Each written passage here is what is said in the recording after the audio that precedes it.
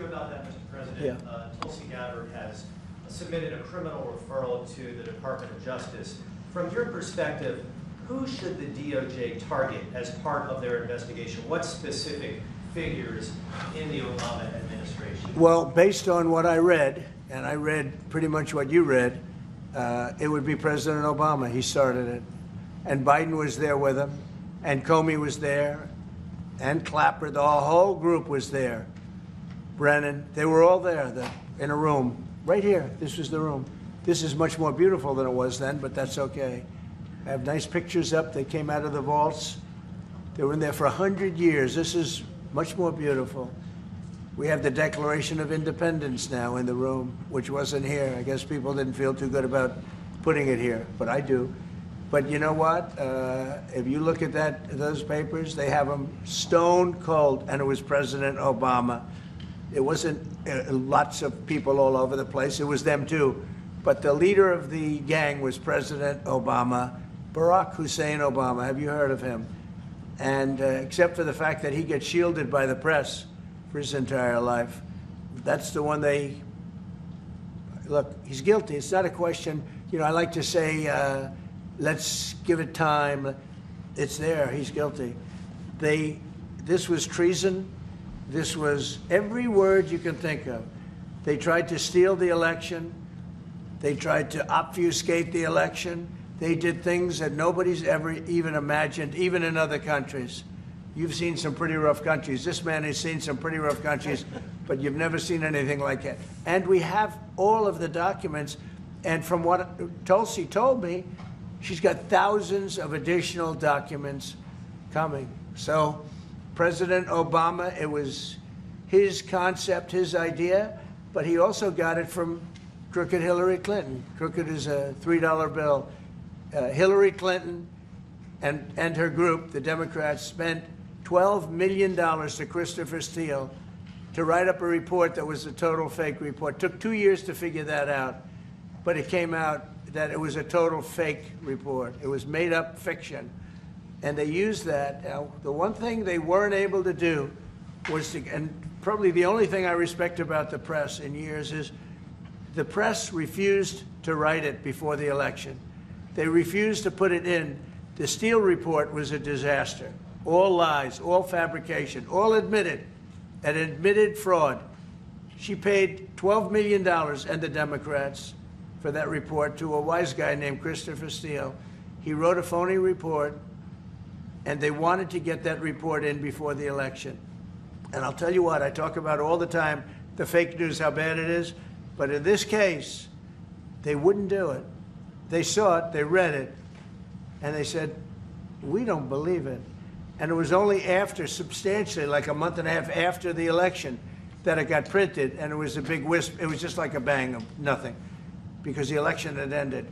If that report had gotten published by the New York Times or somebody, and I respect the Times for maybe only this, because they're crooked as you can be. They're a terrible paper, a crooked, corrupt paper. But for this one moment, they said, this is bullshit, we can't put this in. And neither could any other paper. Wall Street Journal's a lousy paper, very, very dishonest paper. As you see, I'm suing them for a lot of money because they do things very badly. It's got a nice name, but it's really, in my opinion, it's a terrible paper. And it can be corrupt. But just so you know, they didn't take the Steele report. It was the dossier. Remember the famous dossier? I called it the fake news dossier. The news wouldn't publish it. And I'm amazed. They had 2.5 months. It was finished. 2.5 months. That was supposed to be what was going to happen.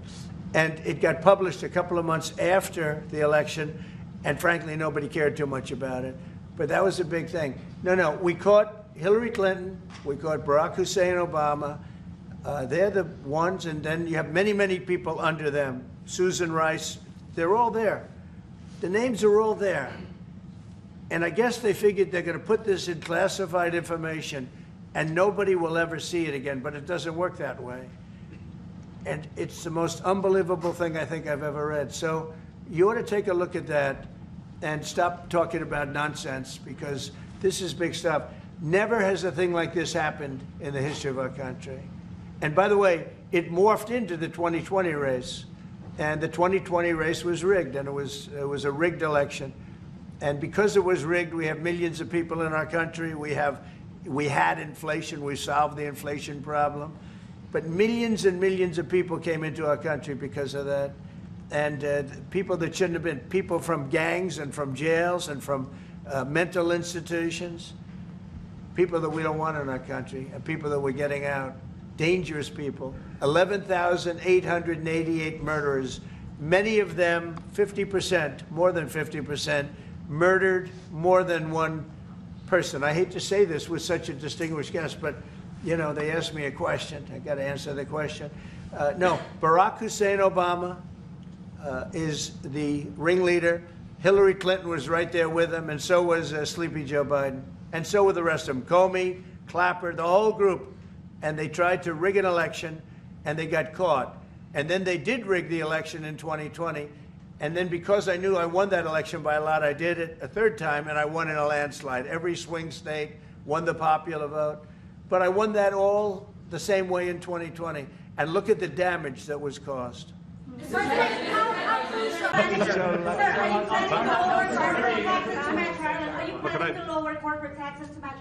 Well, we are planning to lower taxes, yeah, if the Democrats behave, but the Democrats have no clue. You saw that the other night during the speech. 2 young women were slaughtered by illegal aliens. 1 young man has very serious cancer and many other problems. We look at the people up there, they all had difficulty, very serious difficulty. But when we're talking about 2 young girls, beautiful young girls, Lake and Riley, you know the whole story. That evening was a disaster for the Democrats, in my opinion. And I would mention, and I'd see 2 mothers that were inconsolable as they stood, crying. Their daughters have been absolutely just destroyed, killed, viciously killed. And the young man who loves the police departments, he had cancer and has cancer, very bad cancer. There wasn't from people sitting there, Democrats, there wasn't a hand clap. Nobody stood. They were just stone-faced. These people are sick. There's something wrong with them. There was no standing for anybody. The only thing they liked is when they heard about the death taking place with Ukraine. They were happy about that. They were happy about that. Pocahontas was very happy. She's the one that was slapped. That's why I looked at her. I said, oh, it's Pocahontas. These people are sick. They don't know what's happening in the real world. The Democrats have to get their act together. And if they don't vote, then what you're going to do is you're going to have taxes that are going to go through the roof. You're going to have a very bad time. You're going to have some very bad things happen. And people are going to blame the Democrats. And Schumer is a Palestinian, as far as I'm concerned. You know, he's become a Palestinian. He used to be Jewish. He's not Jewish anymore. He's a Palestinian. The Department of Education, what do you think when you saw Democratic lawmakers trying to get into the Department of Education earlier today? Well, I see the same ones. I see Maxine Waters, a lowlife. I see, all these people. They don't love our country. They don't love our country. We want great education. So they rank 40 countries in education. We're ranked dead last. Dead last. But the good news is we're number 1 in one category. You know what that is? Cost per pupil. We spend more per pupil than any other country in the world. You look at Norway, Denmark, Sweden, various countries all up and down, Finland. China does very well in education. And then you look at us. We spend much more money than they do per pupil or any other way. But we spend much more money than they do, and yet we're ranked this year, Biden's last year, congratulations, Joe, we're ranked dead last. So what I want to see is education. Number 1, I like choice. We all like choice. But beyond choice, long beyond choice, I want to see it go back to the states where great states that do so well have no debt. They're operated brilliantly. They'll be as good as Norway or Denmark or Sweden or any of the other highly ranked countries. They'll be, you probably have 35 to 38 states will be right at the top. And the rest will come along. They'll have to come along competitively. And by the way, we'll be spending a lot less money. And we'll have great education.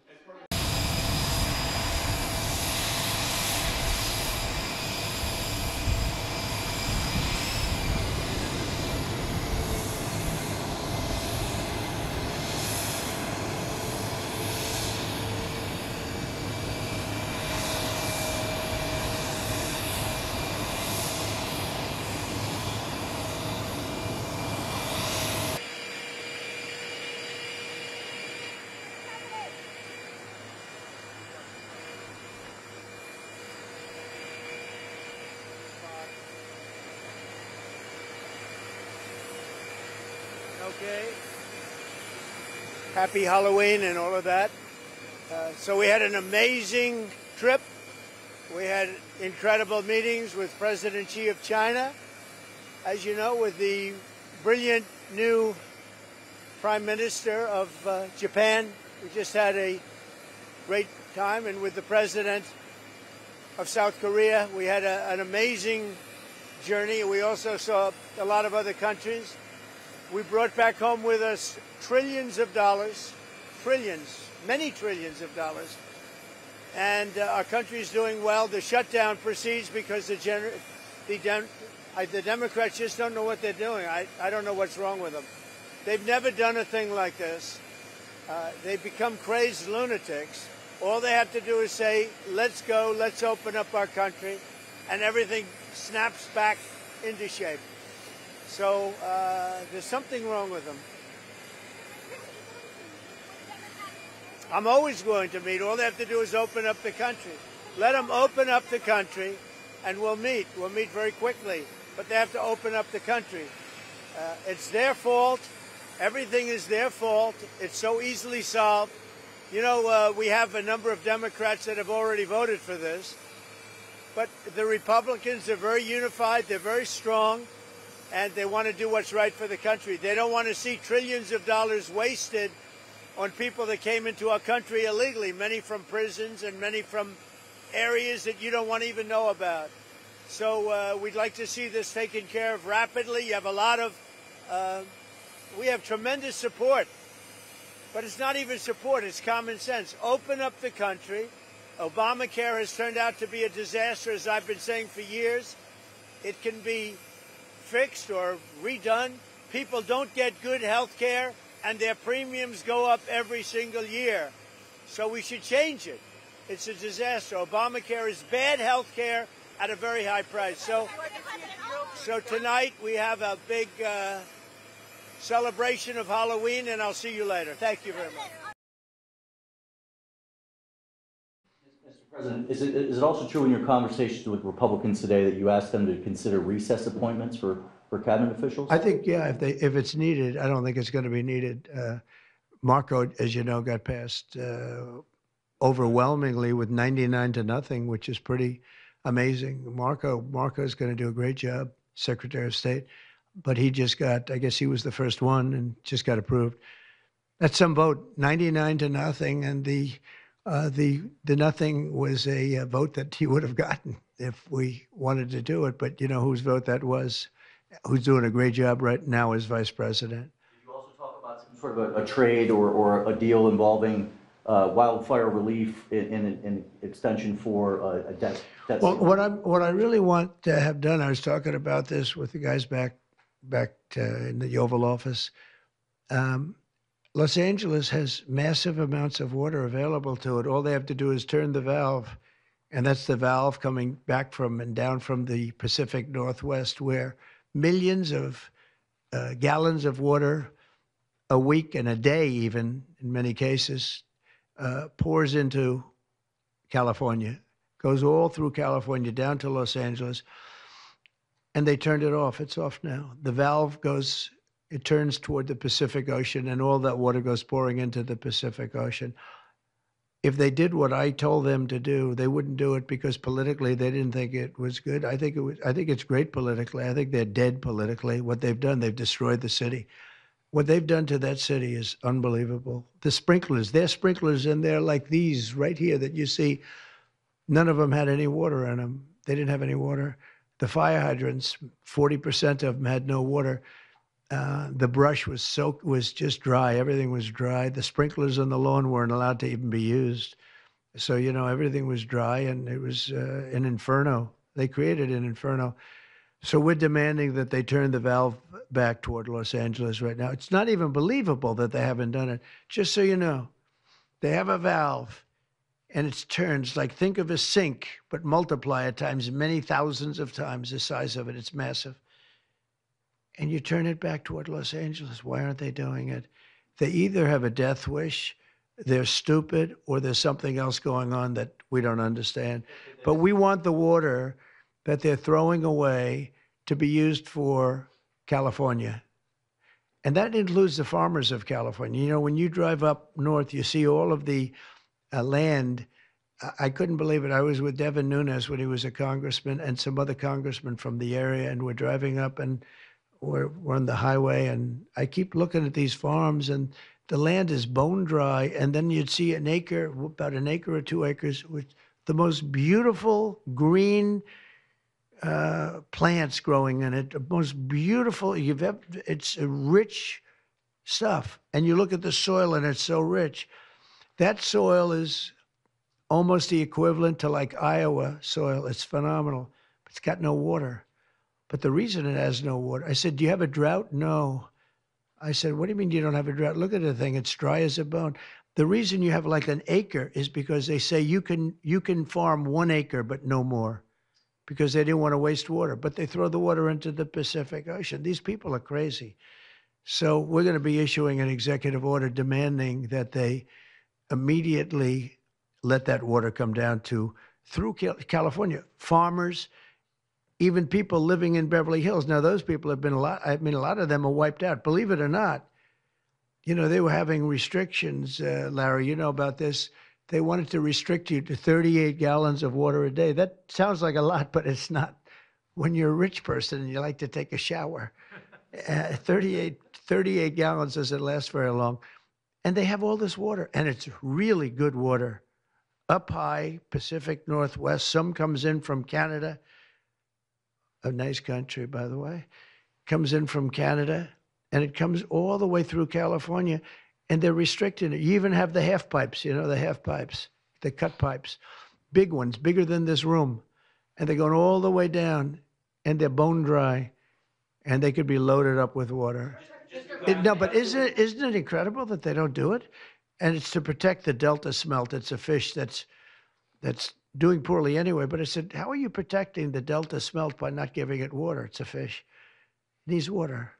Nobody can answer that question. But I guess they want crime and we fight crime, and it's a pretty big difference. They want to have men playing women's sports. They want transgender for everybody. And if they don't get everything that they want, all these things that they want that are proven so badly, they want to close our government down. We're not going to let bad things happen to our country. We're not going to approve things that we shouldn't be approving. Just today, the House Democrats voted against condemning the political assassination of Charlie Kirk. Who could vote against that? Condemning all they're saying, please condemn the assassination of a human being. And they said, no, we're not going to do that. Remember this, we had an election a very short time ago. Republicans won presidential. We won the popular vote by a lot. We won all 7 swing states. We won the Electoral College by a lot. We won most U.S. counties in a total landslide. So we won most. It's a very big statistic. We won the counties in a number that I don't believe has been hit before. 2,600 counties versus 525 counties. This is my 5th such speech to Congress.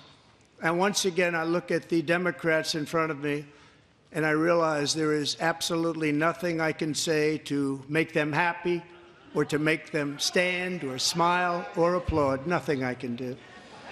I could find a cure to the most devastating disease, a disease that would wipe out entire nations, or announce the answers to the greatest economy in history, or the stoppage of crime to the lowest levels ever recorded. And these people sitting right here will not clap, will not stand, and certainly will not cheer for these astronomical achievements. They won't do it, no matter what. Five times I've been up here. It's very sad, and it just shouldn't be this way.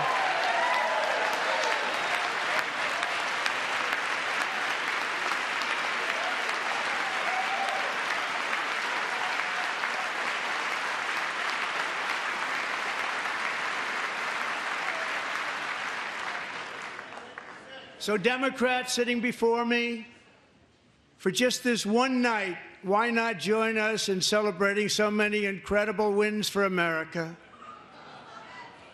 For the good of our nation, let's work together and let's truly make America great again.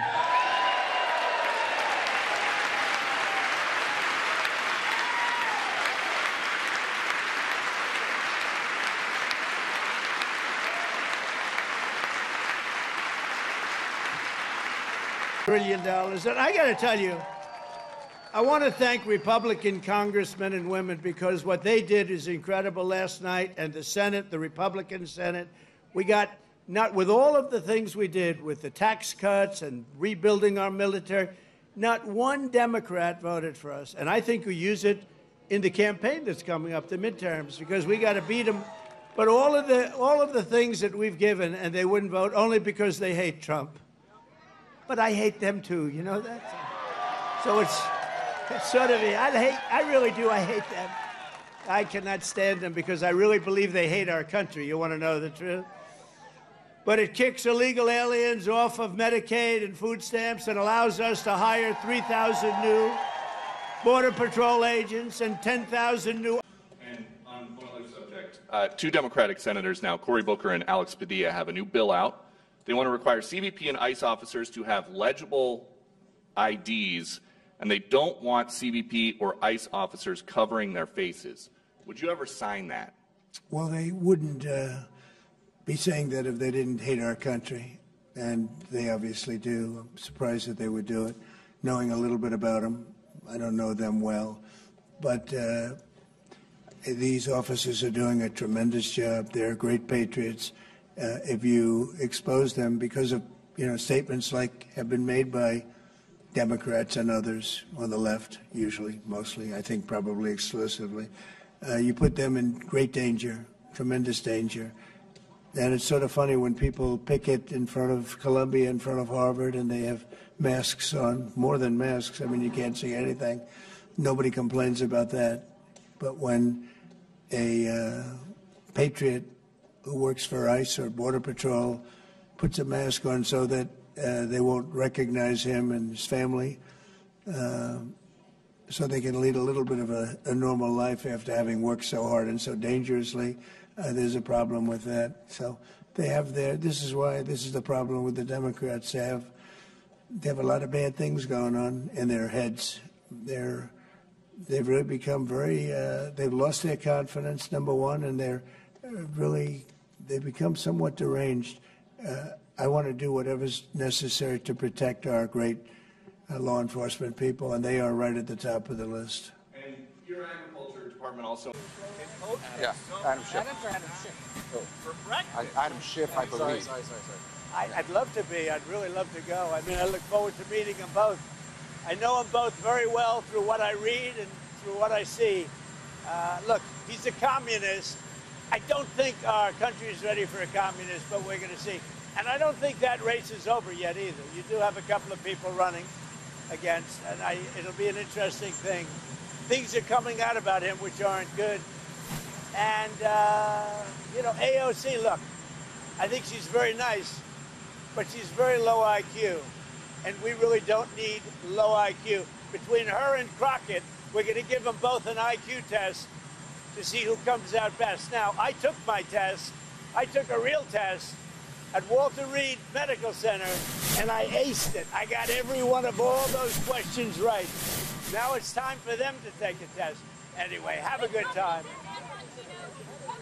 I like Dan Bongino, yeah. Brent? Yes, Mr. President, I've got a quick comments and feedback as a native Texan, someone that I grew up bringing my kids to a camp very near the affected camp now.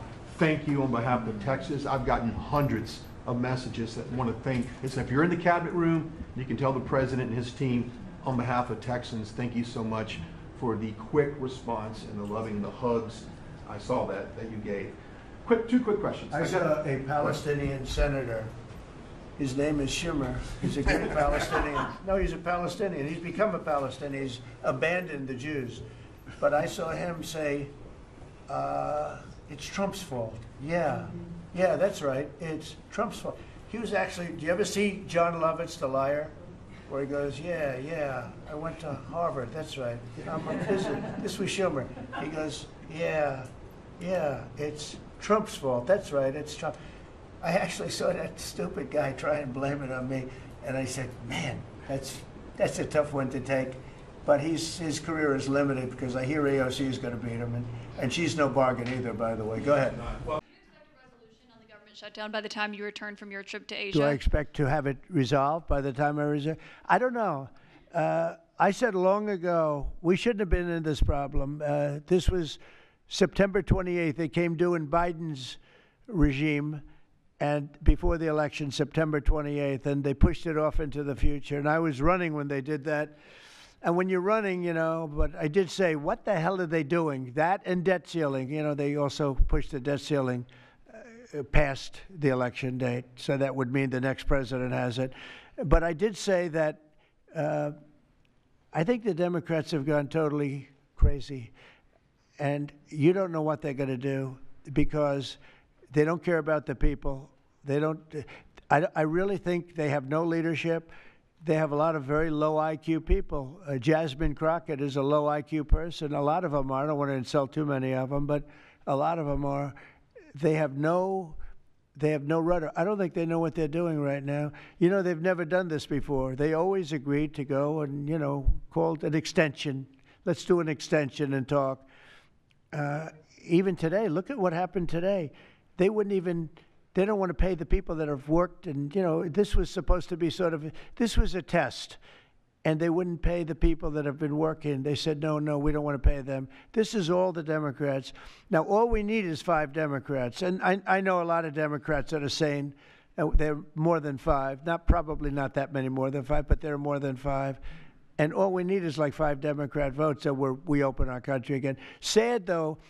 We have the greatest economy in our history. We have the highest stock market. All these things are rocking.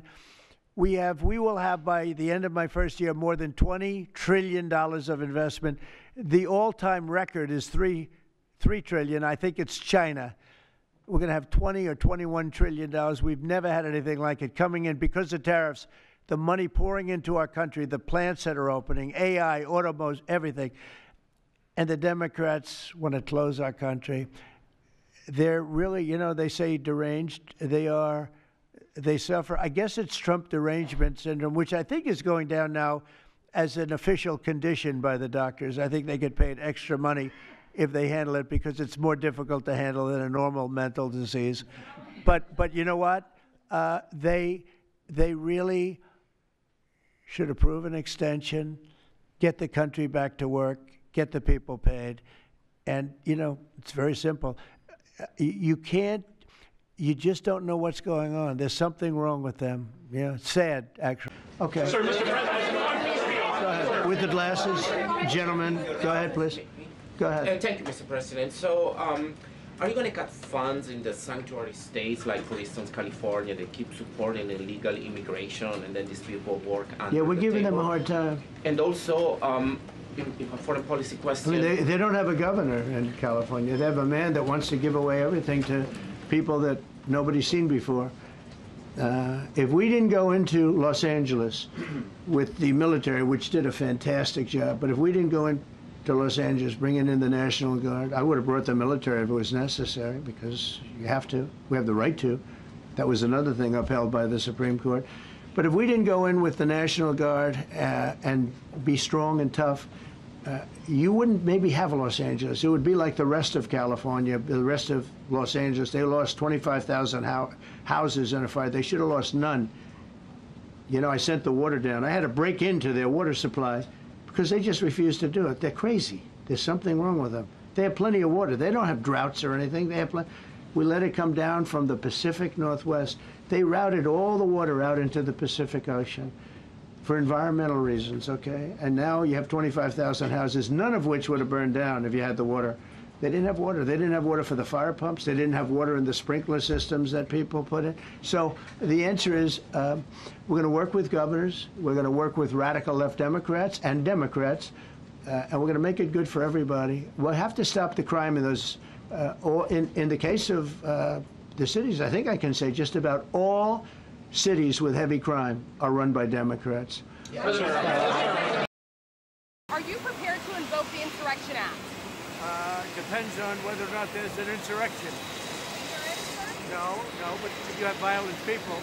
and we're not going to let him get away with it. I think that you're going to see some very strong law and order.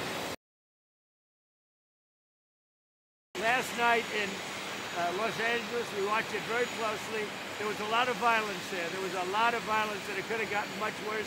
And you have an incompetent governor. Just take a look at the train stations that he's building. Like 20 times over budget. Nobody's ever seen anything like it. So I did call him the other night. I said, look, you got to take care of this, otherwise I'm sending in the troops.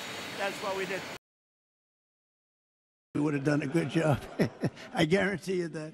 All right, please, Peter. Mr. President, have you gotten an update from your negotiating? Thank you, President Trump. So it seems like Gavin Newsom likes the attention that he's getting right now from you. Yeah, it seems like he does. If you look at recent history, somebody who was running for president, you, who got arrested and had a mugshot, you could make the argument that politically that wound up helping you. Are you worried at all at this moment that talking about him getting arrested could be helpful to his political prospects? Because a lot of people think he wants to be sitting right where you are. Well, in my case, it was a witch hunt, and everybody knew it. And I was able to explain that during the process. Otherwise, I wouldn't be sitting here right now. And it was a total witch hunt. It's proven to be a witch hunt, and you see what's happened. In his case, it really is very obvious. You look at what's happened between the fires, I could name 10 things right now. We talk about the trains. We talk about all of the costs in California. You talk about all of the people that are flowing in, destroying life for everyone else.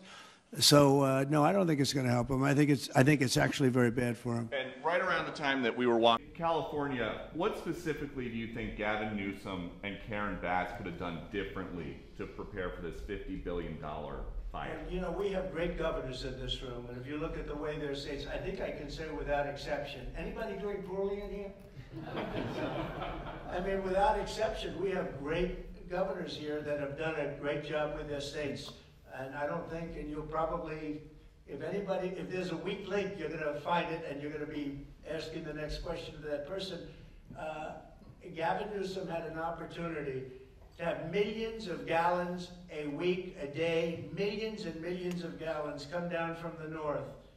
And I was able to get him federal approval from that, from the Department of Commerce of all departments. I didn't realize it would go through Commerce. I would have thought environmental, but it goes through Commerce.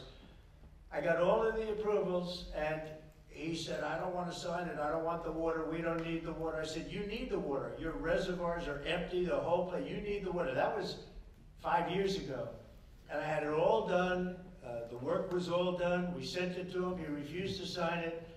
And if you notice yesterday, the hydrants were empty. They didn't have any water, many of them. They said 20%, but now I just heard 50%, and now none of them have water, and that fire's still raging. He turned that down. I was going to give him unlimited water. It would come down, it really comes down from the north, way up north, including parts of Canada. It's so much water that they wouldn't know what to do with. Just the opposite would have happened. And that's the reason that this happened. He wouldn't do what we wanted, and we're going to force that upon him now, but it's very late, because I think it's one of the great catastrophes in the history of our nation. This is not just in Los Angeles. I've never seen anything like that, devastation. And we're talking about homes that cost $200, $300, $400 million. Nobody's ever seen anything like it. People that, and very influential people worldwide. I don't know that they ever go back either, because you know, they weren't happy with California. They weren't happy with Gavin Newsom. They weren't happy with their whole lifestyle there, with the crime being out of control, all the other problems. They were not happy. And it's going to be very interesting to see whether or not they're going to build, or whether somebody else is going to build and build a much lesser home. These were the most expensive homes. Outside of Palm Beach County, I see a list, outside of Palm Beach, these were the most expensive homes anywhere in the world. And I think a lot of them are just not going to go back and build it. Plus, they don't want to be part of a construction site. They don't want to, they're building a home, another one's building, they're building in front of them, behind them, alongside of them. So I think it's a tragedy. I think it's an incredible tragedy. It's also a tragedy for a tax base. And the governors know exactly what I'm talking, and I'd like to hear anybody talk about that. But if you're the governor of a state and you lost thousands of very rich people that were paying a lot of taxes, and weren't happy about it, and weren't happy about what's happened to California, which has all the advantages of greatness, but they've had horrible politicians. I think that Gavin is largely incompetent, and I think the mayor is largely incompetent, and probably both of them are just stone cold incompetent. What they've done is terrible. Would anybody have a comment on that? Because when you talk about losing the tax base, you're losing a lot of, you're going to lose a lot of those people permanently. Those people pay billions of dollars in taxes. Governor, what about you? We got some great property in Louisiana. Well, they'll be moving to a lot of your states. They'll be moving to Florida, I can tell you, I know that. But they're going to be moving to, you're going to pick up a lot, Texas. So it's a rough situation. I've never seen, I think it's one of the great catastrophes in the history of our country. Not even Mr. President, New York. What about Gavin New York? Newsom, you mentioned Gavin Newsom on crime. Gavin Newsom, yes. Is there a federal mechanism you're hoping to use to fight back against his redistricting constitutional amendment, or is that Well, I think I'm going to be filing a lawsuit pretty soon, and I think we're going to be very successful in it. We're going to be filing it through the Department of Justice. That's going to happen. And we're also going to be filing a lawsuit on blue slipping. You know, blue slips make it impossible for me as president to appoint a judge or a U.S. attorney because they have a gentleman's agreement. It's nothing memorialized. It's a gentleman's agreement that's about 100 years old, where if you have a president like a Republican and if you have a Democrat senator, that senator can stop you from appointing a judge or a U.S. attorney in particular. Those are the two, I guess anything, but those are the two that are very important. So we have numerous states where we have unbelievable people. Now, Jay Clayton was just approved in the Southern District, but he was so good. He was a top student, top schools, top everything, went to Sullivan and Cromwell, became the head of Sullivan and Cromwell, came down here, was Securities and Exchange Commission, ran it for 4 years during my term, like impeccably, beautiful job. He did an incredible job. And we went to court, and the judges, Democrat judges, voted that he can. That's the only way you get by it. But generally speaking, you can't do that because you'll have judges from the other party. So Jay Clayton just got approved, and he's in, but he didn't get approved by the senators. He got approved by the court system in New York, which was a great thing. But that way, we'll soon find out. Yeah, please. Mr. President, in 2020, when you were talking about unrest in American cities, you said, quote, "We have to go by the laws. We can't call in the National Guard unless we're requested by a governor." What changed now? Why is this situation different to not consult with Governor Newsom about this? Well, the biggest change from that statement is we have an incompetent governor. So I talked about governors, but I didn't talk about, he's an incompetent governor. Look at the job he's doing in California. He's destroying one of our great states. And if I didn't get involved, if we didn't bring the Guard in, and we would bring more in if we needed it, because we have to make sure there's going to be law and order.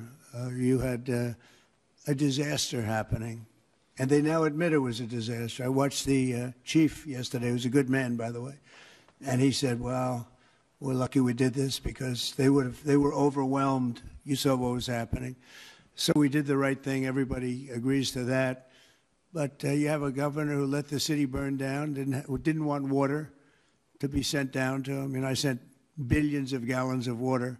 I wanted to do it in the first term. He wouldn't do it over, I don't know, they have environmental reasons, but there were no environmental reasons. I think it's just a political philosophy. But it's lucky for the people in Los Angeles and in California that we did what we did. We got it just in time. It's still simmering a little bit, but not very much. Yep, and what crime has he committed that would warrant his arrest? What crime has Governor Newsom committed? A crime has he committed? Yeah, to warrant his arrest, as you had I think suggested his earlier. primary crime is running for governor because he's done such a bad job. What he's done to that state is like what Biden did to this country. And that's pretty bad. It's the wrong philosophy. Thousands, hundreds of thousands of illegal immigrants, many of them prisoners. They're taking up your health care. They're taking up your space in schools. They're taking up your hospital. And in many cases, they're criminals. And we have to do something about it. And we're doing something about it. I want to thank the incredible patriots of ICE and Tom Homan, who has been incredible, and Kristi Noem, likewise incredible. The job they're doing And it's like an unforced error. There was no reason for this. 21 million people were allowed into our country, and many of those people were criminals. And it's a shame. It's a shame. But we're getting them out. And I will say, I think it's a 95-5 issue, just like so many other issues, 95-5. And the Democrats lost an election in a landslide because they're on the wrong side of the issues. I mean, it's not even conceivable that somebody would do the kind of things that he did. And then, you know, you talk about projects. They want to build a train going from San Francisco to L.A., and it's costing hundreds of billions of dollars more than they thought it was going to cost. It's not even believable. To Brad and to people sitting here, would you believe that a train, it was going to cost X dollars and it might be 100 times X? Would have paid for this for about 50 million American children. You're right. 50 million American children instead of a 3-mile train track that never got built. We could have put Lincoln in charge with no experience. He would have done a good job. I guarantee you that. All right. Maybe they shouldn't be governor. And Mr. President, when is the last time you spoke with Governor Newsom? A day ago. Called him up to tell him, got to do a better job. He's doing a bad job, causing a lot of death and a lot of potential death. If we didn't send out the National Guard, and last night we gave him a little additional help, you would have, Los Angeles would be burning right now. Los Angeles would be not a lot different than what you saw take place in California and Los Angeles just a little while ago. And, you know, you got to remember, we have the Olympics coming. And we don't want people looking at Los Angeles like it was, like it would have been. It would have been bad. Last night they had total control. If we didn't have the military in there, the National Guard, and then we also sent in some Marines, we had some bad people. We have people, they look in your face and they spit right in your face. They're animals. And these are paid insurrectionists. These are paid troublemakers. They're agitators. They're paid. Do you think somebody walks up to a curb and starts hammering pieces out, has all the equipment necessary, and starts handing it out to people to use as a weapon? These are paid insurrectionists or agitators or troublemakers. You can call it whatever you want. And we ended it, and we have in custody some very bad people, some very bad people. Mr. President. Did you see the guy throwing the rocks at the police cars as they went by and crushing their windows and endangering our police? We're not going to let that happen, you know. Pardon me, Mr. President, on those Marines, Governor Newsom has described them as political pawns. I'm curious for your reaction to that and what you see as the Marines' role and what are their rules of engagement? All I want is safety. I just want a safe area. We have, Los Angeles was under siege until we got there. The police were unable to handle it. You can speak to the chief. He said it on television 3 nights ago. He said, this is more than we can handle. They said that. And the LA police, I know a lot of the police in LA, they're good, they're great people, but they're given instructions not to do this, not to do that. But in this case, they were trying their best. They were not able to handle it. It was out of control. When we got there, and you have to remember, I've been here before, and I went right by every rule, and I waited for governors to say, send in the National Guard. They wouldn't do it. They wouldn't do it, and they just wouldn't do it. It kept going on and on, got worse and worse. And in Minneapolis, that city was burning down. It was 7 days, and I said, I don't care. The governor, who's a governor that just happened to be running for vice president, a total, you talk about an incompetent governor. He's an incompetent person. That he was picked, well, I was actually very happy he was picked for other reasons. But this guy wouldn't call the National Guard. And we ultimately just sent in the National Guard. We stopped it. But that was after 7 days. And I said to myself, if that stuff happens again, we've got to make faster decisions because they don't want to do it. The radical left, it's usually radical left, and it's usually governors that are Democrat, and they don't want to call them in. They don't want to save lives. They don't want to save property. They don't want to call them in. I don't know what it is. We sent them in, not early, we sent them in late as far as I'm concerned. But big problems, as you know, 3 nights ago, big problems were ensuing. If we didn't send in the National Guard quickly, right now, Los Angeles would be burning to the ground. The Marines is, a lot of people think, an escalatory step. Okay. Sir, Mr. President, Go ahead. With the glasses, gentlemen, go ahead, please.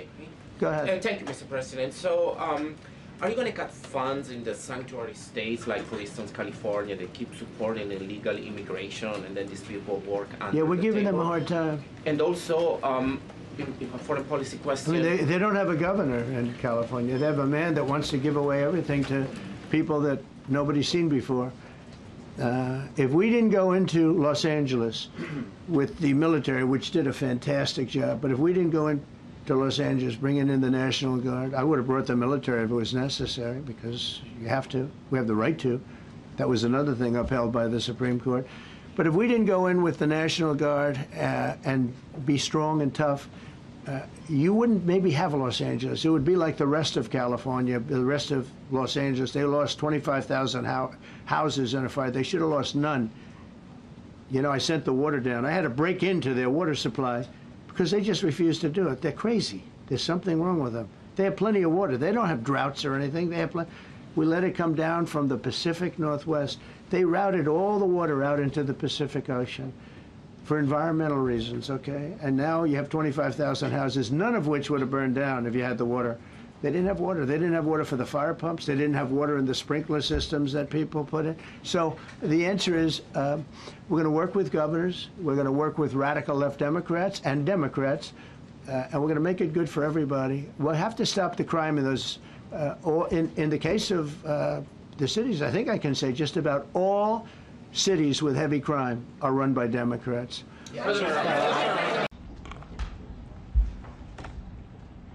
How are you? Thank you very much for being with us. It's a good time for this country. We have the hottest country anywhere in the world. I think you're hearing it from a lot of people, not just from me. We're doing very well in so many ways. And the gentleman on my right, we recruited him. We tried to get the best person. We got a man that you'll hear in a second has done an amazing job with respect to Social Security. He's running it, and he's running it like nobody ever even dreamt possible.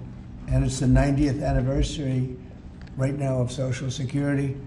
So today we celebrate that 90th anniversary of one of the most significant pieces of legislation ever signed into law, the Social Security Act of 1935, and we're going to make it stronger, bigger and better, really doing a job. In the campaign, I made a sacred pledge to our seniors that I would always protect Social Security, and under this administration, we're keeping that promise and strengthening Social Security for generations to come. You keep hearing stories that in 6 years, 7 years, Social Security will be gone, and it will be if the Democrats ever get involved, because they don't know what they're doing. But it's going to be around a long time with us. Very much, you'll be surprised to hear some of the numbers. I'm delighted to be joined by the Commissioner of the Social Security Administration, Frank Bisignano. Oh, in the world of business, in fact, I wrote some of the little things down that he's had an amazing, he was Chief Operating Officer of J.P. Morgan Chase. He worked for Jamie Dimon. And Jamie Dimon said that he was amazing. So think of that, Chief Operating Officer, J.P. Morgan Chase, had a storied career. Then he went to First Data. For those in the business, you'd know it's the largest payment company anywhere in the world. And worked for Henry Kravis, and it was in big trouble. He took it over as CEO. He made it incredible. They merged with Fiserv, and he became CEO of that, and that became extremely successful. I was in Milwaukee. I guess they have the Milwaukee Arena, and where we had some good success and some good speeches. But he's a really legendary guy, and he wanted to do this. I mean, he just wanted to straighten out Social Security because he loves our country. And what he's done in a few months is amazing. Almost 60 million American seniors rely on Social Security for peace of mind and a life of dignity and retirement. These Americans paid into the system, and they deserve leaders in Washington who are going to protect the benefits they've had and protect Social Security. Under Biden, Social Security went down like nobody's ever seen. It deteriorated. There's never been anything like it. The 4 years of Biden were very, very destructive. It couldn't have gone on much longer. Social Security was going to be destroyed. It was being destroyed. The average call wait time reached an all-time high of more than 42 minutes. Field office wait times were at 32 minutes, which is unheard of, and the disability claims backlog was the longest ever in recorded history. In other words, it was run just like the country was run. It was run really badly. But I'm pleased to report that under our leadership, and Frank in particular, the changes he's made and what he's done is sort of a miracle. Sort of like what happened with the country as a whole. Field office wait times are now down 30% since last year, and it looks like it's going to a total record number. And the record was set in a long time ago when the world was a lot different place, and we're gonna beat that record. Call wait times are down 73% while serving twice as many customers per day.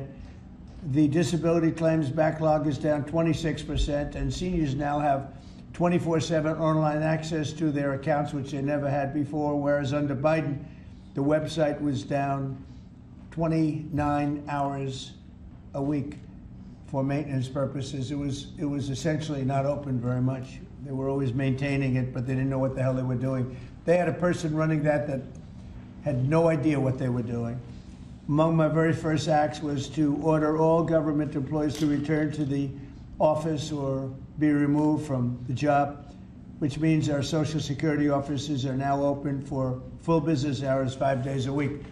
So unlike being shut down all the time, we're open at record levels also. We're making it really great for the people that want and demand Social Security, and they paid into the system. They deserve it. Last month, I signed one big, beautiful bill and allowed no tax on Social Security for our great seniors, okay? So how's that? Not bad, right? No tax on Social Security for our seniors. And to protect our benefits, we've already kicked nearly 275,000 illegal aliens off of the Social Security system. These are people, many of them have already left the country, and yet we were sending them checks all the time. And 275,000, and that number is now even larger than that, Frank. It's an unbelievable job. And what that's doing is making the system strong. It's making it strong. Biden never kicked anybody off. Everybody joined. And we're carrying out historic deportations to remove many more illegals committing Social Security fraud. It's the Social Security fraud that was taking place at levels that nobody's ever seen. We cleared 12.4 million names listed in the Social Security database over 120 years of age. Think of that. So we had 12.4 million names where they were over 120 years old. Is that right? That's a hell of a statement. I have a feeling, Dan, that's not really really didn't happen, did it? So you have 12.4 million names listed in the Social Security database that were over 120 years of age, meaning you were breaking records, because I've never heard of anybody at 125. There were nearly 135,000 people listed who were over 160 years old, and in some cases getting payments. So somebody's getting those payments, and we're after that. We're also fighting the menace of inflation to make life more affordable for American seniors, and we've ended Biden's inflation nightmare. So we had the worst inflation in the history of our country, and now our inflation is down to a perfect number, a beautiful number, hardly any at all. And yet our country is taking in tens of billions of dollars and trillions of dollars, actually trillions of dollars in tariffs. You know all about it. It's been amazing. They say, why are we taking in so much money? Last week they found $29 billion and they couldn't figure out where it came from. I said, check the tariff shelf. And they said, how did you know that's where it came from? We're taking in billions and even trillions of dollars in tariffs, paid by other countries who, frankly, were taking advantage of us for many, many years. And they were doing that to us, but our people didn't know it. We didn't have smart business people.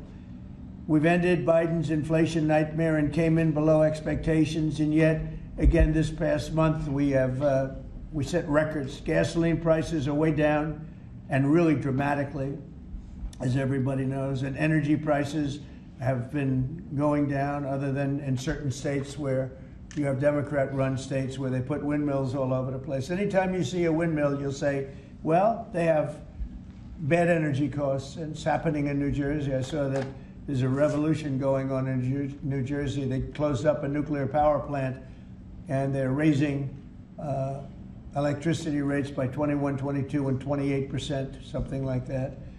And you're going to have a new governor in New Jersey. I tell you what, you have a good man running in the Republican Party. He'll get him down. But what they've done is they've killed so many good sources of energy for very expensive windmills and lots of other things that don't work.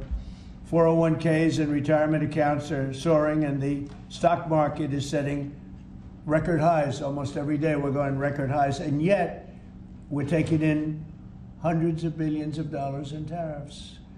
So it's turned out that Trump was right and they were wrong.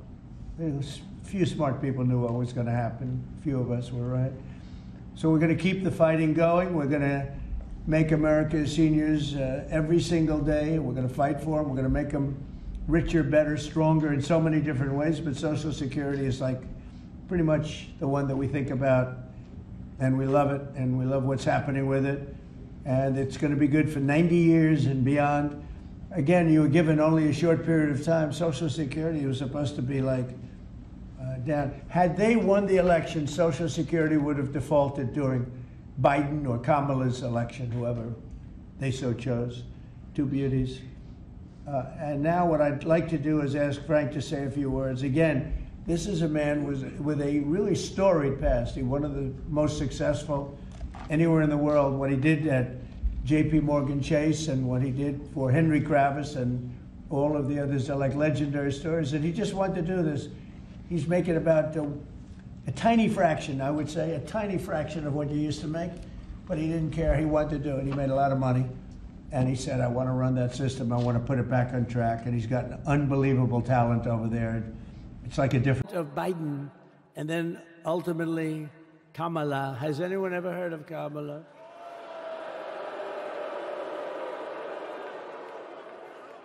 We had to beat two opponents, you know? We had to beat Biden, then we beat him. Now he goes on top. The guy was like 39 points down. I think I could have beaten Trump. They should have left me in. I would have beaten.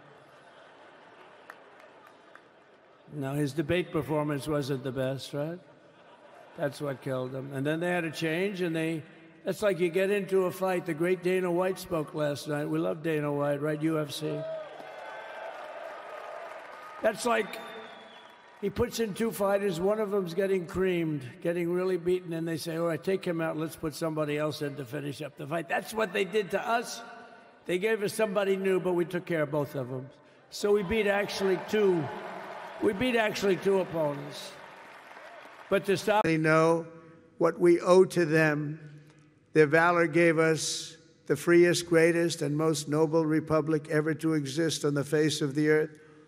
A republic that I am fixing after a long and hard 4 years. That was a hard 4 years we went through.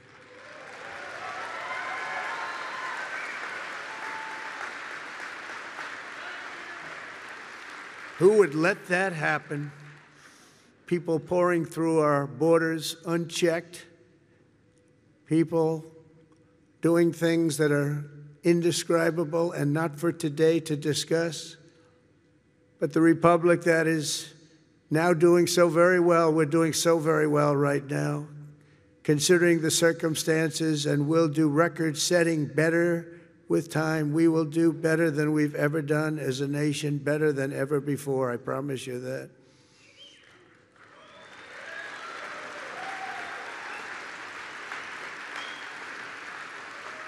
In every generation since, at Trenton and Yorktown, at Vicksburg and Shiloh, and in faraway places with names like Chateau, Terrari, Anzio, Iwo Jima, Quezon, Kandahar, really just a few chosen names, and these are names that have become so important on the altar of freedom.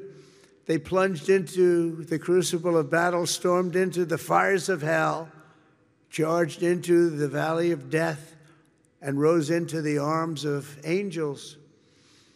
The sacrifice that they made was not merely for a single battle, a long ago victory, or a fleeting triumph, decades or centuries past. Their sacrifice was for today, tomorrow, and every morning thereafter. Every child that lives in peace, every home that is filled with joy and love, every day the Republic stands is only possible because of those who did what had to be done when duty called, and the cost was everything to them and to their families. Our debt to them is eternal, and it does not diminish with time. It only grows and grows and grows with each passing year. Let's put religion number 2. Love, I don't know. We got to put that number 3, I guess, right? And then it's tariff. Because tariffs are going to make us rich as hell. It's going to bring our country's businesses back that left us. And I'll also sign an executive order to immediately end federal government censorship of the American people. In America, we believe in free speech. And we're bringing it back starting today to stop the weaponization. Oh, do I know about that? These creeps. Deranged Jack Smith. You ever hear of him? Deranged. He's a deranged prosecutor. He's sick. They suck him on me. He's now been reduced to getting on an airplane, going back to The Hague or wherever the hell he came from. We got to get rid of that guy. Hey, was he one of the many people that got a pardon today? Did they pardon Jack Smith? You know, did you know that Biden, while I was making my speech, pardoned his whole family?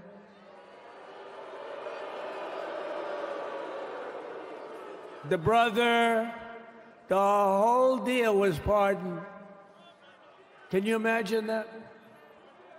While I was making my speech. Did everybody hear my speech? Did you like my speech?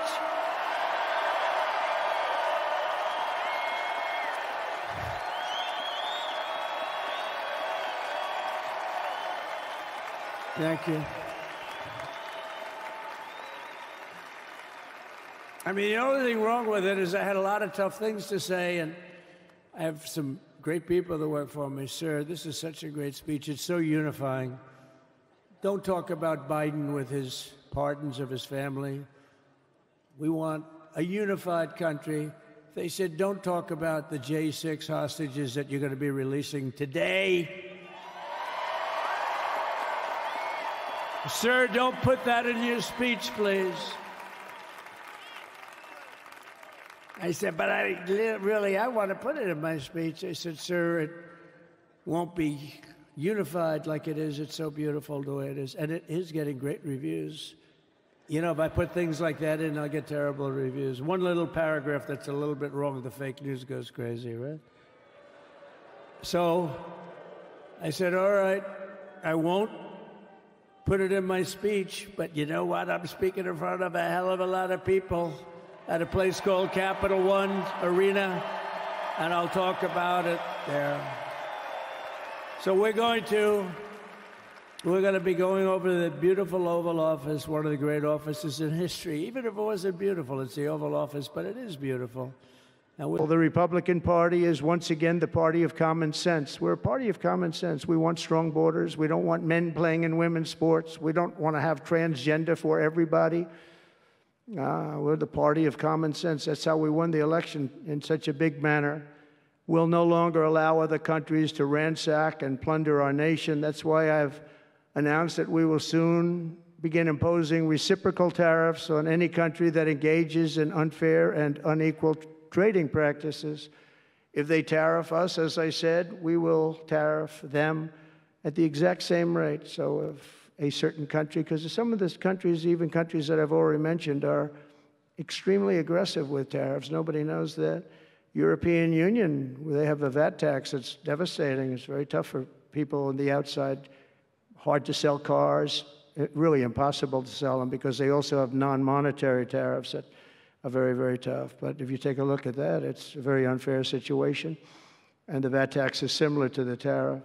Around the world, I'm moving quickly to end wars, settle conflicts, and restore the planet to peace. I want peace, and I don't want to see everybody being killed. And you take a look at the death in the Middle East and the death that's taking place between Russia and Ukraine. It's been going on, and we're going to end it. There's no profit for anyone in having World War III, and you're not so far away from it. I'll tell you right now, you're not so far away. If we would have had this administration for another year, you would have been in World War III, and now it's not going to happen. In the Middle East, I've restored my policy of maximum pressure on Iran, designed to bring peace. And we've designated the Houthis a terrorist organization. They're, destroying shipping lanes all over the place. They're making it very hard for people to get their product delivered. They're making it very difficult, but we'll take care of that situation. And we've secured a ceasefire in Gaza, and we're bringing in the hostages, and we're bringing them home to their families. Some of them are in pretty bad shape, I have to tell you. To end the horrible war in Ukraine, I've spoken with President Putin and President Zelensky, and our teams began negotiations this week in Saudi Arabia. I want to thank Saudi Arabia for that. That was so great. Yeah. And I want to thank, in particular, I mean, we have so many of the people, Yasser, Mohammed, all of the people, but in particular, we have to thank Crown Prince Mohammed bin Salman for hosting these historic talks. And talks that went very, very well. Steve was there, Steve Witkoff was there, and Michael was there, Michael Waltz and others, and they really went well. It's a big step. We got to get that war over with. You have to see the people that are dying. I look at the pictures, the satellite pictures of the field. It's a level field. And it looks like a modern-day version of Gettysburg, and you know what that means. It is just carnage. It's horrible. And, it's not American soldiers. It's not even soldiers from the Middle East in the case of Ukraine, Russia, but it's people. It's young people from Russia and Ukraine mostly that are just being decimated. It's flat fields. And a bullet goes, and a bullet only stops when it hits somebody. And the level of people being killed in that battle, soldiers, young soldiers, in some cases old soldiers, because they're running out of people. They're running out of soldiers, in one case. But think of it, a modestly successful comedian, President Zelensky, talked the United States of America into spending $350 billion to go into a war that basically couldn't be won, that never had to start and never would have started if I was president, not even a chance. And it didn't start for 4 years, never would have started. But a war that he, without the U.S. and Trump, will never be able to settle. They'll never settle that war without our involvement. That's why they did such a great job this weekend. That's why Saudi Arabia did such a great job this weekend in hosting. The United States has spent $200 billion more than Europe, and Europe's money is guaranteed. They get their money back. It's a form of a loan. Nobody knows that. I know that. I said, why isn't somebody saying, we do it the same way? And we spent much more money. We have to equalize. But while the United States gets nothing back, so they get their money back. It's a loan. We just give our money. And we had a deal based on rare earth and things, but they broke that deal. But they broke it 2 days ago. We had a deal because I said, we're spending $350 billion, and Europe gets their money back in the form of a loan, and we don't. We're just giving the money hand over fist. That's the Biden administration for you. But they're no longer dealing with the same United States as they were dealing with a few months ago. Why didn't crooked Joe Biden demand equalization, and that this war is far more important to Europe than it is to us, and that there's a very big, beautiful ocean, a separation? This is, we're helping Europe. We're trying to help Europe. On top of this, Zelensky admits that half of the money that we sent them is missing. They don't know where the money is. He said, well, we don't know where half of it is. That's great, wonderful. He refuses to have elections. It's low in the real Ukrainian polls. I mean, how can you be high with every city is being demolished? It's hard to be high. Somebody said, oh, no, his polls are good. Give me a break. Every city is being demolished. They look like a demolition site, every single one of them. And the only thing he was really good at was playing Joe Biden like a fiddle. He played him like a fiddle. That's an expression we use, Yasser, to say that he's pretty easy, pretty easy. A dictator without elections. Zelensky better move fast or he's not going to have a country left. Got to move fast because that war is going in the wrong direction. In the meantime, we're successfully negotiating an end to the war with Russia, something I'll admit that only Trump is going to be able to do in the Trump administration. We're going to be able to do it. I think Putin even admitted that. Biden never tried. Europe has failed to bring peace, and Zelensky probably maybe he wants to keep the gravy train going. I don't know what's the problem, but he hasn't been able. He's very upset that he wasn't invited. He could have come if he wanted to, but that he wasn't invited to Saudi Arabia. But he's been working for 3 years. There's never been even meetings or phone calls to stop this war. It's a horrible thing. I figure Russia's lost 900,000 soldiers. I think that Ukraine's lost probably 700,000. And it's a terrible thing. You'll see bodies and body parts all over the field, all over. We see them very accurately through satellites. I love Ukraine, but Zelensky has done a terrible job. His country is shattered, and millions of people have unnecessarily died. And you can't bring a war to an end if you don't talk to both sides. You got to talk. They haven't been talking for 3 years. So we hope to see a ceasefire soon and to reestablish stability in Europe and the Middle East. Thank you very much. And as I've said before, it's my hope that my greatest legacy will be as a peacemaker and a unifier. That would be a great legacy. So in conclusion, the golden age of America is upon us, and I'm inviting everyone here today and every citizen across our land to take part in the most extraordinary period of peace, prosperity, growth, innovation, wealth creation, and expansion the world has ever seen. We're on our way. President, on a separate topic here, President Biden, of all people, spoke to the New York Times over the weekend. He did not speak to them on the record during his time in office at all, but he spoke to them recently. And he defended his use of the auto pen and said that he signed off on every decision. But at the same time, the Times reports that he did not individually approve each name for the categorical pardons that applied to large numbers of people. What are your take on that? Any new revelations from that? Well, I mean, you're talking about the auto pen. Look, the auto pen, I think, is maybe one of the biggest scandals that we've had in 50 to 100 years. This is a tremendous scandal. And I know the people on the other side of the, see that desk, that Resolute desk? Unfortunately, he used it before me. But, you know, we have our choice of 7 desks. They're all beautiful, but I chose the Resolute, and so did he, unfortunately. But the people on the other side of the Resolute desk, I know them. Lisa, the whole group, and they're no good. They're sick people. And I guarantee he knew nothing about what he was signing. I guarantee it. So they're going to figure it out, and we'll see what happens. But to me, the auto pen, you know, you elected president. You know what the auto pen is supposed to do? Sign thousands of letters from young people that write. We get thousands of letters a week, Susie, right? Thousands. I mean, tens of thousands sometimes. I look at a room, there's a room where we have many, many people working, responding and sending letters back. That's what an auto pen's supposed to be. To write to a young 7-year-old boy that writes to the president, and he wants to be president someday, and he loves America. That's what the auto pen's supposed to be. It's not supposed to be for signing major legislation and all other things. No, the auto pen, and I doubt he knew. I doubt they even spoke to him about it. I think they had, it's called a freewheeling auto pen. Like, Biden was never for open borders. Biden was never for transgender for everyone.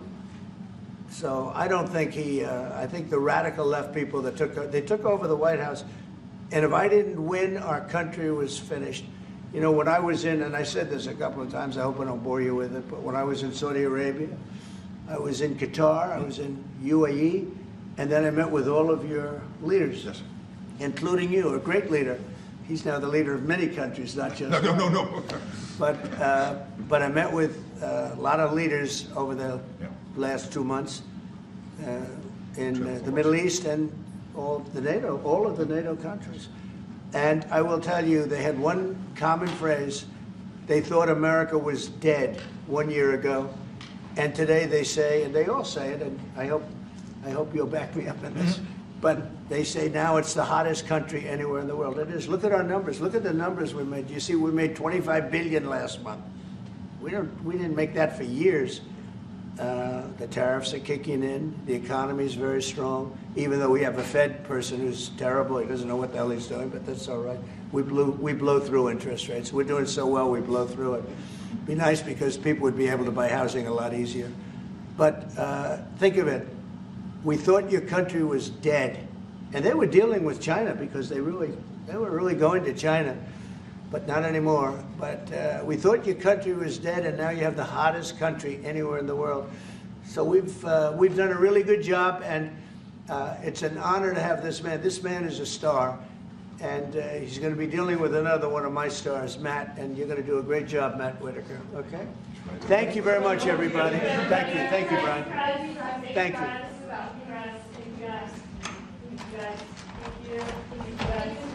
Thank you very much. Thank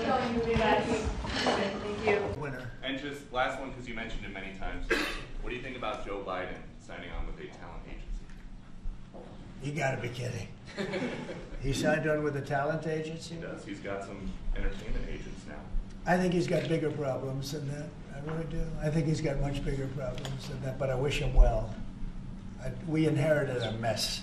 This place is a mess, but it's quickly being solved, the problem. We're going to make America great again. Thank you very much. All right, guys, let's go. Thanks, guys. Thank you. In this room. But first, we must be honest about the lies and abuses that have occurred within these walls. Unfortunately, in recent years, a corrupt group of hacks and radicals within the ranks of the American government obliterated the trust and goodwill built up over generations. They weaponized the vast powers of our intelligence and law enforcement agencies to try and thwart the will of the American people. You remember the 51 intelligence agents that said, as an example, that Hunter Biden's laptop from hell came from Russia when they knew it came right from his bedroom. They knew that. It was a big lie, and they knew it so well. They spied on my campaign, launched one hoax and disinformation operation after another, broke the law on a colossal scale, persecuted my family, staff, and supporters, raided my home, Mar-a-Lago, and did everything within their power to prevent me from becoming the President of the United States.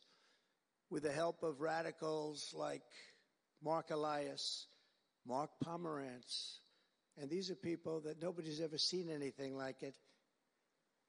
So many others, but these are people that are bad people, really bad people. They tried to turn America into a corrupt, communist, and third world country. But in the end, the thugs failed and the truth won. Freedom won, justice won, democracy won, and above all, the American people won. There could be no more heinous betrayal of American values than to use the law to terrorize the innocent and reward the wicked. And that's what they were doing at a level that's never been seen before. And it's exactly what you saw with Joe Biden, Merrick Garland, and their cronies to do the building of the last 4 years. What they've ripped down is incalculable. But what you're going to build up is likewise something that will be breaking all sorts of records. They set loose violent criminals while targeting patriotic parents at school board meetings. They dropped charges against Antifa and Hamas supporters while labeling traditional Catholics as domestic terrorists. The Catholics, we did very well with the Catholic vote, so I want to thank them for that. They really did, record numbers. I would say, what's with the Catholics? They're really after the Catholics, so I don't know. They were after a lot of people. Maybe they didn't even know why. They imported illegal alien murderers, drug dealers, and child predators from all over the world to come into our country while putting elderly Christians and pro-life activists on trial for singing hymns and for saying prayers. They went to jail for that. Our predecessors turned this Department of Justice into the Department of Injustice. But I stand before you today to declare that those days are over, and they are never going to come back. They're never coming back.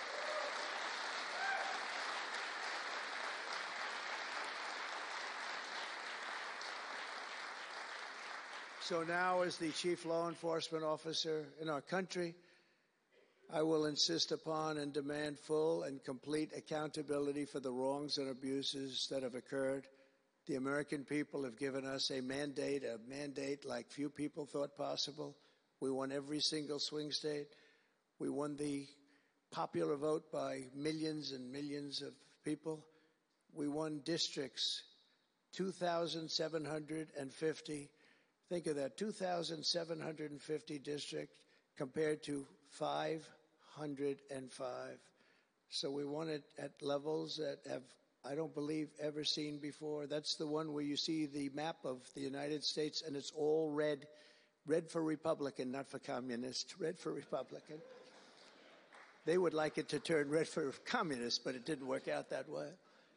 The American people have given us a mandate and really a far-reaching investigation is what they are demanding into the corruption of our system. And that's exactly, I'm sure, what Pam and Cash and everyone else mentioned here and not mentioned is going to be doing.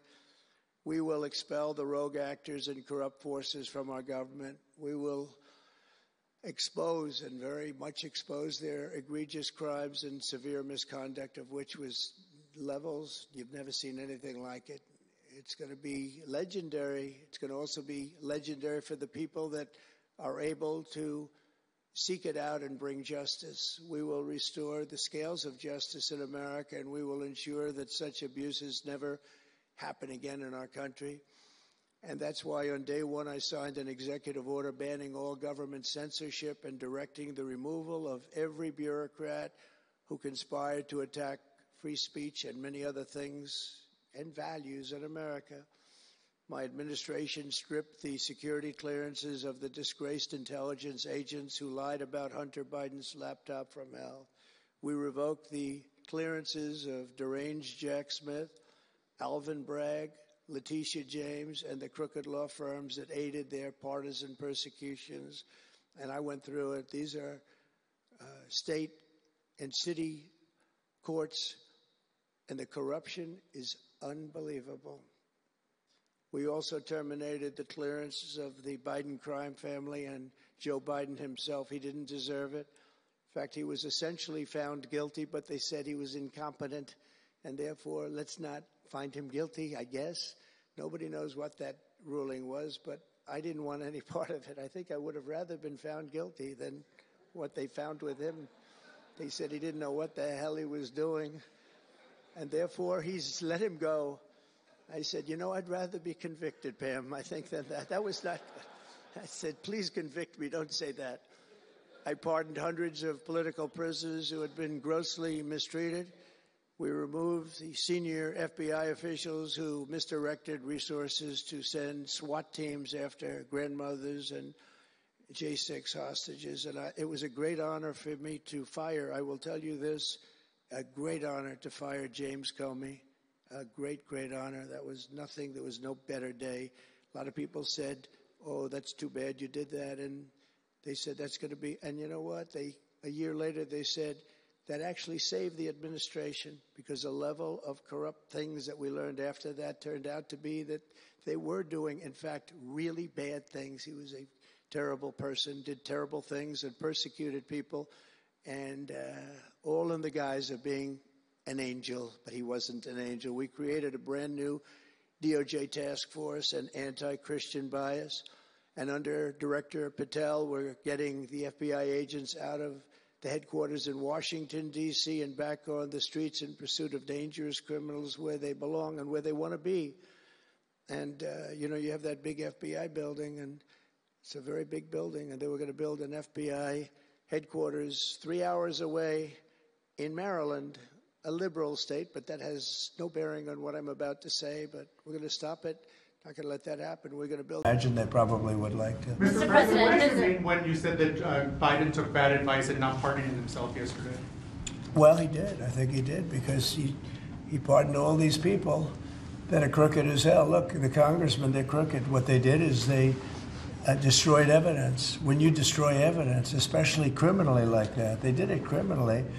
And the reason they destroyed the evidence is because it proved that I was right. They didn't destroy evidence for no reason. They destroyed it because they found many documents saying that I offered 10,000 soldiers. If they had 500 soldiers or National Guard, there would have been no problem. If they had 200, that would have been. I offered 10,000 if they needed them.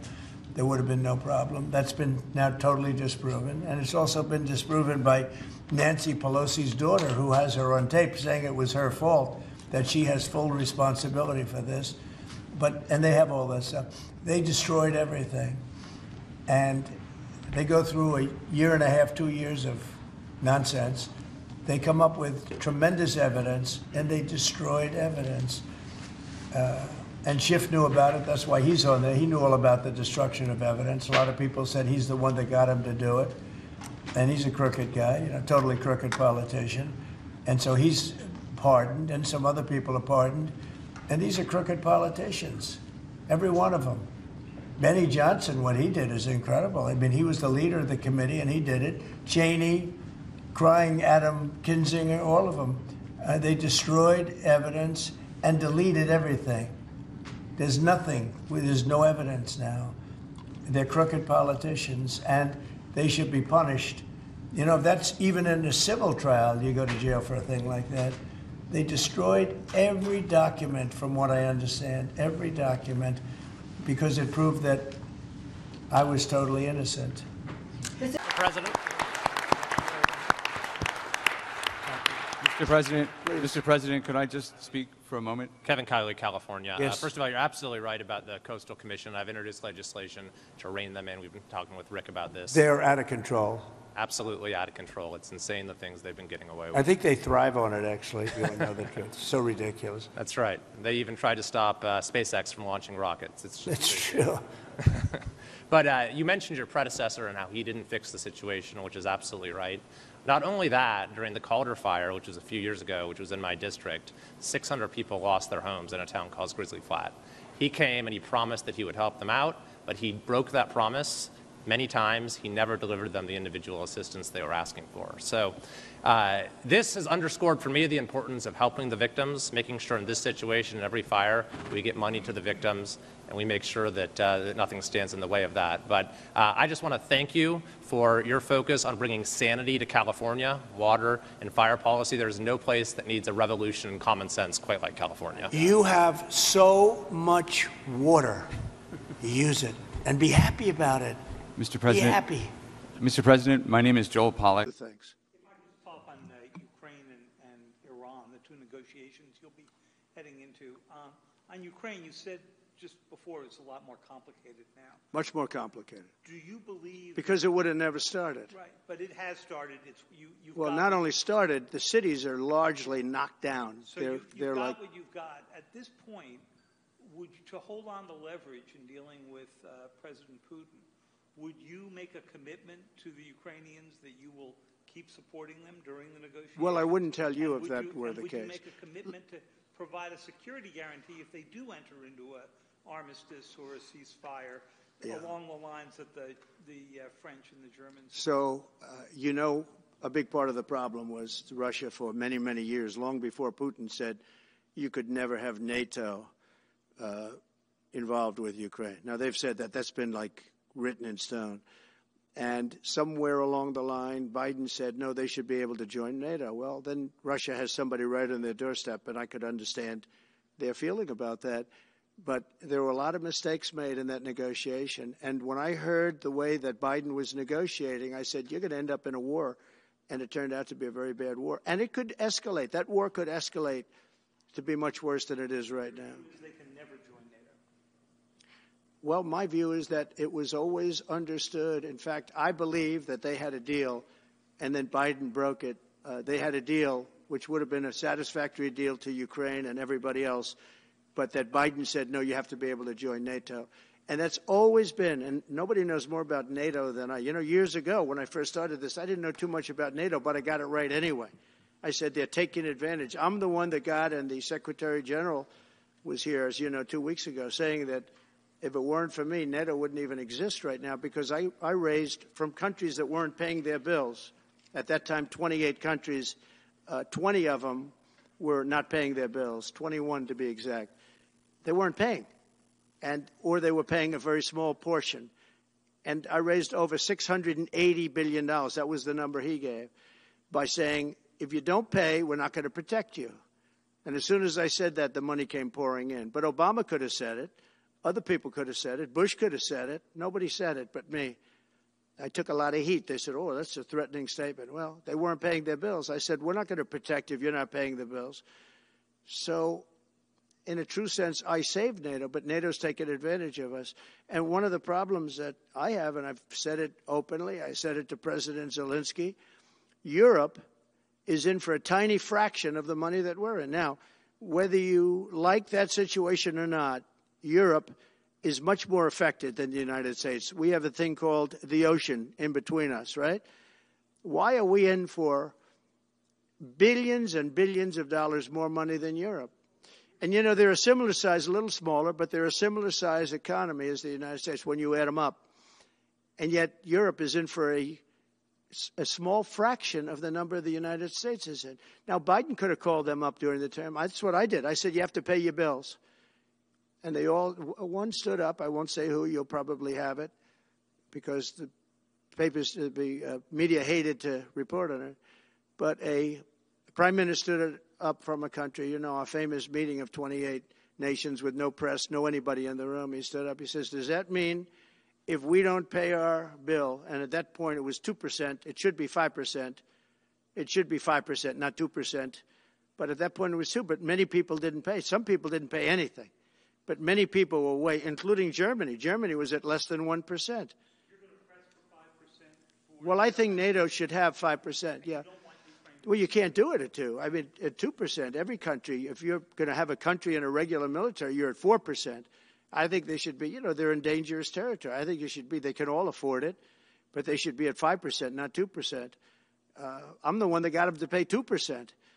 But a gentleman stood up, a prime minister stood up, and he said to me, sir, could I ask you a question? You're saying we have to pay our bills. If we don't pay our bills, will the United States protect us from Russia? I said, if you don't pay, you mean you're delinquent? He said, yes. He said, if you're delinquent, we will not protect you. I took a lot of heat. Although it was somewhat closed door, I took a lot of heat from the media. And you know what happened? The money started pouring in. That's why NATO has money. And the Secretary General said it was the most incredible thing he had ever seen in a negotiation.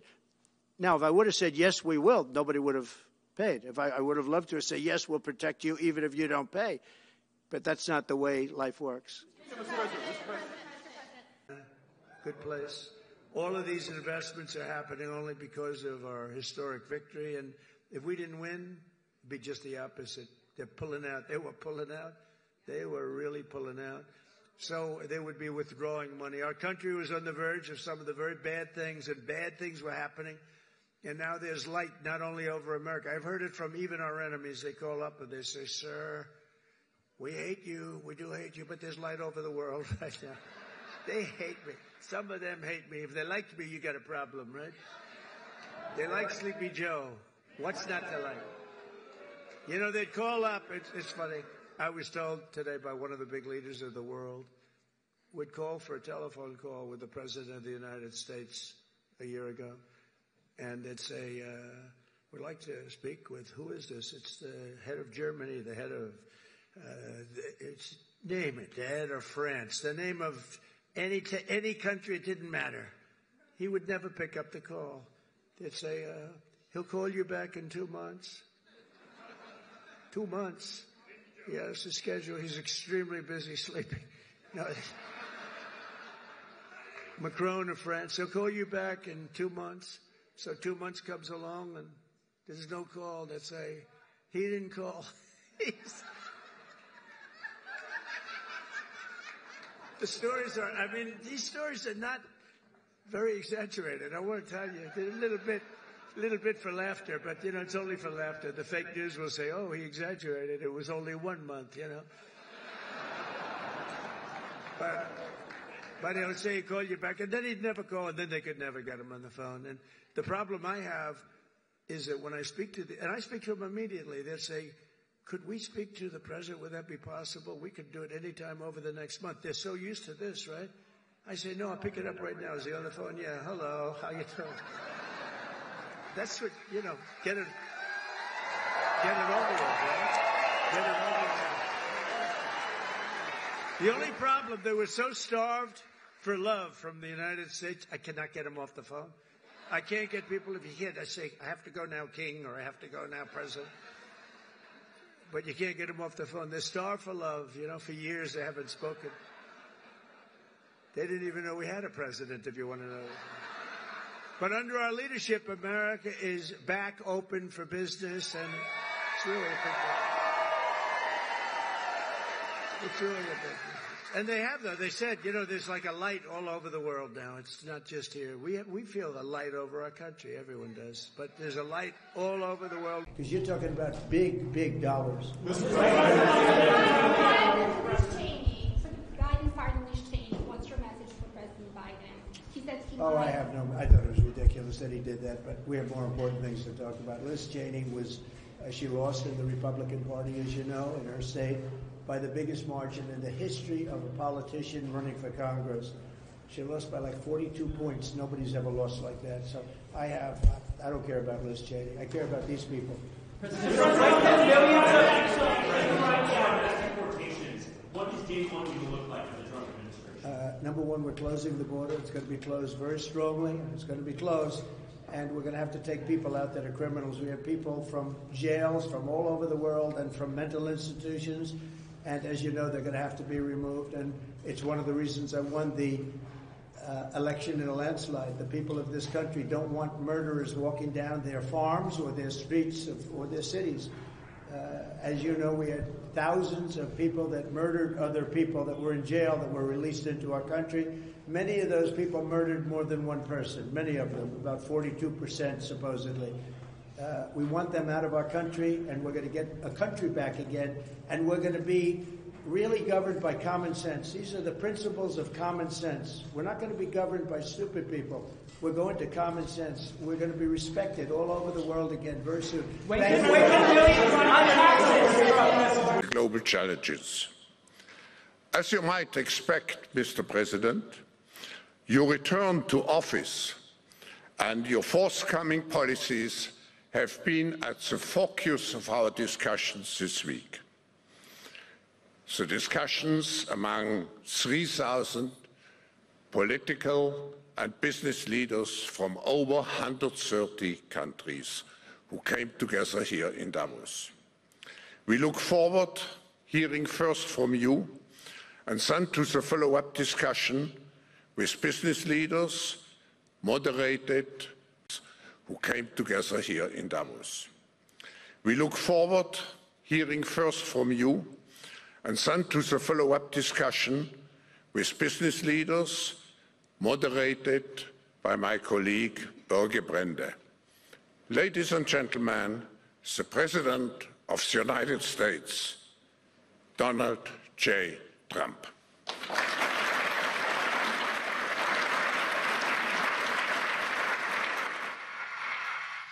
Well, thank you very much, Klaus, and hello to everyone in beautiful Davos. This has been a truly historic week in the United States. 3 days ago, I took the oath of office, and we began the golden age of America.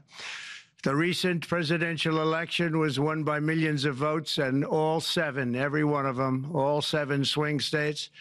It was a massive mandate from the American people like hasn't been seen in many years, and some of the political pundits, even some of my so-called enemies, said it was the most consequential election victory in 129 years. That's quite nice. What the world has witnessed in the past 72 hours is nothing less than a revolution of common sense. Our country will soon be stronger, wealthier, and more united than ever before, and the entire planet will be more peaceful and prosperous as a result of this incredible momentum and what we're doing and going to do. My administration is acting with unprecedented speed to fix the disasters we've inherited from a totally inept group of people and to solve every single crisis facing our country.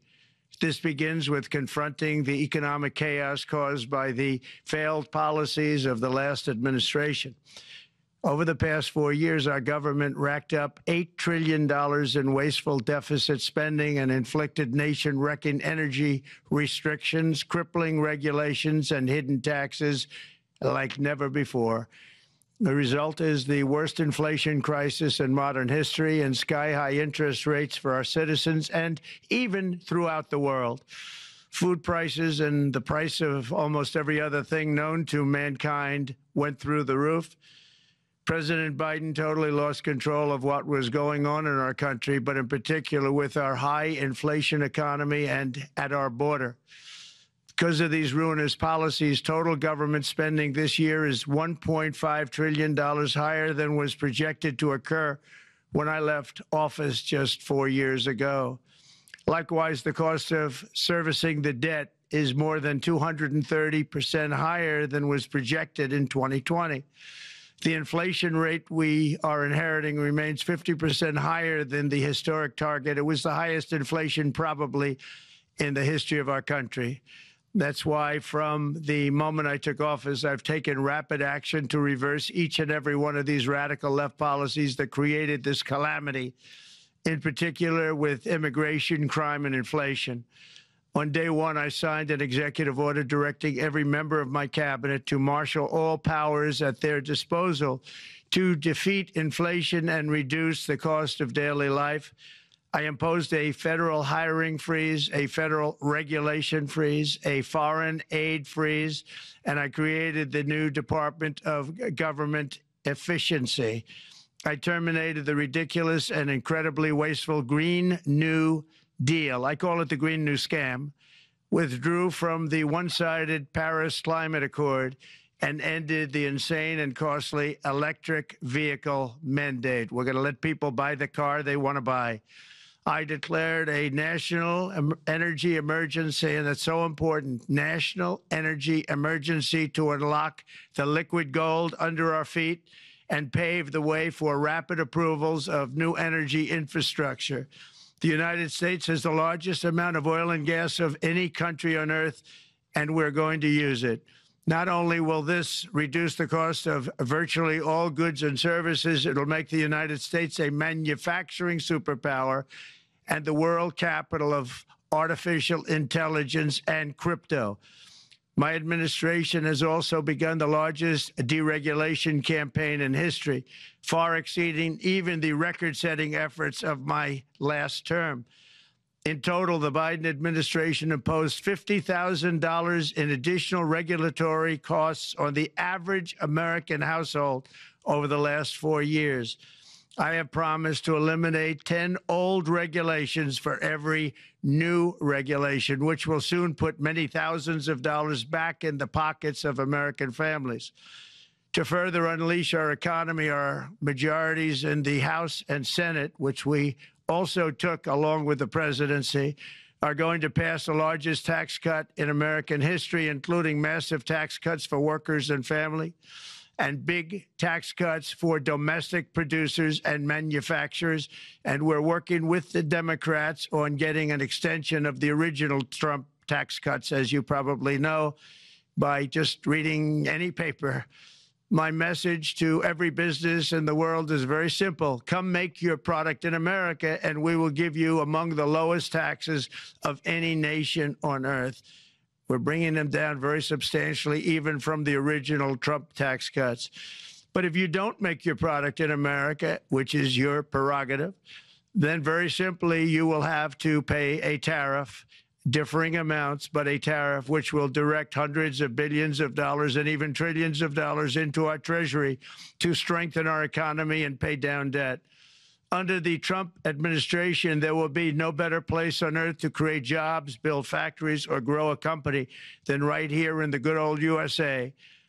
Already Americans' economic, you can see this, I think, maybe even in your in your wonderful, wonderful room that you're all gathered together, so many of my friends, but Americans, the economic confidence is soaring like we haven't seen in many, many decades, maybe not at all. Upon my election, it was just announced that small business optimism skyrocketed by 41 points in a single month. That's the highest ever. There's never been anything like that.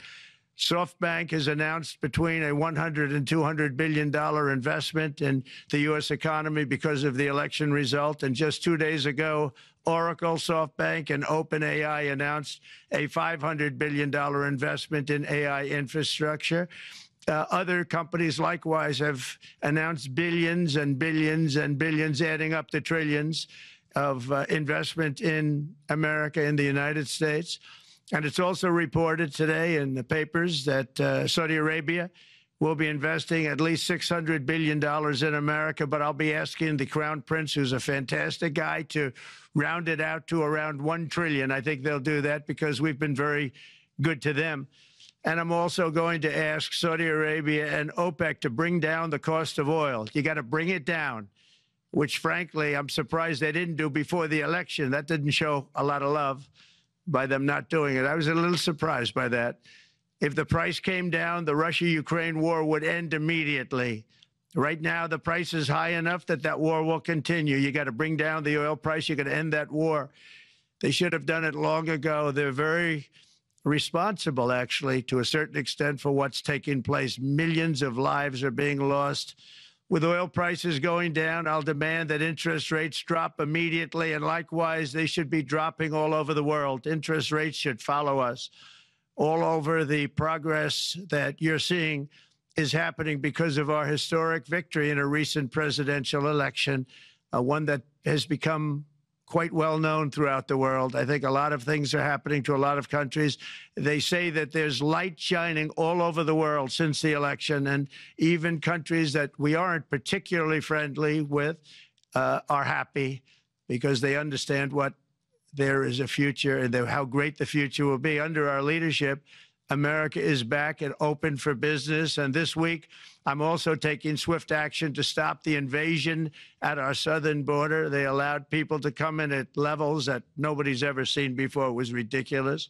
I decided and declared to do, and very, very importantly, a national emergency on our border, immediately halted all entry of illegal border crossers, of which there were many, and began promptly returning the illegal trespassers back to the place from which they came. That action, as you've probably seen, has already started very strongly. I've deployed active duty U.S. military and National Guard troops to the border to assist in repelling the invasion. It was really an invasion. We will not allow our territory to be violated. After 4 long years, the United States is strong and sovereign and a beautiful nation once again. It's a strong, sovereign nation. In addition, I'm pleased to report that America is also a free nation once again. On day one, I signed an executive order to stop all government censorship. No longer will our government label the speech of our own citizens as misinformation or disinformation, which are the favorite words of censors and those who wish to stop the free exchange of ideas and, frankly, progress. We have saved free speech in America, and we've saved it strongly. With another historic executive order this week, I also ended the weaponization of law enforcement against the American people and, frankly, against politicians, and restored the fair, equal, and impartial rule of law. My administration has taken action to abolish all discriminatory diversity, equity, and inclusion nonsense. And these are policies that were absolute nonsense throughout the government and the private sector. With the recent yet somewhat unexpected great Supreme Court decision just made, America will once again become a merit-based country. You have to hear that word, merit-based country. And I've made it official, an official policy of the United States, that there are only 2 genders, male and female. And we will have no men participating in women's sports, and transgender operations, which became the rage, will occur very rarely. Finally, as we restore common sense in America, we're moving quickly to bring back strength and peace and stability abroad. I'm also going to ask all NATO nations to increase defense spending to 5% of GDP, which is what it should have been years ago. It was only at 2%, and most nations didn't pay until I came along. I insisted that they pay, and they did, because the United States was really paying the difference at that time, and it was unfair to the United States. But many, many things have been unfair for many years to the United States. Before even taking office, my team negotiated a ceasefire agreement in the Middle East, which wouldn't have happened without us, as I think most of the people in the room know. Earlier this week, the hostages began to return to their families. They are returning, and it's a beautiful sight, and they'll be coming in more and more. They started coming back on Sunday. Our efforts to secure a peace settlement between Russia and Ukraine are now hopefully underway. It's so important to get that done. That is an absolute killing field. Millions of soldiers are being killed. Nobody's seen anything like it since World War II. They're laying dead all over the flat fields. It's a flat field farmland, and there's millions of Russians and millions of Ukrainians. Nobody's seen anything like it since World War II. It's time to end it. And here in America, we have big events coming up. Next year, we have the 250th anniversary of America's founding. I'm so honored to be president during that. That's been a big event. They've been talking about it for 10 years. We also have the World Cup. And I understand Gianni's in the room. Infantino, he was very instrumental in helping us get it. He's there with you someplace, I think. And I want to thank him for that. And then we have the Olympics coming up, which I was instrumental in getting also in my first term. And who would have known that by skipping a term, I would get the Olympics? I was upset. I said, you know, I got the Olympics to come and I won't be president. But it turned out through a stroke of luck, or whatever you might call it, that I'm going to be president during the World Cup and the Olympics and the 250th anniversary. So that's going to be 3 big events. And we've accomplished more in less than 4 days. We have really been working 4 days than other administrations have accomplished in 4 years. And we're just getting started. It's really an amazing thing to see. And the spirit and the light over our country has been incredible. Under the last administration, our nation has suffered greatly, but we're going to bring it back and make it greater, bigger, stronger, better than ever before. I want to thank everybody for being with you. I would have been there myself, except the inauguration was 2 days ago. I thought it might be a little bit quick to make it the first stop, but we'll get there one day. We hope to get there. But I do appreciate, I heard the audience is fantastic, and many of my friends are in the audience, and I will be taking questions now from some very distinguished people. Thank you all very much.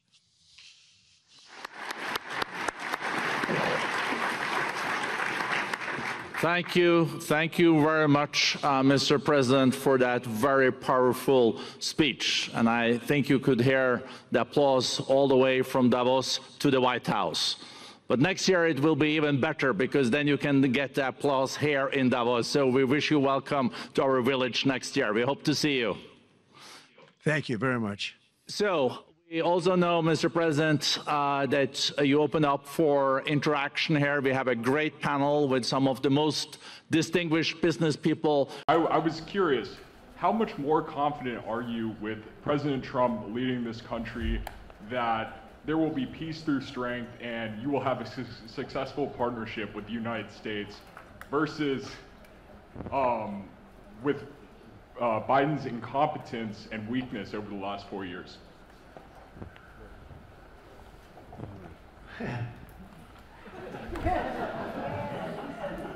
That's your question, but I'll answer it. I agree with you. Gross incompetence.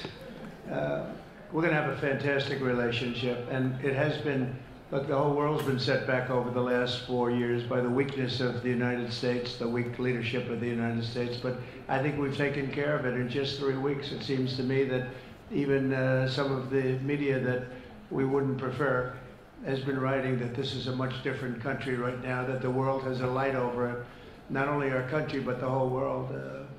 The Prime Minister told me that before, too, even over India. The world has a light. need the United States to be strong and powerful, but good.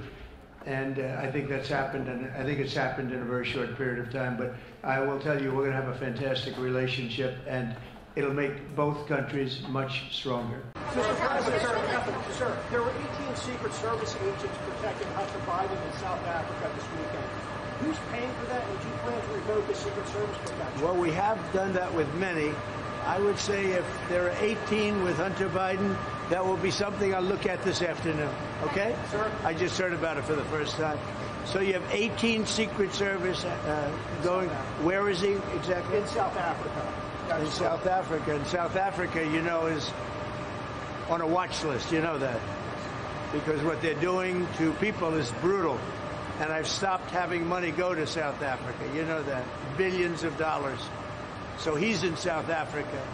That's very interesting. All right, I'm going to take a look at that. Thank you very much. Mr. President, thank you so much. You spoke to Vladimir Putin for quite a while. Yes. So I want to know your assessment. When you take this deal to him now, how do you assess the chances of doing this? I have no assessment, and I don't go by chances. I think it makes sense for Russia. A lot of downside for Russia, too. And we have a very complex situation solved on one side, pretty much solved. We've also discussed land and other things that, you know, go with it. We're not just doing it and saying ceasefire. We don't know what's happening. We know the areas of land we're talking about, whether it's pulled back or not pulled back. You know, we've discussed a lot of the details of what has to go because we don't want to be wasting time. We don't want to be wasting time while people are dying. I mean, as we're sitting here, you probably had 2 people die on that very open field. You know, it's dead flat. It's great farmland, and it's dead flat. There's no protection. The only thing that stops a bullet is a human body. And these are bodies that are young people, and they're stopping a lot of bullets because a lot of bullets are flying across those level fields. Dead flat, no protection whatsoever. It is a disaster. And so I hope he's going to have a ceasefire. And you are using the American leverage to get a lot of political issues. Well, I don't want to get into that, but if I had to, I'm the only one that's dealt with them successfully. Everyone else, I went through it. Bush didn't deal with them successfully, dealt with them terribly, got ripped off. And Obama was a disaster. You know, they have with Obama, he gave them sheets, and I gave them anti-tank missiles. You know that, right? It's called Javelin. You know the Javelin? I'm the one that gave them the Javelins. People don't say that. And then they say, oh, Trump has a great relationship with Russia. I'm the one that gave him the Javelins. Obama gave him sheets. That's an expression. He gave sheets, I gave Javelins. Your country is going to fail. And if you don't stop people that you've never seen before, that you have nothing in common with, your country is going to fail. I'm the President of the United States, but I worry about Europe. I love Europe. I love the people of Europe. And I hate to see it being devastated by energy and immigration. This double-tailed monster destroys everything in its wake, and they cannot let that happen any longer. You're doing it because you want to be nice. You want to be politically correct, and you're destroying your heritage. They must take control strongly and immediately of the unmitigated immigration disaster and the fake energy catastrophe before it's too late. The carbon footprint is a hoax made up by people with evil intentions, and they're heading down a path of total destruction. You know, the carbon footprint was a big, big thing a few years ago. I remember hearing about the carbon footprint. And then President Obama would get into Air Force One, a massive Boeing 747, and not a new one, an old one with old engines that spew everything into the atmosphere. He'd talk about the carbon footprint, we must do so. Then he'd get in and he'd fly from Washington to Hawaii to play a round of golf. And then he'd get back onto that big, beautiful plane and he'd fly back and he'd talk about, again, global warming and the carbon footprint. It's a con job. At extreme cost and expense, Europe reduced its own carbon footprint by 37%. Think of that. Congratulations, Europe. Great job. You cost yourself a lot of jobs, a lot of factories closed, but you reduced the carbon footprint by 37%. However, for all of that sacrifice and much more, it's been totally wiped out and then some by a global increase of 54%. Much of it coming from China and other countries that are thriving around China, which now produces more CO2 than all the other developed nations in the world. So all of these countries are working so hard on the carbon footprint, which is nonsense, by the way. It's nonsense. You know, it's interesting. In the United States, we have still radicalized environmentalists, and they want the factories to stop. Everything should stop. No more cows. We don't want cows anymore. I guess they want to kill all the cows. They want to do things that are just unbelievable, and you have it too. But you know, we have a border, strong, and we have a shape, and that shape doesn't just go straight up. That shape is amorphous when it comes to the atmosphere. And if we had the most clean air, and I think we do, we have very clean air. We have the cleanest air we've had in many, many years. But the problem is that other countries, like China, which has air that's a little bit rough, it blows. And no matter what you're doing down here, the air up here tends to get very dirty because it comes in from other countries where their air isn't so clean. And the environmentalists refuse to acknowledge that. Same thing with garbage. In Asia, they dump much of their garbage right into the ocean. And over about a 1 week and 2 week journey, it flows right past Los Angeles. You've seen it. Massive amounts of garbage, almost too much to do anything about, flowing past Los Angeles, past San Francisco. And then somebody will get in trouble because he dropped a cigarette on the beach. The whole thing is crazy.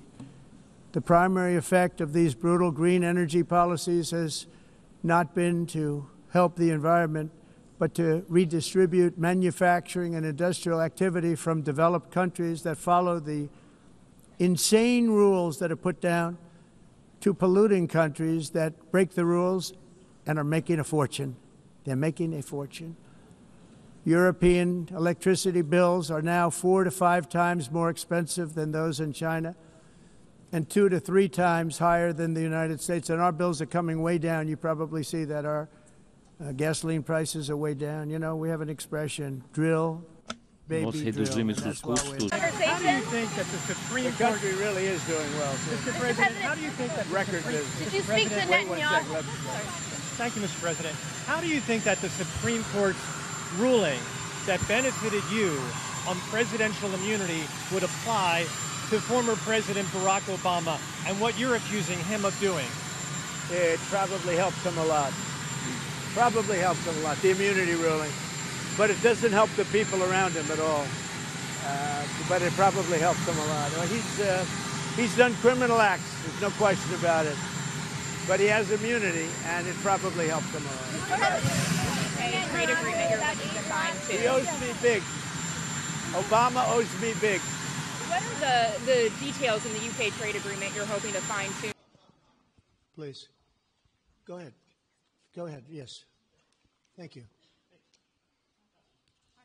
Hi, Natasha Clark from Hi. LBC. Mr. President, you've said you're working on a new trade deal with Britain, which we of course welcome. President Obama once said Britain was at the back of the queue for that trade deal. Where are we now? When do you think we're going to see that? And Prime Minister, the BBC has today admitted serious flaws over the recent Gaza coverage, suggestions of payments made to people linked to Hamas. Does the BBC still have your trust? Thank you.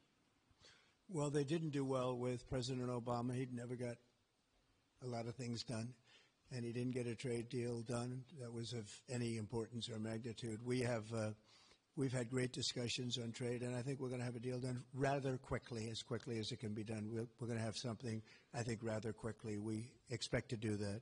Okay? Please. On the Democrats. One more? On Korea, sir, we've seen tension increasing in the peninsula. You've talked about Kim Jong-un. Do you have any plans of re-establishing the relationship you had during the first mandate? Well, I would. I had a great relationship with Kim Jong-un, North Korea. if I wasn't elected, if Hillary got in, you would have had a nuclear war with North Korea. He expected it. He expected it. And they said, oh, thousands of people. No, millions of people would have been killed. But I got in. We went to Singapore, we met. We went to Vietnam, we met. We got along really good. We had a very good relationship, and we still do. We still do. You don't have that threat that you had. I mean, look, when I was running the first time, it looked like there was going to be a war with North Korea. You know that better than anyone. That's right. Yeah. And everybody it started was startled that you invited him for talks, right. But you did. It started off very rough, and he wouldn't meet with Obama, wouldn't take his calls. I said, how many times did you call? They called a lot. He wouldn't take their call. He told me I wouldn't take his call. But with me, it did start off rough, if you remember. Very rough, actually, very nasty. That was a Singapore? And yeah, but then, no, before that, then it stopped. The rhetoric was extremely tough. It was... you had it was a little bit in the UN, I remember. Yeah, that's right. It was a little bit dangerous. And then we met. They asked for a meeting, and then we met. And the meeting caused the Olympics, which was in South Korea, to become a tremendous success. Nobody was buying tickets for the Olympics because they didn't want to be nuked. And I met, and not only did the Olympics become successful, but North Korea participated in the Olympics. His sister visited. It was an amazing thing. And that was something that was an achievement of the Trump administration, great achievement. And so I have a great relationship with Kim Jong-un. And we'll see what happens, but certainly he's a nuclear power. Okay? Thank you very much, everybody. Yeah, I will. Did President Zelensky talk to you about Crimea? Well, he did, very briefly, but Crimea was given away by Barack Hussein Obama and by Biden. That's 11 or 12 years ago. That's a long time ago. I don't know how you can bring up Crimea, because that's been a long time. Nobody brought it up for 12 years, and now they bring it up now. So I told them, you can maybe go back to Obama, ask him why they gave it up. They gave it up without a shot being fired, by the way. What do you want Vladimir Putin to do? Well, I want him to stop shooting, sit down, and sign a deal. And we have the confines of a deal, I believe, and I want him to sign it and be done with it and just go back to life. And they're going to have to clean it up. You're going to have to get rid of it. What are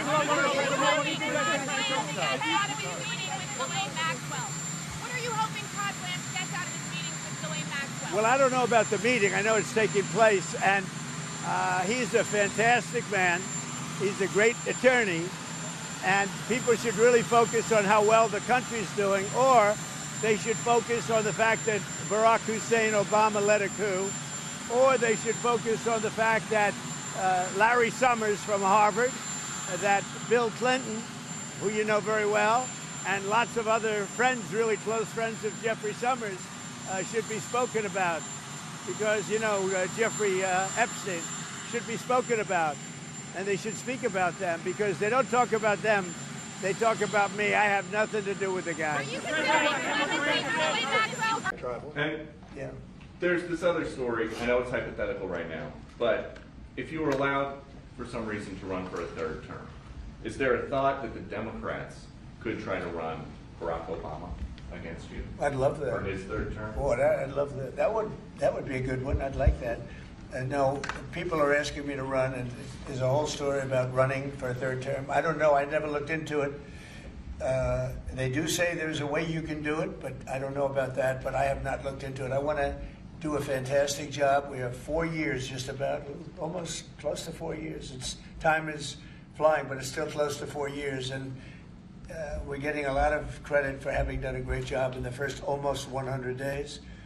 And we have some big things we're going to be announcing over the next 2 days. When are you coming to the Philippines? Mr. President, do you support the Justice Department seeking a new interview with Ghislaine Maxwell? Did you urge the Attorney General to seek? I don't know anything about it. They're going to what? Meet her? They're going to. Your Deputy Attorney General has reached out to Ghislaine Maxwell's attorney asking for a new interview. Yeah, I don't know about it, but I think it's something that sounds appropriate to do, yeah. Do you have any concern that your Deputy Attorney General, as your former attorney, would be conducting the interview, given... No, I have no concern. He's a very talented person. He's very smart.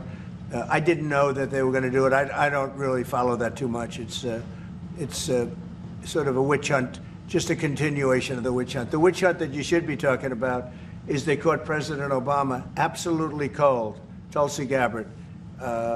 What they did to this country in 2016, starting in 2016, but going up all the way going up to 2020 in the election. They tried to rig the election, and they got caught. And there should be very severe consequences for that. You know, when we caught Hillary Clinton, I said, you know what? Let's not go too far here. It's the ex-wife of a president, and I thought it was sort of terrible. And I let her off the hook, and I'm very happy I did. But it's time to start, after what they did to me, and whether it's right or wrong, it's time to go after people. Obama's been caught directly. So people say, oh, you know, a group. It's not a group. It's Obama. His orders are on the paper. The papers are signed. The papers came right out of their office. They sent everything to be highly classified. Well, the highly classified's been released.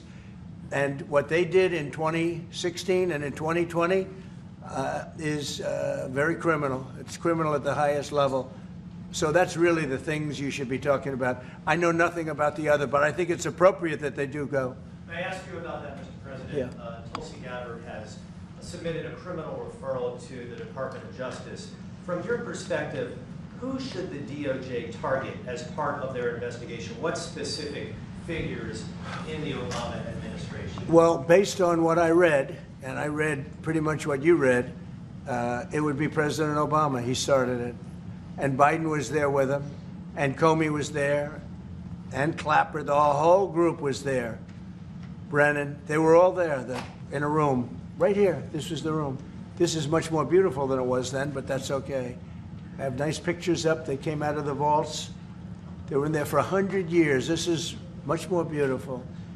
We have the Declaration of Independence now in the room, which wasn't here. I guess people didn't feel too good about putting it here, but I do. But you know what?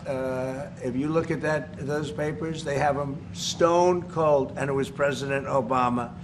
It wasn't lots of people all over the place. It was them too. But the leader of the gang was President Obama, Barack Hussein Obama. Have you heard of him? And except for the fact that he gets shielded by the press for his entire life, that's the one they, look, he's guilty. It's not a question, you know, I like to say, let's give it time. It's there, he's guilty. This was treason. This was every word you can think of. They tried to steal the election. They tried to obfuscate the election. They did things that nobody's ever even imagined, even in other countries. You've seen some pretty rough countries. This man has seen some pretty rough countries, but you've never seen anything like it. And we have all of the documents. And from what Tulsi told me, she's got thousands of additional documents coming. So President Obama, it was his concept, his idea, but he also got it from crooked Hillary Clinton. Crooked is a $3 bill.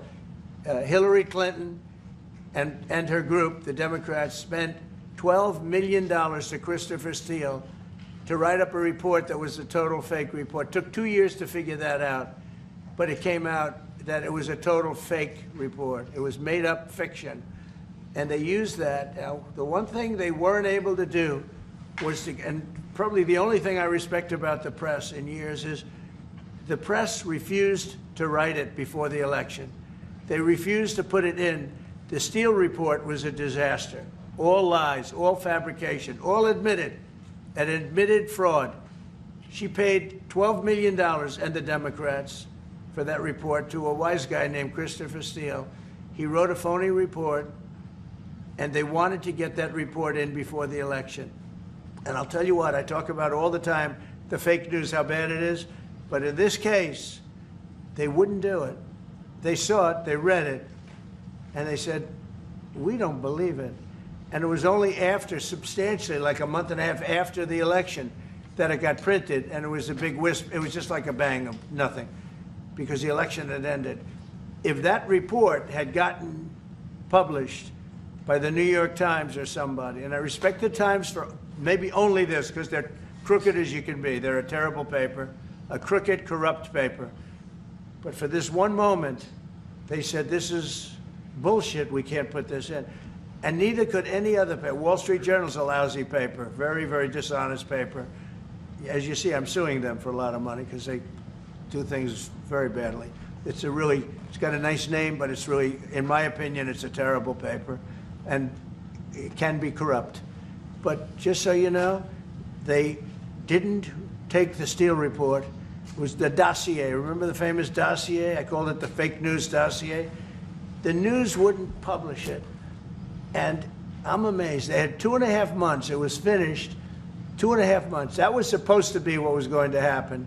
And it got published a couple of months after the election. And frankly, nobody cared too much about it. But that was a big thing. No, we caught Hillary Clinton. We caught Barack Hussein Obama. They're the ones. And then you have many, many people under them. Susan Rice. They're all there. The names are all there. And I guess they figured they're going to put this in classified information and nobody will ever see it again, but it doesn't work that way. And it's the most unbelievable thing I think I've ever read. So you ought to take a look at that and stop talking about nonsense, because this is big stuff. Never has a thing like this happened in the history of our country. And by the way, it morphed into the 2020 race. And the 2020 race was rigged, and it was a rigged election. And because it was rigged, we have millions of people in our country. We had inflation. We solved the inflation problem. But millions and millions of people came into our country because of that. And people that shouldn't have been, people from gangs and from jails and from mental institutions, people that we don't want in our country, and people that we're getting out, dangerous people. 11,888 murderers, many of them, 50%, more than 50%, murdered more than one person. I hate to say this with such a distinguished guest, but, you know, they asked me a question. I got to answer the question. No, Barack Hussein Obama is the ringleader. Hillary Clinton was right there with him, and so was Sleepy Joe Biden, and so were the rest of them. Comey, Clapper, the whole group. And they tried to rig an election, and they got caught. And then they did rig the election in 2020. And then because I knew I won that election by a lot, I did it a third time, and I won in a landslide. Every swing state won the popular vote. But I won that all the same way in 2020. And look at the damage that was caused.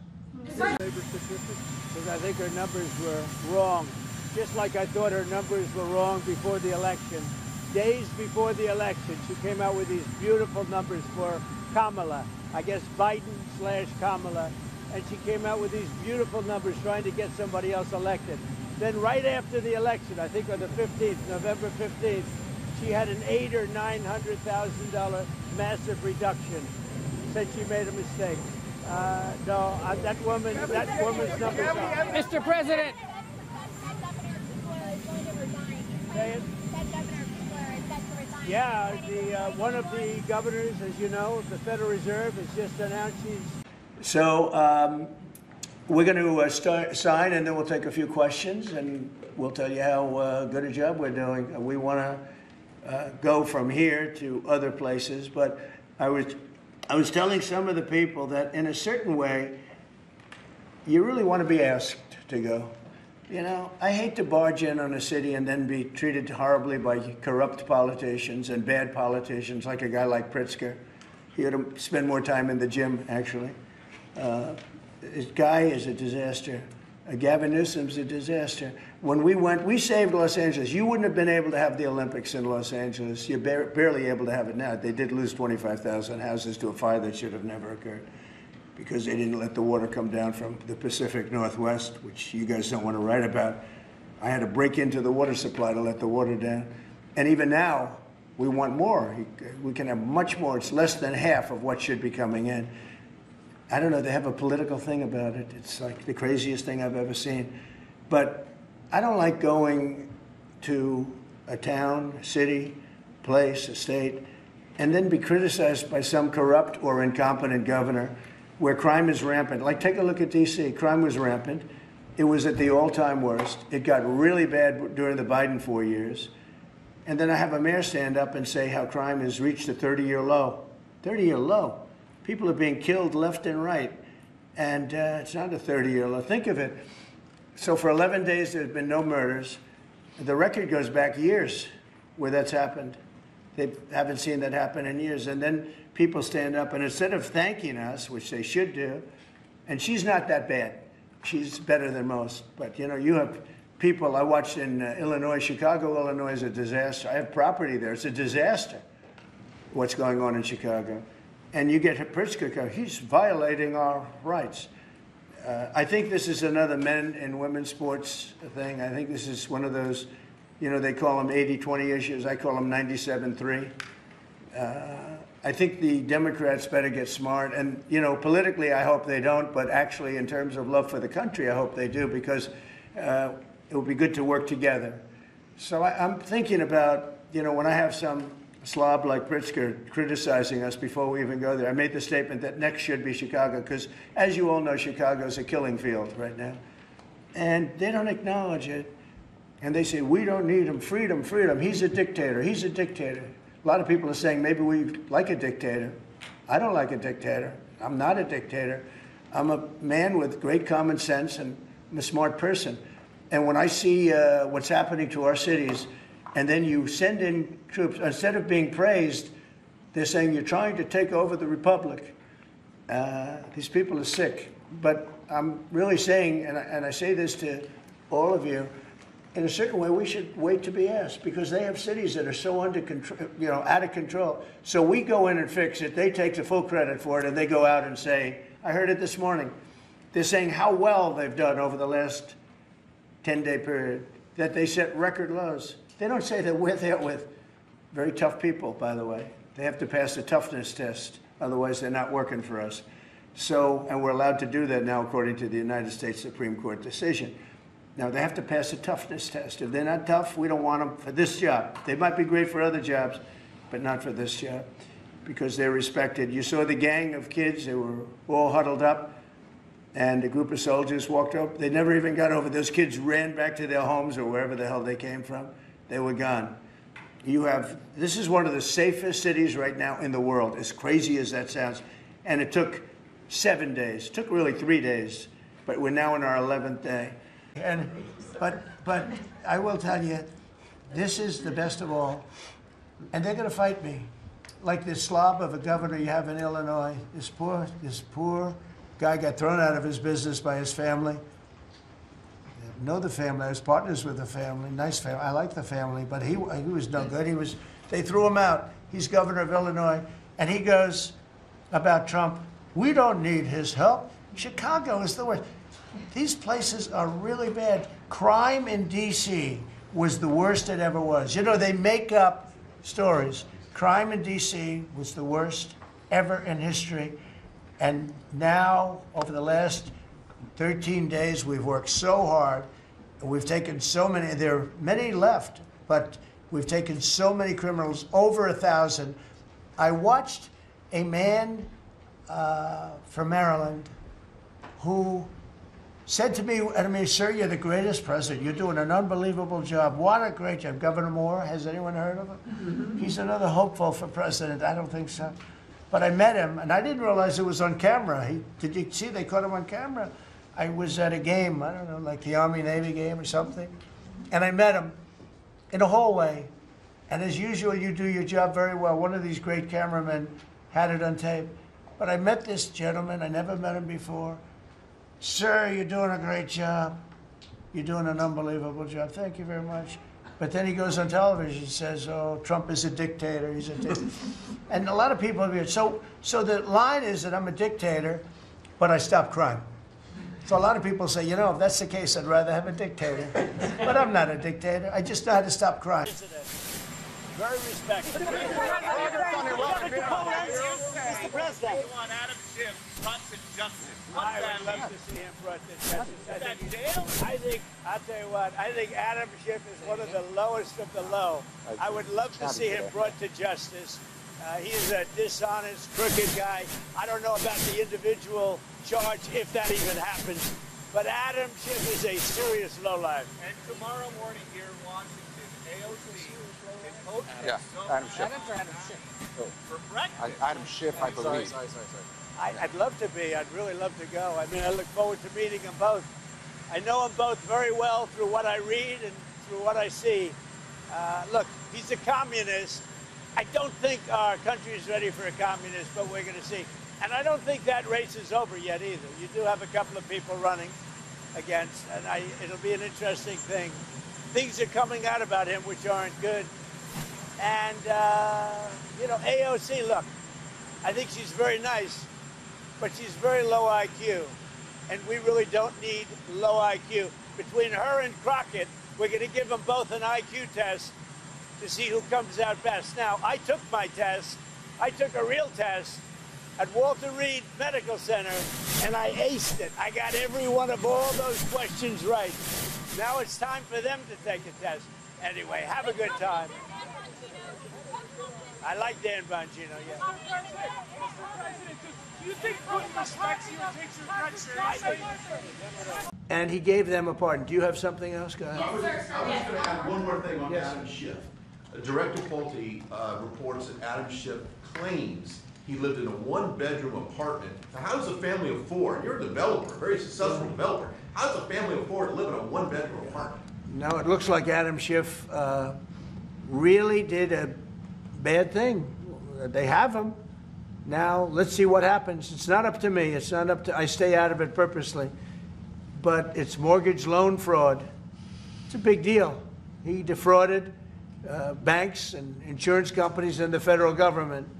But it's very simple. It's mortgage loan fraud. And you're right. It's a lot of people to live in a one-bedroom apartment, right? But he put it down. But he has a lot of other things far worse than that. So, no, Adam Schiff, they have him 100% on mortgage fraud. Now, if it was anybody else in this room except you would have no problem. But anybody else in this room, you'd have a problem. I'd have a problem. Yeah, please. I have to see what it is. Are you disappointed that Senator Schiff hasn't joined you on this trip? It's reported he invited Senator Schiff to join you on this trip and he was too busy. Are you disappointed? I don't know. I was told that Schiff was going to travel with us to California. I wasn't thrilled, to be honest with you. And I saw him last night on television. It looks like he got hit with a baseball bat or something. What happened to him? Something happened to him. It looked like he got hit. It looked like he got beat around. But I'll ask Caroline to find out what happened to him. No, if he wanted to come out, I would have done that. But I don't know. Somebody said that he wanted to come on the plane, but I think he's staying back for the votes. There's some pretty good votes going on. Yeah. President, what is your timeline for getting rid of... Here's some of the things that we'd pass if we terminated the filibuster. Voter ID, no mail-in voting, no cash bail, no men and women's sports, no welfare for illegals. You could go on and on. This is 2 pages of things we'd do if you did that.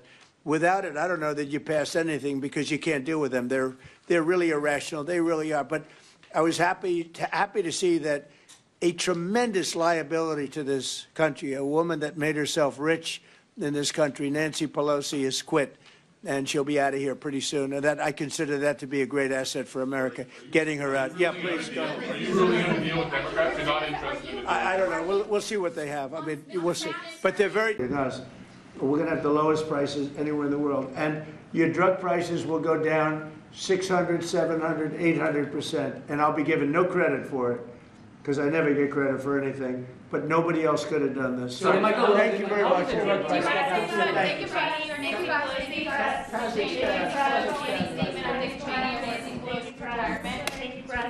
Nancy Pelosi. I think she's an evil woman. I'm glad she's retiring. I think she did the country a great service by retiring. I think she was a tremendous liability for the country. I thought she was an evil woman who did a poor job, who cost the country a lot in damages and in reputation. I thought she was terrible. Thank you very much. Thank you, everybody. Thank you, President. Thank you, President. Thank you, Mr. President. Yeah, please. Chuck Schumer and Nancy Pelosi, they've been talking about tariffs for decades. How come when these Democrat elites want tariffs, everything's hunky-dory, but when President Trump wants tariffs, all hell breaks loose? Do you see this double standard? I love this guy, whoever the hell that is. That's really nice. I appreciate that question. No, Chuck Schumer, Nancy Pelosi, everybody knew you had to do it. but they never had the guts to do it. It does take guts. It even takes guts for our country to go through it. That's why I say be cool. They were saying about, see, just be cool. It's going to work out. It's going to work out, and it's working out. I can tell you, working out maybe faster than I thought. But I said it's going to take a little conditioning. It's a transition to. It's really, I think it's a transition to greatness. It's going to be greatness. Our country is going to be, there'll be nothing like it. And people investing in our country, they're going to do better than they've ever done before. We have more car manufacturers, Roger, coming into our country now, speaking of cars. We've never seen anything like it. And they're coming in because of the election, but they're coming in because of the tariffs, because they don't want to pay 25 or 50 or whatever it may be. They don't want to pay that. They can't pay that. We had 3 cancellations in Mexico, building a plant. They're all coming into the United States. Canada, they're coming in. From China, they're coming in from everywhere. And that's just cars. We have chip makers coming. We're the biggest chip maker in the world from Taiwan, coming in, spending $3 billion to build plants, and mostly a big plant. This is a hell of a plant when you spend the kind of money that they're going to go $200 to $300 billion, not million. You know, you'd say million would be the right number. It's not.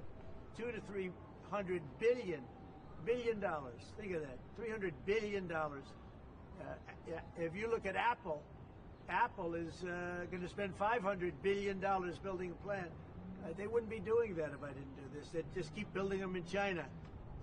And that's unsustainable. It's not a pleasant thing to do, but I appreciate the question. And, you know, interestingly, Chuck Schumer and Nancy Pelosi, Crazy Nancy, they've wanted to do this for years, but they never had a president that had the guts to do it, because it does take guts, believe me. While Nancy Pelosi is ignoring what you're doing for the American people, she's going after your administration for cutting taxpayer-funded health care for illegal aliens. Last night, Nancy Pelosi, she went on NBC last night, dropped a bunch of F-bombs, told Republicans to go F themselves. Has she lost her mind? We have done an unbelievable job medically. Just this, if you did nothing else, we've done a lot, like the insulin. But just this, nobody can ever catch this. This is the biggest price reduction times, maybe 10 times, 15 times, than has ever been given before. And this is going to have a huge impact. You know, as I said, Obamacare is not a good thing. It's been bad. And I'd like to make it better. I told them, I spoke to a lot of people, a lot of Democrats recently. I said, why don't we change it? We can make Obamacare much better. We could come up with a new system that would be much better, less expensive for the people and better. This is maybe the biggest breakthrough because, you know, when you're talking about the prescription drugs, that's a big part of it. So we're going to look. This is prescription, but we're going to be looking at that. We could come up and through this whole thing, you know, because I don't know, we'll probably have a shutdown because one of the things they want to do is they want to give incredible Medicare, the Cadillac Medicare, to illegal immigrants. And what that does is it keeps them coming into our country, and like they do in California. And no country can afford that, no country. And we have the border stopped up. We have it closed. We have nobody for 4 months. Zero people came in. That wasn't me. That's by the authorities who happen to be liberally oriented. But just think of that. We have people offering health care to people all over the world that they can't afford to pay. And that's the Democrats. And what that does is it brings people into the country because they want to come in for the health care. But no country can afford it, and they can't afford it. So we cannot allow them to charge tremendous amounts of money for health care for people that aren't even citizens. And in many cases, they come in from prisons, jails, and mental institutions.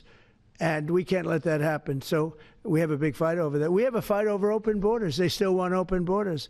We're having a fight over men and women's sports, if you believe it. You would have thought they would have learned that it's not a good issue. And we have a fight in transgender, as you know, transgender for everybody. And that, when you talk medically, that's a lot of money, too. That's a lot. Those operations are bad. So those things are also being discussed right now. I mean, can you imagine we're actually talking about open borders, that we now have a great border and we have a great country. Our country was dead 1 year ago. Now we have the hottest country anywhere in the world. Big difference. Yeah. like we've never seen before. Yes, ma'am. Thank you, Mr. President. Senator Hawley introduced legislation that would ban members of Congress from owning or trading individual stocks. It extends to the president and vice president. Are you in favor of that legislation? Well, I like it conceptually. I don't know about it, but I like it conceptually. And, you know, Nancy Pelosi became rich by having inside information. She made a fortune with her husband, and I think that's disgraceful. So in that sense, I'd like it, but I'd have to really see I study these things very carefully, and this just happened. So I'll take a look at it. But conceptually, I like it. And what I do think is Nancy Pelosi should be investigated, because she has the highest return of anybody practically in the history of Wall Street, save a few. How did that happen? It happened by she knows exactly what's going to happen, what's going to be announced. She buys stock, and then the stock goes up after the announcement's made. And she ought to be investigated. The Department of Education, what do you think when you saw Democratic lawmakers trying to get into the Department of Education earlier today? Well, I see the same ones. I see Maxine Waters, a lowlife. I see, all these people. They don't love our country. They don't love our country. We want great education. So they rank 40 countries in education. We're ranked dead last. But the good news is we're number one in one category. You know what that is? Cost per pupil. We spend more per pupil than any other country in the world. You look at Norway, Denmark, Sweden, various countries all up and down, Finland. China does very well in education. And then you look at us. We spend much more money than they do per pupil or any other way. But we spend much more money than they do, and yet we're ranked this year, Biden's last year, congratulations, Joe, we're ranked dead last.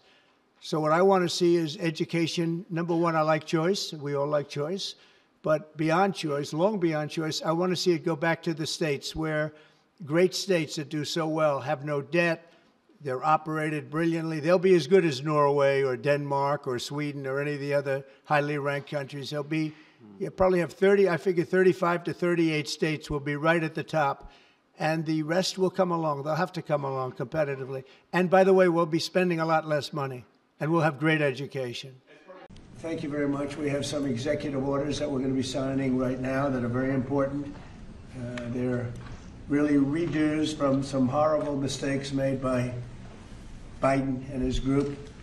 And we're changing them back so that we can lead a normal life, a good life. And they're actually very important. And from the standpoint of lifestyle, they're very important. So I'd ask Will to maybe explain them, and we'll ask some of our congressmen and senators to say a few words, please. Yes, Mr. President. As you said, we have 4 bills for your attention today. These are bills that have been passed by Congress. In the closing days of the Biden administration, they pushed through a large number of rules and regulations that really hurt ordinary Americans, including in their own homes. So the first of these is HJR 20. This is a bill that repeals Biden-era regulations relating to consumer water heaters, consumer gas-fired water heaters. Who was in charge of this one? This is Gary and myself, sir. Gary Palmer sponsored it, but this bill specifically saves a factory in my district. 300 Georgians will continue to have their jobs as soon as you sign that. Mr. President, this rule was issued on Christmas Eve. I'm thinking that we wouldn't be keeping up with what the Biden administration was doing, but we moved quickly to get And this was on gas heaters. Banning natural gas. Isn't that ridiculous? Water heaters. And how were you supposed to get your heat then? Through electric? Through electric, yeah. Was that basically it? Electric heat, which isn't as good. Crazy.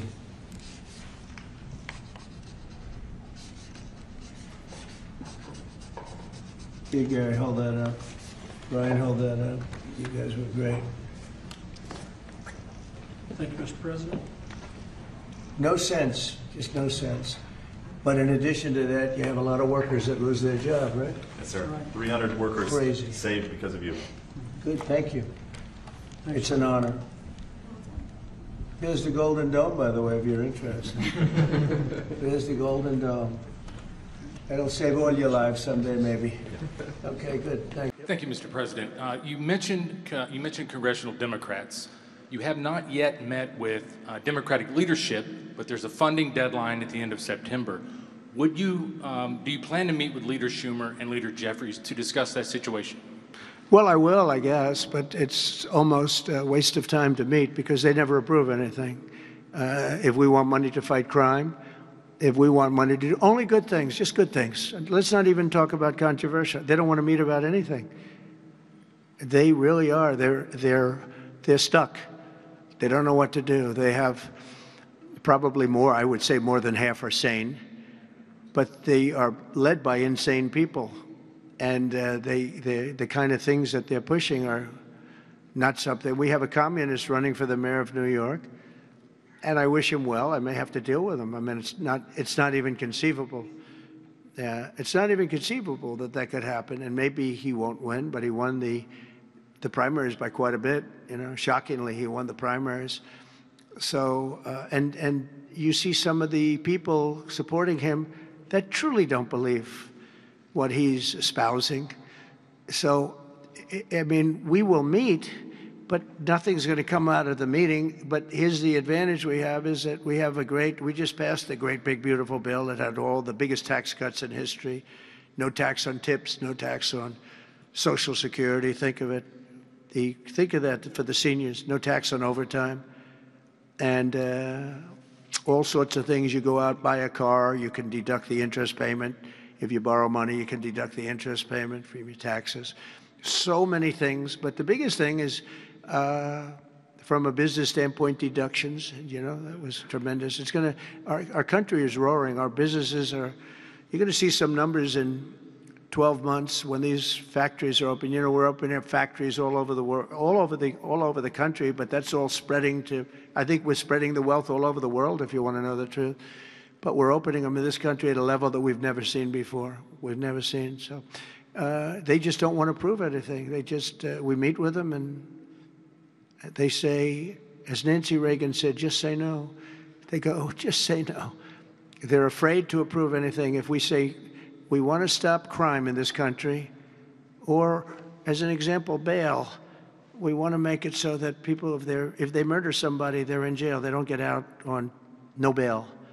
They say, we don't want that. We want people to murder somebody and they immediately are released and they go out and murder somebody else. It's a big problem, a tremendous problem. By the way, we're going to go for statutes in D.C. and then ultimately for the rest of the country where that's not going to be allowed.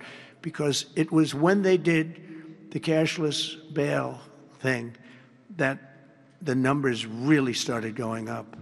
In this city, in New York, in Chicago, in Los Angeles, no matter where they have it, the numbers went through the roof. So we're going to meet with them, of course. I'd like to meet with them. We're going to tell them all these good things, and they're going to tell us no. And then we're going to go out and we're going to vote it in by the Republicans, because I don't believe that anybody is capable of making a deal with these people. They have gone.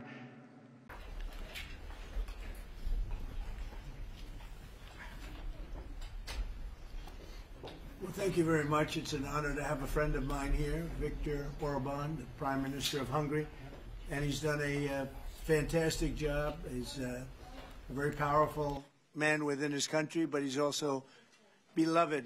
They love Viktor, and people that know him do. He's run a really great country, and he's got no crime, he's got no problems like some countries do, but probably has a couple of things that I don't know about, maybe that I don't want to know about. But he's a very special person. I've known him for a long time. We're going to be talking trade. We're going to be talking a little bit of Russia, Ukraine. We'll be talking about energy and energy prices. We have energy down to a pretty low point right now in the United States. We're drilling, drill baby drill, we call it. But energy costs are very low. Our general costs are very low. And I just saw that Walmart came out with a statement last night. They've done it for many years, that Thanksgiving this year will cost 25% less than Thanksgiving last year under Sleepy Joe Biden. So that's a big difference. That's a big difference. 25% less Thanksgiving. And I think that's a very good chart. They include everything that you need for Thanksgiving. So it's 25% less this year than it was last year. And that's true. That's emblematic of the rest of prices. Energy prices are way down from what they were last year. Inflation is almost non-existent. We have inflation down to a very low number. whereas Biden, as you know, is the worst inflation in the history of our country. So we're doing very well. We have a shutdown, as you probably know, because the Democrats have gone, they're crazy. They're crazy. But they don't care if they hurt the country. But we've approved it 14 times. We've approved a opening up 14 times, and they keep rejecting it. And I guess maybe they will again. Let's see what happens. They want to have a lot of bad things happen, bad things for our country. We're not going to give $1.5 trillion to people that came into our country illegally. We're not going to do it. To people came from prisons. They came from mental institutions, drug dealers. They want to give them medical care. $1.5 trillion. And we're not going to do other things that they're requesting also. So I just want to welcome this really good person. I know him very well. He's a good person, and he's a great leader, and he's loved in his country. And Victor, would you like to say a few words? Thank you very much, President. Thank you. First of all, may I say that thank you very much for the invitation. 5%. Think of that. The administration, Biden, the auto pen, remember? When in doubt, just give it to the guy operating. The guy who operated the auto pen was President of the United States. And he said he only spoke to Biden twice, and that was only about how's the weather. So therefore, it's illegal because you're not allowed to do that. You shouldn't use an auto pen anyway. You know, when I sign something about somebody's made a general or somebody's made a secretary of something, other than Oz, who doesn't care so much about formality, but I think it's nice to actually have a signature other than an auto pen. I think the only one he actually signed was Hunter's pardon was actually signed by him. You know how you can tell? It was like chicken scratch. My father's, you want a real signature. This was like chicken scratch, like a little thing. The auto pen looked much better. But you don't do that. You know, you have an obligation. They put these big, beautiful, oftentimes magnificent pieces of very expensive paper, very, very particularly expensive paper and a beautiful paper, and you sign it, and you know, nobody wants to see. You can tell, I can tell an auto pen immediately. There's usually two little pinholes, you know? You know what that's from? Pulling the paper. When you see the pinholes, you know, it's not too original, unless somebody's using two pins to pull it across. But the auto pen is a fraud. It's a fraud. They had people like Lisa Monaco. They had people like Weissman, who wasn't in the administration, but he was pulling her shots. Andrew Weissman, bad people. Elizabeth Warren said she was an Indian. We call her Pocahontas. She's a liar. She lied her whole career. Based on the fact that she was an Indian, she was able to get into certain colleges, get certain jobs, get into certain universities to work there. She's a liar and a mean person. She's a nut job. I watched her the other night. She's all hopped up endorsing a communist in New York City. And she was all excited and jumping up and down. She's got to take a drug test. She really does. She's got to take a drug test. There's no way somebody can act that way and be normal. Well, thank you very much. It's a great honor to have the leader of Argentina, a place that I love, I've been to, and one of the most beautiful places in the world, President. I really want to thank you very much. He's MAGA all the way. It's Make Argentina Great Again. I heard about him when he was campaigning, and even before his campaign. He's a great economist, and he was saying a lot of very correct things, and he was very much in a conservative mode, and I heard all about you as you were running and even before you were running, because as a tremendously talented economist, you were getting a lot of good write-ups, and I appreciated that, but he was Make Argentina Great Again. It worked. I actually sent him some hats for his early part of the campaign, and then he called me. He wanted a lot more. And I said, when does it stop? When will it stop? And it stopped with him winning. And he's become very popular, and he's on the verge of a breakthrough, I think. I think he's really on the verge of tremendous economic success, and I know that Scott Bessent is helping, and our great Scott is doing a job, and he feels very strongly about it. And Scott, do you want to say just a couple of words about that, please? Yes, sir. The president is fighting 100 years of bad economic history and policy, and is Both presidents. Both. We're fighting bad. I thought he was talking about the U.S. president when he said. And there's a midterm election coming up. We think he's going to do quite well and then continue his reform agenda. Mr. President, as you said, President Obama had a big opportunity during his term, which he wasted. Many governments in Latin America went center-right, and the U.S. ignored them. We are not going to ignore our allies. It is economic strength. We're using our economic strength to create peace, just as you've done all over the world. And it is much better to form an economic bridge with our allies, people who want to do the right thing, than have to have shoot at narco gunboats. We think that this is an opportunity for the Argentinian people, and that President Milei is the one to do it. He's got a great cabinet. He's got a great team who we've worked with over the past weeks. And the election is coming up very soon, and it's a very big election being watched by the world because he's done an incredible job, but with that comes some pain. And they have some pain, and now they're coming out of it. And I think the victory is very important. Your poll numbers, I hear, are pretty good, but I think they'll be better after this. And, you know, our approvals are somewhat subject to who wins the election, because if a socialist, or in the case of New York City, a communist wins, you feel a lot differently about making an investment. I think, Scott, you'd feel that if somebody that had no chance, in other words, if somebody wins and has no chance of ever having a great economy because of that philosophy, you would put a halt to what we're doing. Yes, sir, and we're confident that President Milei is going to do well. We've been criticized by a couple of American Peronists, like Senator Warren. And you know, she and that's a compliment. Yeah. She has no idea what she's doing. She's a nasty, horrible senator. Go ahead. Other than that, I like her very much. Yes, and she and her protege in New York, Mandami, who I don't even think he's a Peronist. I think he's more the communist Chauvinismo.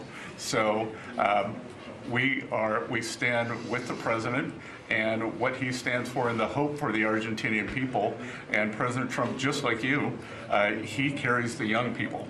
So it's hope for the future. The Argentines have made the decision to shake off 100 years of bad policy. They went from one of the richest countries in the world to a ton of debt. And I think that with the bridge the U.S. is giving them and the strong policies, that Argentina can be great again. One of the best.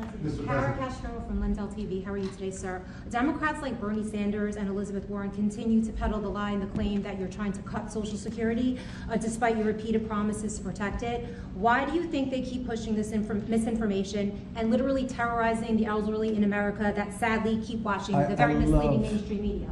I love your question. I should have called you almost first, but I love his questions also, always. But it's such a good question. It's so vicious what they do. Elizabeth Warren said she was an Indian. We call her Pocahontas. She's a liar. She lied her whole career. Based on the fact that she was an Indian, she was able to get into certain colleges, get certain jobs, get into certain universities to work there. She's a liar and a mean person. She's a nut job. I watched her the other night. She's all hopped up endorsing a communist in New York City. And she was all excited and jumping up and down. She's got to take a drug test. She really does. She's got to take a drug test. There's no way somebody can act that way and be normal. What she's done to our financial institutions, she destroys people.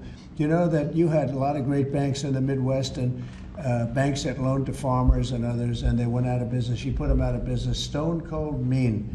Banks that were open 150 years, family banks that supplied the farmers and manufacturers and others, and she put them out of business. She's a mean, horrible human being. Bernie Sanders is Bernie Sanders. I don't mind him so much. He's just a liberal guy, very liberal guy. He's a wacky guy. He's still sharp. I got to tell you, you know, he's 86 or 87 or something. He's still sharp. You compare that to Joe Biden. it's sort of what happened. So I don't mind Bernie Sanders. With him, you know what you're getting. You're getting a guy. He's a nasty guy, but he's somebody that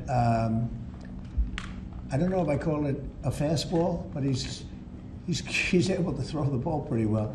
He's okay. I watched him the other day. He was totally on the opposite side of things. I will say this. The biggest issue right now, and an issue that's really taken hold, is crime, stopping crime in the cities, and the Democrats are fighting the stopping of crime.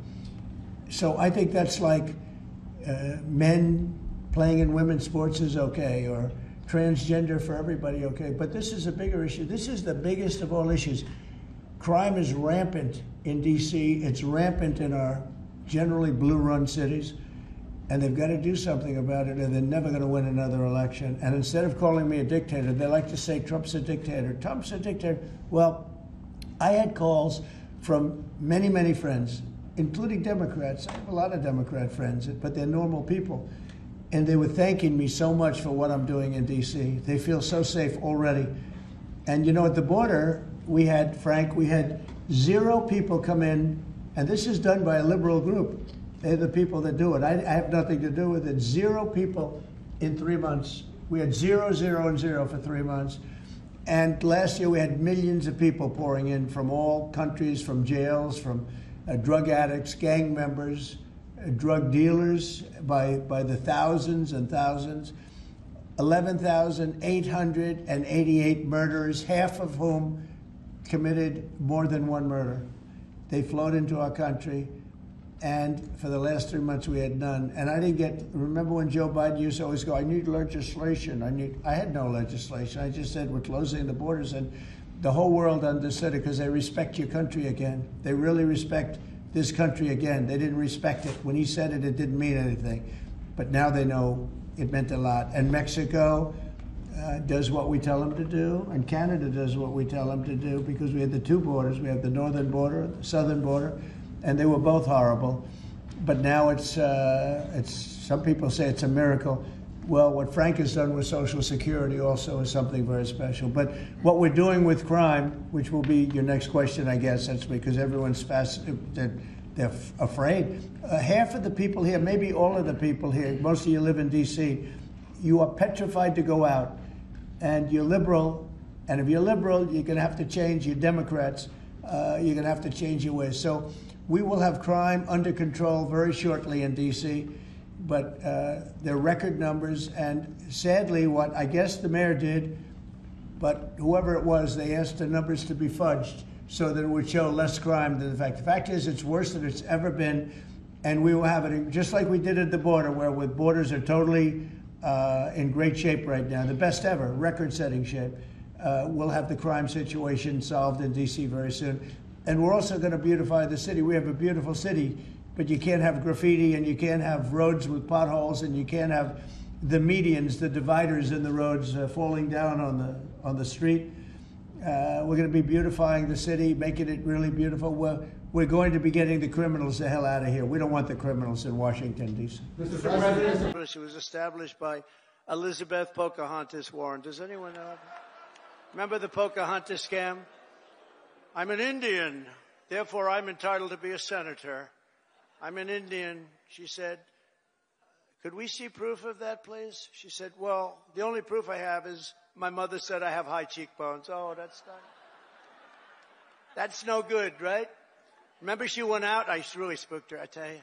Remember she went out, she couldn't take it anymore. She was calling her Pocahontas, Pocahontas. Everyone knew she was not an Indian. I had more Indian blood than her, and I have no Indian blood. I'd be honored to, but I don't have any, but I had more than her. You remember she went out and she had a blood test. And it came back and she was so happy because it said 1,024th. That means everybody in this room had more than her. But because there was even a scant, in other words, 1 million years ago, something could have happened. And she was so happy that she released it and she got killed. That was the end of her presidential career. She does not like me very much.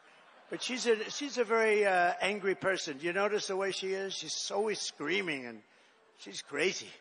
These people are crazy. The radical left is meaner. I don't know what it is, Doug. they're meaner than us, aren't they? We're like normal people.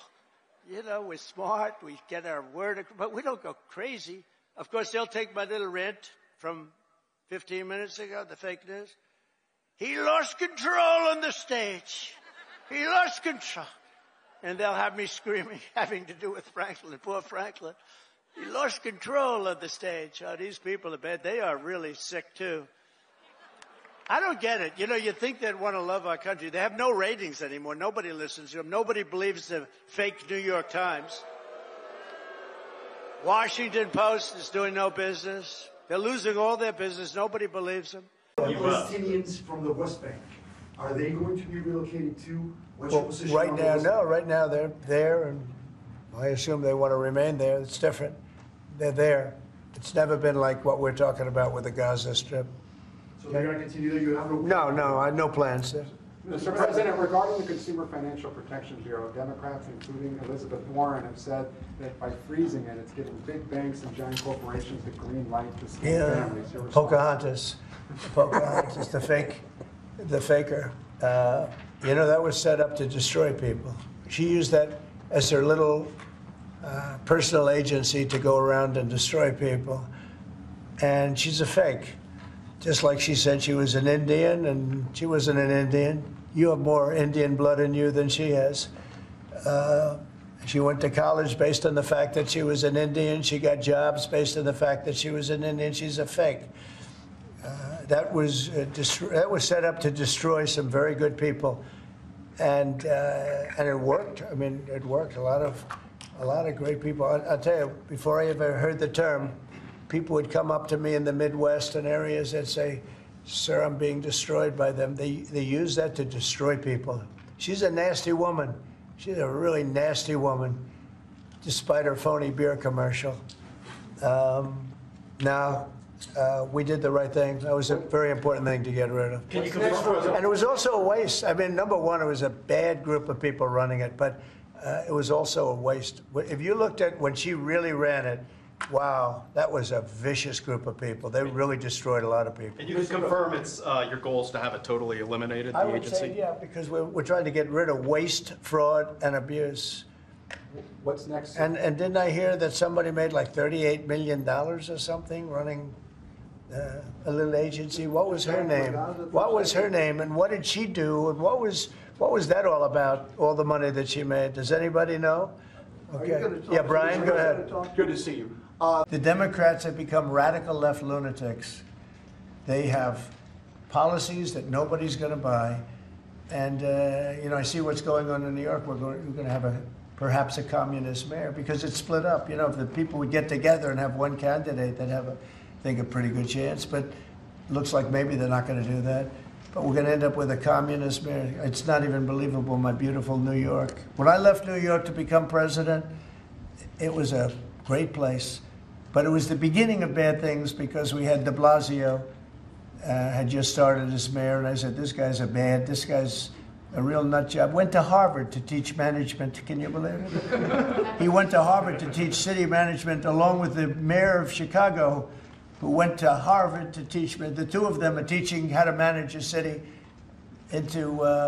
manage it into hell is what they do.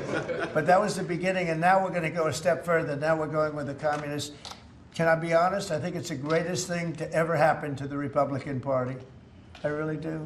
I think if a communist takes over New York City, I think that's a gift to the Republican Party. It's sad for New York, but it's a gift. And New York will recover because, sometimes you need a shock like that to straighten you out.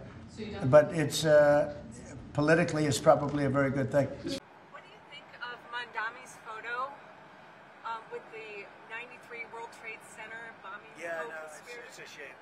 Look, the Mondami thing is it's a disaster waiting to happen. We can't have a communist in charge of a great, supposedly free enterprise, kind of a representative city. So I think if you have a communist mayor, I think it's going to be very tough for him and for the city. Do you think he should have posted something like this so close to the election? Oh, I think it's a shame that that particular man is endorsing him and very friendly with him. You can see there's a relationship.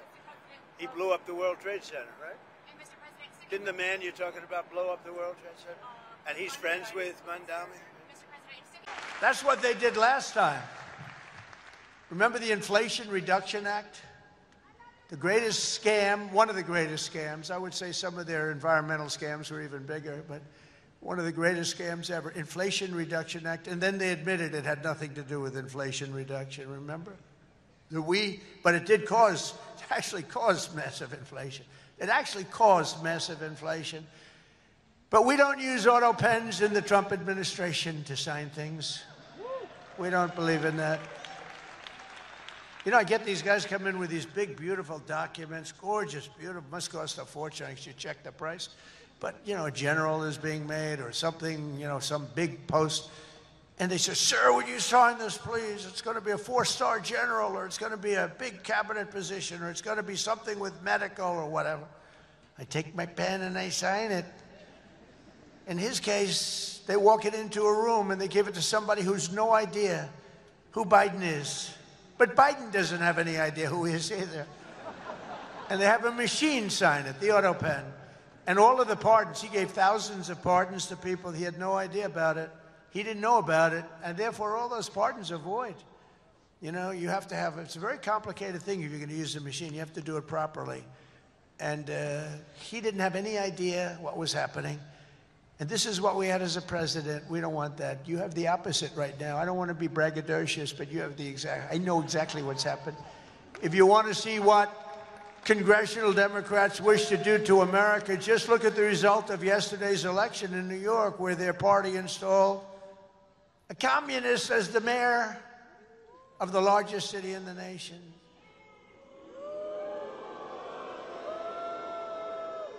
Remember, I've said we will never have a socialist elected to any post in our country. I used to say that, and I was right.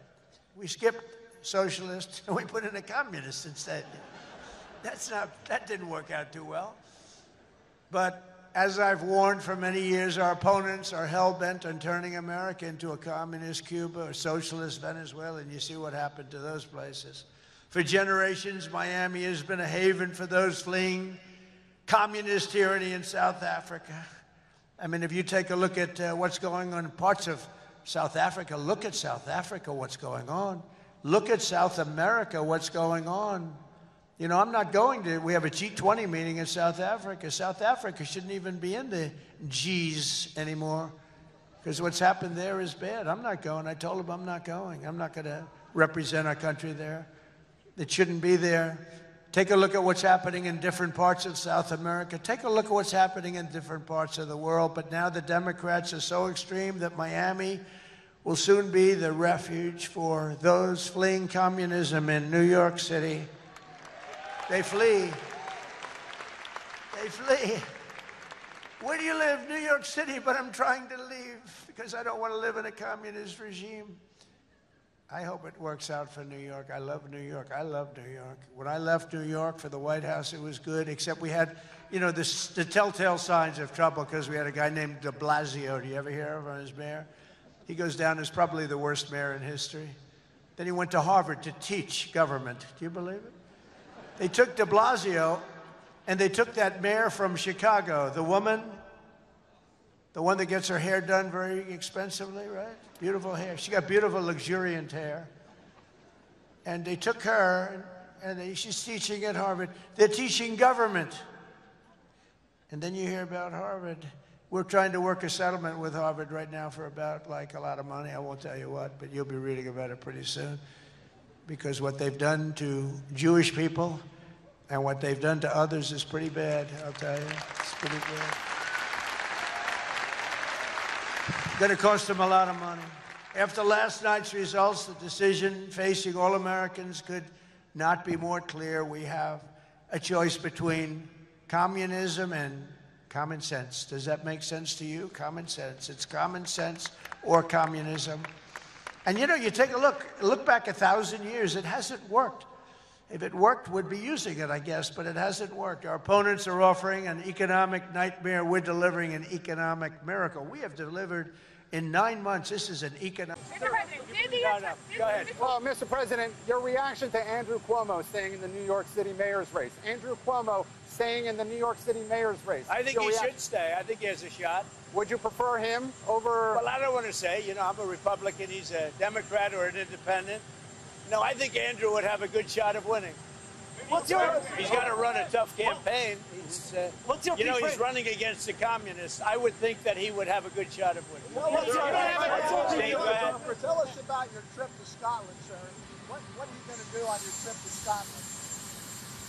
We're going to be meeting with the British Prime Minister, very respected.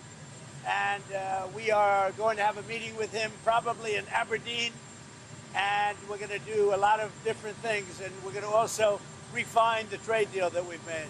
So we'll be meeting mostly with the, at probably one of my properties, or maybe not, depending on what happens. But we'll be in Aberdeen in Scotland, meeting with the Prime Minister. Mr. President. Yes, please. In last night's New York City mayoral debate, Zohran Mamdani said he would close Rikers Island if elected. What kind of impact would that have on public safety? Well, it's not good. I guess it's not a very nice place, but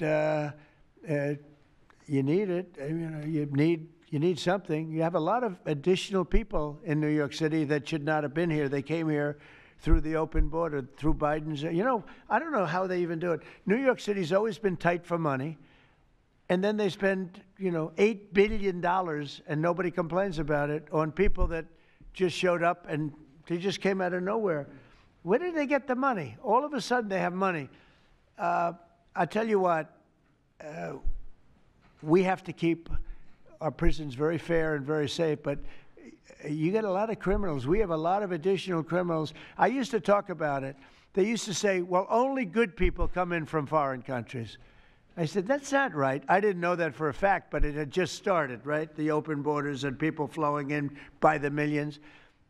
They make our criminals look like the nicest people on earth. That's the only good thing. They make our criminals look like nice people. They are the meanest, the most vicious. Tren de Aragua, you don't get any sicker. They cut people's fingers off because they called the cop. Did you call the cop? Yes. They cut off his finger so he can't call the cop anymore. And then they say, next time we're going to cut off your hand if you cut, because they took over his apartment in Colorado. You know, Colorado, they took over a town, then they took over another town, and you have a weak governor over there. He doesn't know what the hell he's doing, so he lets it go on. But we're getting them out of here. We're getting them all out. They're going back to lots of, not just Venezuela, they're going back to lots of countries. Venezuela would be one, however. Yeah, please. If Texas redrawing their congressional map would get you 5 safe red seats, means that California, New York, Illinois, and Maryland are all going to redraw their maps to add safe. Well, they'll do it anyway. Is it worth it? Yeah, they'll do it anyway. Why? If we stop over there, they would have done it anyway. Look, a lot of these states, you know, I watched this morning as Democrats are complaining, and they're complaining from states where they've done it, like in Illinois, like in Massachusetts. I watched this lunatic, Pocahontas. She's a total lunatic. I don't know what she's on. She's all jumping up and down like I've never seen anything like it, talking about supporting the communist mayor. And he's not a socialist. He's a communist, okay? This is not a socialist man. This is a communist. If you look at any of his policies and go back 6 months, you don't even have to go back further than that. So they want to put a communist in New York. Now, the good news is we have a lot of power over that because we're the ones with the money. We send the money. We don't send the money. It's up to the White House, a lot of power in the White House. But when I watched her jumping up and down, talking about that and supporting the communists, but if you look at what's going on with the redistricting or whatever you want to call it, the Democrats have done it long before we started. They've done it all over the place. They did it in New York. They did it in a lot of different states. But in Massachusetts, so somebody used this as an example today. I was interviewed this morning, and they said, you know, it's pretty unfair. Trump got 40%. I'm not proud of that, but I think I probably got more, but that's okay. I got 40% in Massachusetts, and yet they have 100% of the vote in terms of Congress. So there's no Republican, there's no anything. So we should have 40%. You know why? They redistricted. And they've done it all over the place. And they've done it in California, by the way. Before this, they've done it in California. So we'll see what happens. We have a wonderful governor in Texas. He feels strongly about it. It's going to be up to him. I think there's tremendous support for it. And, you know, we've watched the Democrats destroy our country in 4 years. They've destroyed, between their open borders that we talked about, transgender for everybody, all of the horrible things that they've done, high taxes, horrible medical provision for people. We've watched them destroy our country for 4 years, and people don't want that. And people in Texas, as you saw, I got the highest vote in the history of Texas. I love Texas. Texas likes me, obviously. But I got the highest vote, and that was checked out on the show. Did you see that, where they checked it out? They said he actually did get the highest vote in the history of Texas, which disappointed them. They were very disappointed to hear that. But Texas is a place that's done very well with a free enterprise kind of an attitude, with the exact opposite of what's happening in New York with a communist mayor. And they know what they're doing, and they're doing. It seems like every time you assemble your MAHA team and your cabinet members behind you in regards to health issues, it just keeps getting powerful. And I look at these young kids there and the weight that is on the world right now that you can lift by what you're doing. I've often said Trump could cure cancer and people would still criticize him. And it's true. What is your message to America that this potentially could bring us all together, get us on the same page and have unity? And I'd like to see if some of the kids or the parents have what it means to you to see President Trump get involved with this. Well, we've made tremendous strides in cancer research, far more than anyone has done. And we have the greatest minds, the greatest people working on it. And childhood, you know, they call it childhood cancer. It's a very specific thing. And we really made a lot of progress. I think something that's going to allow us to make a lot of progress is the money we're saving on pharmaceuticals. We'll be saving 500, 600, 1,000%. Nobody's ever heard of that. I told the story, you were here before, that when I was in the previous administration, my first term, I was so proud of myself because I'm the first president in 28 years that cut drug prices from beginning to end. So they went down, I think it was 1/8% or 1/4%, and I was so proud of that. I thought that was great. Now I'm cutting them 500%. And I will say this, politically speaking, the people understand. Otherwise, I wouldn't have won in a landslide. You know, I get 97% bad press, and I won in a landslide, which tells you the press has no credibility. But I will say that what we've done has been a great tribute to the people that's standing behind me in different forms. Linda in education, different, but what she's doing in education, she's sending education back to the states. That's a big move. The states, like, you know, you go back to Indiana, Iowa, you know, I would say 40 states will be great. 45 will be, you know, the 5% of them will be pretty good, but, and then you're going to have a Gavin Newsom and some other people that aren't going to do a good job, but, you know, we'll help them out. I want to help them out. And we're going to have safe cities again. We're going to be very safe. We're going to be going to Chicago pretty soon because a friend of mine, a great guy, the head of the Union Pacific, he said, "Sir, you have to save Chicago. It's going bad. It's going bad fast, and it's a great city." He's right. It's a great city. I know it very well.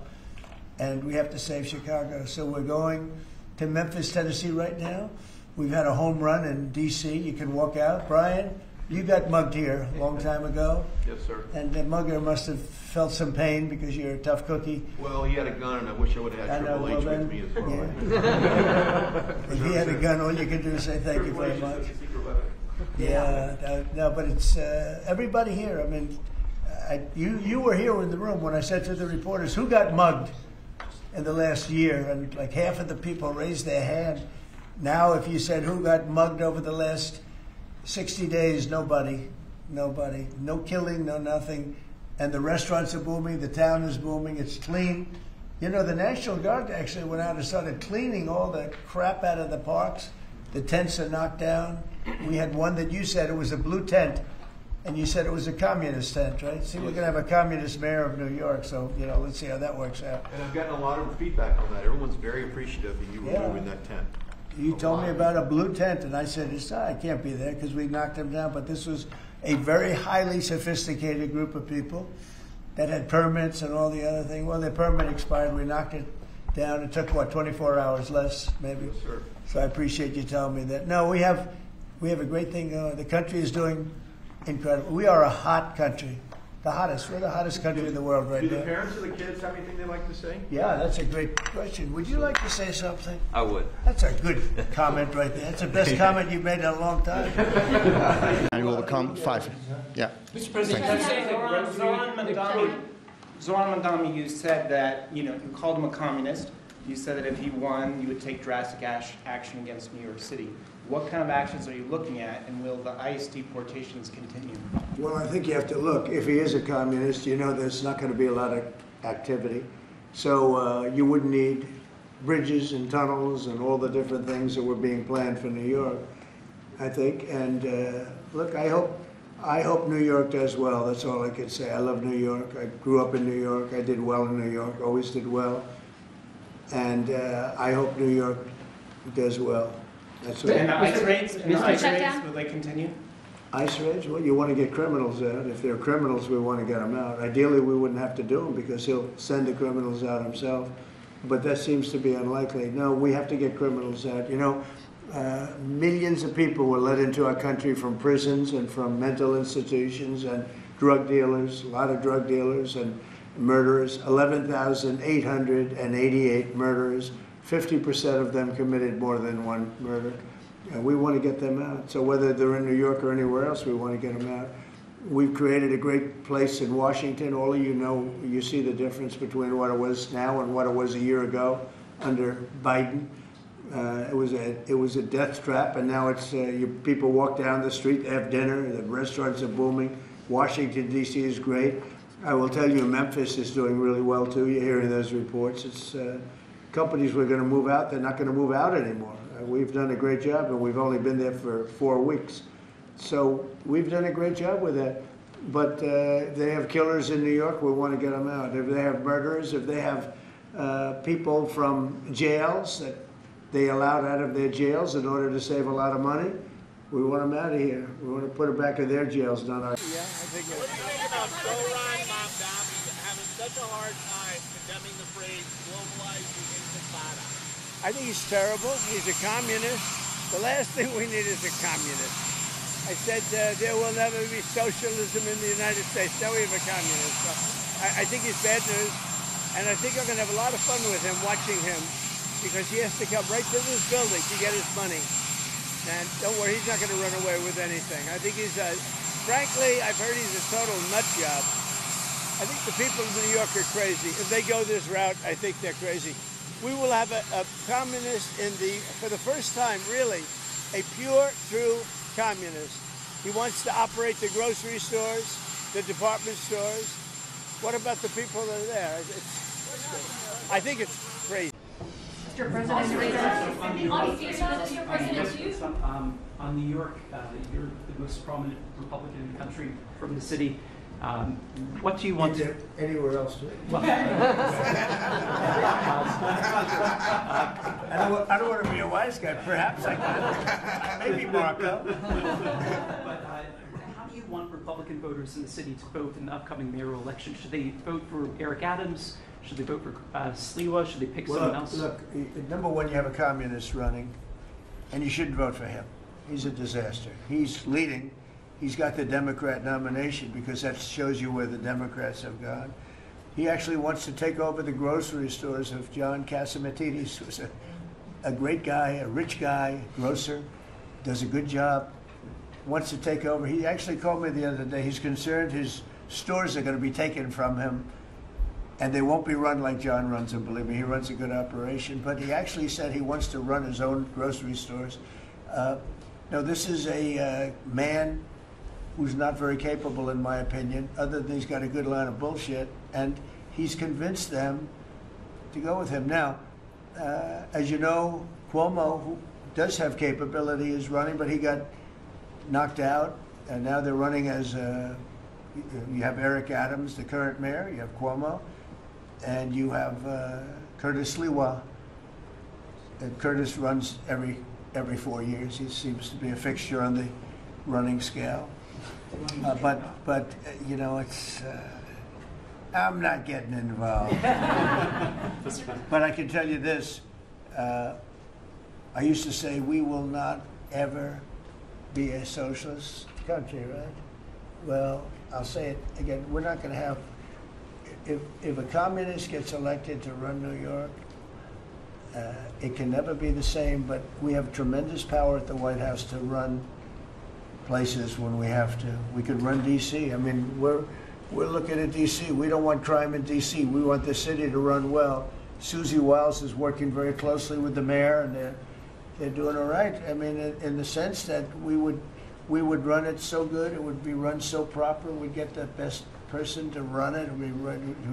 The crime would be down to a minimal, would be much less. And, you know, we're thinking about doing it, to be honest with you. We want a capital that's run flawlessly, and it wouldn't be hard for us to do it.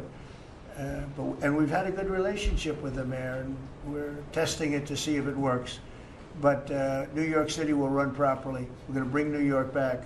I love New York. You know, I loved New York for a long time. Then we had a bunch of crooked people in there. You have an attorney general who's a total stone cold crook, New York State, Letitia James, a total crook. All they do is want to go after political opponents. They do what's ever expeditious for them. She's the one that took out Cuomo because she wanted to run for governor, and then she ended up getting 1% of the vote.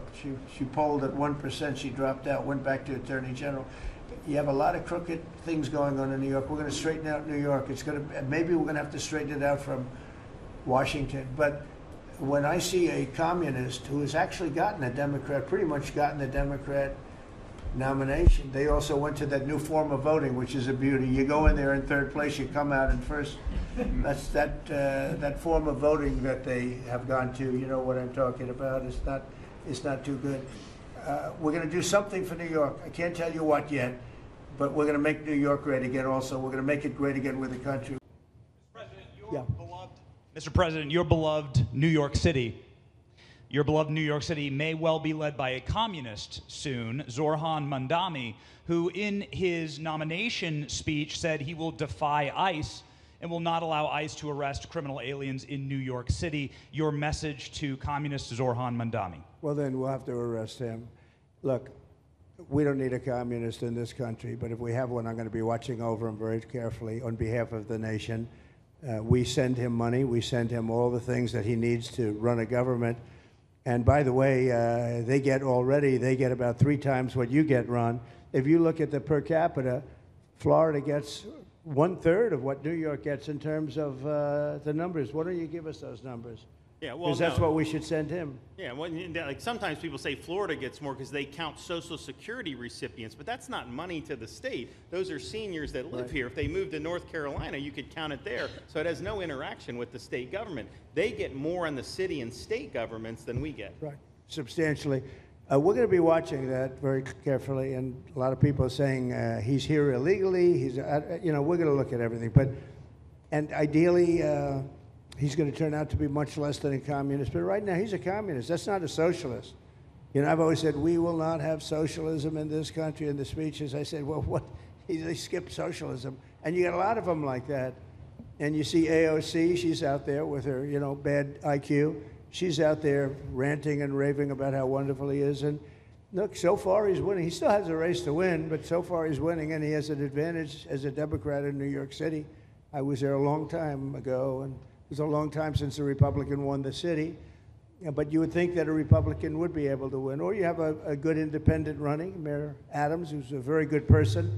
I helped him out a little bit. He had a problem, and he was unfairly hurt over this question. He made a statement to the effect that this is terrible. New York City can't have all these immigrants come in, and like he was indicted the following day. And I said, that was a phony indictment, and it was a phony indictment. That was a Biden indictment. I said, don't feel bad. I got indicted 5 times every time you opened your mouth. That was a bad group. That was a very dangerous group, I will tell you. These were not nice people. That was the only thing they could do. They had no policy. They had no skill. They had no anything. But they were very good at that. They were vicious, vicious, horrible people. Thank you very much. Yeah, please, go ahead. Anna Giratelli with the Washington Examiner. Please. No, you. Oh, me? So this is a question for the Prime Minister. The likely next mayor of New York City, Zoran Mamdani, a Democratic socialist, and a vocal critic of Israel and of yourself, and has said he would arrest you if you came to New York City if he was mayor. Is that something you take seriously, or are you concerned about that? Do you have a response to that? No, I'm not concerned about that. I'll get him out. Look, there's enough craziness in the world, but I guess it never ends. I mean, you have this is a folly, and it's it's silly in many ways because it's just not serious. But what is serious is the question I was asked before. You know, after October 7th, people said the Palestinians had a state, Hamas state in Gaza, and look what they did with it. They didn't build it up; they built down into bunkers, into terror tunnels, after which they massacred our people, raped our women, beheaded our men, invaded our cities and our towns and our kibbutzim, and did horrendous massacres, the kind of which we didn't see since World War II and the Nazis, the Holocaust.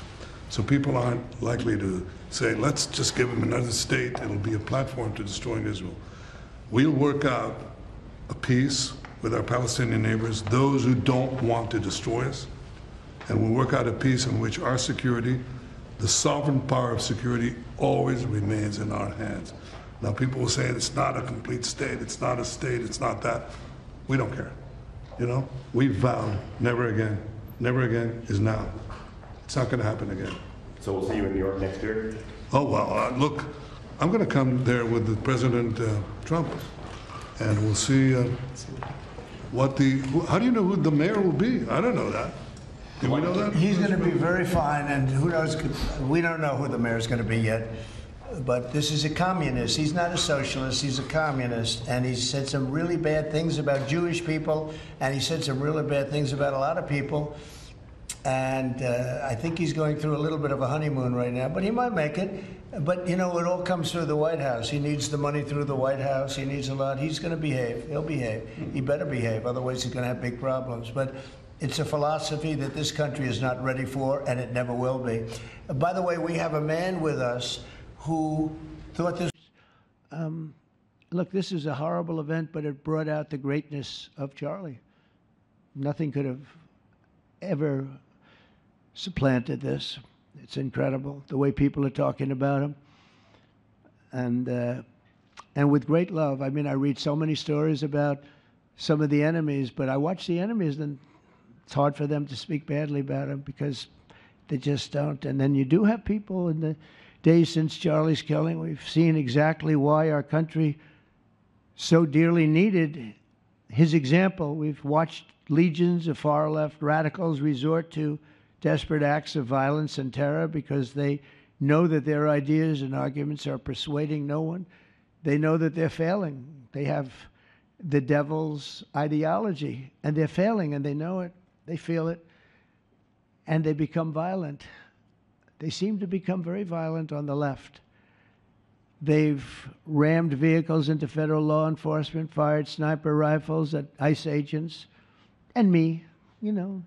But I made a turn at a good time. I made a turn at a good time. I turned to the right. Charlie couldn't believe it, actually. He said, how the hell did you make that turn? I said, I don't know. But fired rifles and threatened the lives of our Supreme Court justices, our great justices. They have to be protected. We just issued a lot of money, $60 million, to protect the Supreme Court justices. Very important. We can't let anything happen.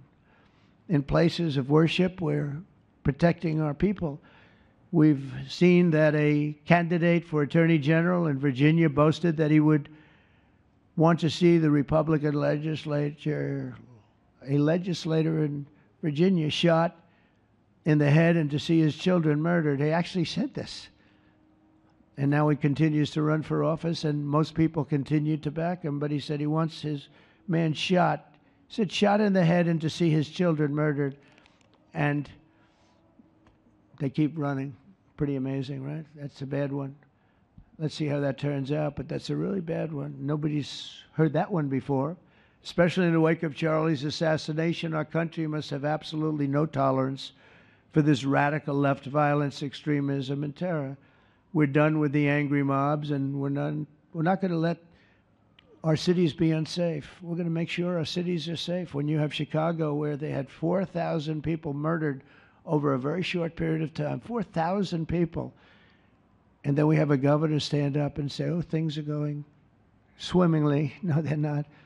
We're going to make Chicago safe, just like we're going to make, look what we did in D.C. It's so nice that we started here, because this was one of the most violent places in the United States. It'd be dangerous to be right out here.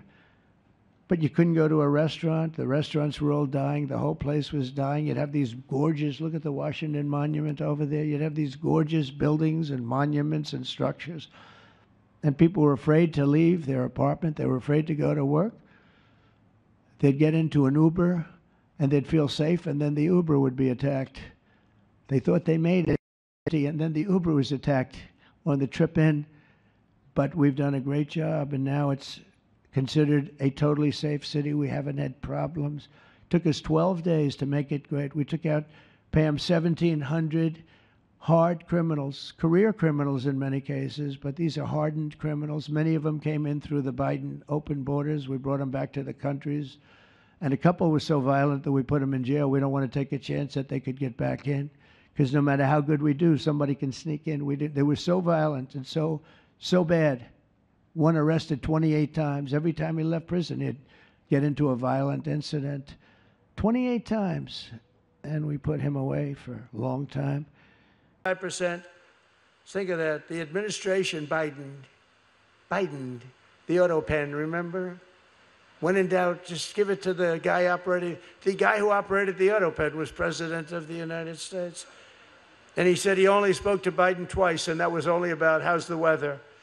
So therefore, it's illegal, because you're not allowed to do that. You shouldn't use an auto pen anyway. You know, when I sign something about somebody's made a general or somebody's made a secretary of something, other than Oz, who doesn't care so much about formality, but I think it's nice to actually have a signature other than an auto pen. I think the only one he actually signed was Hunter's pardon was actually signed by him. You know how you can tell? It was like chicken scratch. My father's, you want a real signature? This was like chicken scratch, like a little thing. The auto pen looked much better. But you don't do that. You know, you have an obligation. They put these big, beautiful, oftentimes magnificent pieces of very expensive paper, very, very particularly expensive paper and a beautiful paper, and you sign it, and, you know, nobody wants to see. You can tell. I can tell an auto pen immediately. There's usually two little pinholes, you know? You know what that's from? Pulling the paper. When you see the pinholes, you know it's not too original, unless somebody's using two pins to pull it across. But the auto pen is a fraud. It's a fraud. They had people like Lisa Monaco. They had people like Weissman, who wasn't in the administration, but he was pulling her shots. Andrew Weissman, bad people. These are bad people. They had bad people running our country. That's why they allowed all these people to pour into our country totally unchecked and unvetted. They know it wasn't good. But for some reason, they hate our country, the Democrats. And they're going to have to clean it up. You're going to have to get rid of it. What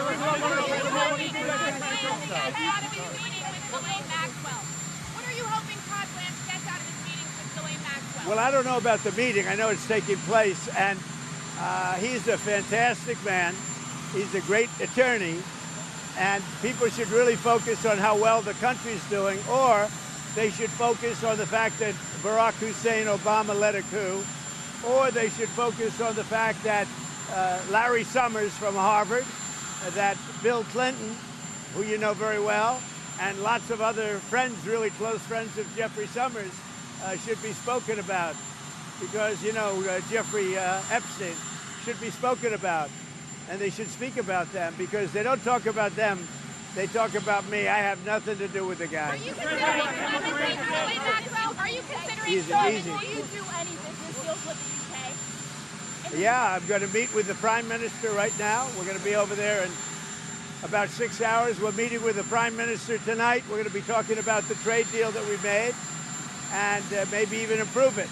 Are you considering clemency for Ghislaine Maxwell? Are you considering clemency for Ghislaine Maxwell, sir? I saw homeless people sleeping right outside the gates of the White House. Are you concerned about that? I think it's terrible, and we'll have them removed immediately. We do remove it. We've got to get the mayor to run this city properly. This city has to be run. You know, I have the right to take it over, and I think it's terrible. Where are they? Where did you see them? It's right outside on Pennsylvania Avenue. Near the Treasury. Right across the street from Lafayette Park near the Treasury. President, have you heard about Todd Blanchard's interview with Ghislaine Maxwell? And would you pardon or clemency for Ghislaine? Well, I don't want to talk about that. What I do want to say is that Todd is a great attorney, but you ought to be speaking about Larry Summers. You ought to be speaking about some of his friends that are hedge fund guys. They're all over the place. You ought to be speaking about Bill Clinton, who went to the island 28 times. I never went to the island. But it's not making Russia look good, I will tell you that. We'll be talking about Ukraine, yeah. I mean, I have the president coming in on Friday, and I know what he has to say. He wants weapons. He would like to have tomahawks. Everyone else wants tomahawks. And we have a lot of tomahawks. Tomahawk is do you need any tomahawks in Argentina? You can cross Moscow, tomahawks. You need them for your opposition, I guess, because see, in this country, they'd use tomahawks for the opposition. I don't do that. I'm much nicer. The Democrats would use them if they had the chance. They're sick people. Go ahead. You got to. I don't want to be the only one to give you permits like in one day, and then I find out that the cities, the towns, and the state is not going to give you permits. And you know, the problem with permits, it only takes one.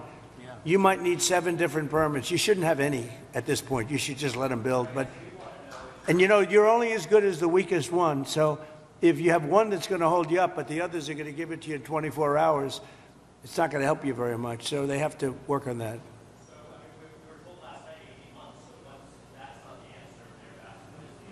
It's what everybody said. Well, and let me just tell you that we are going to do everything we can, slashing regulations, expediting everything so that people can begin the process right away. You know, we have the Disaster Recovery Center on Pico and Westwood. We have building and safety there. People are already contacting the local agencies. We're bringing our city departments together so that people don't get caught in the loop of going from one room to the next. We want them all to be in the same room so that you can get busy rebuilding ASAP. Absolutely. Yes. Yes. And we will clear the lots, absolutely, in the city and in the county. We are working together. Both levels of government are working in unity.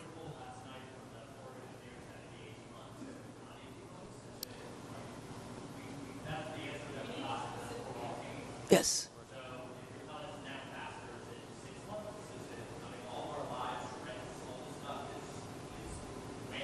6 months is no good. And the number one thing that we are going to do immediately, and you will see this happen, is to clear out the debris. And you know, we're concerned right now over the weekend because of the potential rain, but we are going to move as fast as we can, but we want you to be safe, and we want you to be back in your homes immediately. But the people are willing to clean out their own debris. It doesn't cost a lot. Yes, and they can. You should let them do it because by the time you hire contractors, it's going to be 2 years. If a family... The people are willing to get a dumpster and do it themselves and clean it out. And they can There's not that much left. It's all incinerated. That's right. And, you know, it's just going to take a long time if you do. You can do some of it, but a lot of these people, I know that guy right there that's talking. I know my people. You'll be on that thing tonight, throwing the stuff away, and your site it'll look perfect within 24 hours, and that's what he wants to do. He doesn't want to wait around for 7 months till the city hires some demolition contract that's going to charge him $25,000 to do his lot. Yeah. I think you have emergency powers just like I do, and I'm exercising my emergency powers. You have to exercise them also. I did exercise them. Because I looked, I mean, you have a very powerful emergency power, and you can do everything within 24 hours. Yes. And if individuals want to clear out their property, they can. Well, yes, but you know that you will be able to go back soon. Mr. President. We think within a week. That's a long time, a week. I'll be honest. To me, everyone's standing in front of their house. They want to go to work, and they're not allowed to do it. And the most important thing is for people to be safe. They're safe. They're safe. You know what? They're not safe. They're not safe now. They're going to be much safer. A week is actually a long time, the way I look at it. I watched hundreds of people standing in front of their lots, and they're not allowed to go in. It's all burned. It's gone. It's done. Nothing's going to happen to it. It's not going to burn anymore. There's nothing to burn. There's almost nothing to burn. And they want to go in. The people are all over the place. They're standing, and I say, why aren't you going in? We're trying to get a permit. And the permit's going to take them, everybody said 18 months. You said 18 months. You said 18 months. That was last night. And that was last night. On that. Right. That was the first time. Mr. President, we're going to be together next week, and during the interim, many of us are involved in, and Tom McClintock, who you know has been an expert on this for years. That's right. We are going to be putting conditions on the money that do two things: require that it be done timely and affordable, and then secondly, that we protect those who will come afterwards. As we speak, there are 6,000 acres burning in my district on the Mexican border. There will be more fires until we include in any disaster relief items which will prevent it or at least mitigate it from happening again. So you're going to see us proposing both of those. Like water. Little things like water. You know, the party of common sense. See, we're the party of common sense. You're not, in all fairness. Yes, sir. We like water to put out fires. It's really quite efficient. Take a look at that, actually. Mr. President. Take a look. Mayor, please. Yes. First of all, let me just take the opportunity to officially welcome you to Los Angeles. Really appreciate you coming, and especially you come just a few days after your inauguration. So I want you to know that your presence here is very much appreciated. Let me also say that I know you had an opportunity to see the devastation. You've seen the extreme loss, the grief that people are going through here. And we are 100% committed to getting this neighborhood rebuilt again.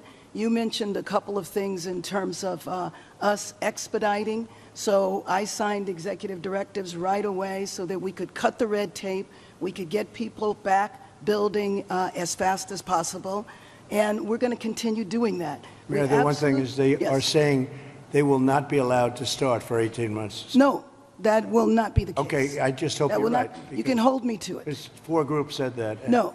That would be, they should be able to do it. They should be able to start tonight. That will not be the case. You know, first we have to take care, to make sure that there's not getting rid of the hazardous waste, cleaning things up so that people can start right away. And just like you said, if somebody had their house was destroyed and they're going to rebuild essentially the same, maybe a little bit longer, a little bit higher, they really shouldn't have to go through much of a process. So I want you to know that we are expediting that. We absolutely need your help. We need the federal help. You're a You've builder. got it. I told you. You will have no permit problem. There will be 0 delay. And as far as I'm concerned, you already have the permits. And the resource. I am more worried because I met at least 8 groups of homeowners, and I'm much more worried about the fact that they said it's 18 months exactly. And they were devastated. They want to start now. They want to start removing things. They're not allowed to do it now. And you mentioned hazardous waste. Well, the hazardous waste, what's hazardous waste? I mean, you're going to have to define that. We're going to go through a whole series of questions on determining what's hazardous. Nope. I just think you have to allow the people to go on their site and start the process tonight. And we will. Okay, good. You can come back and check. Mr. President? Yes. I'm Congressmember Judy Chu. And 2 other people, okay? Brian? Thank you, Mr. President. This has to do with the safety aspect of the Olympics. What can you do as a president to ensure that Southern California, the greater Los Angeles area, is safe from any fire danger, that the state clears away brush in state parks, the reason why this last fire happened in Pacific Palisades? What can you ensure for that? Well, as you know, Brian, we have, I've been fighting with them for a long time about allowing the water to come down from the Pacific Northwest, essentially.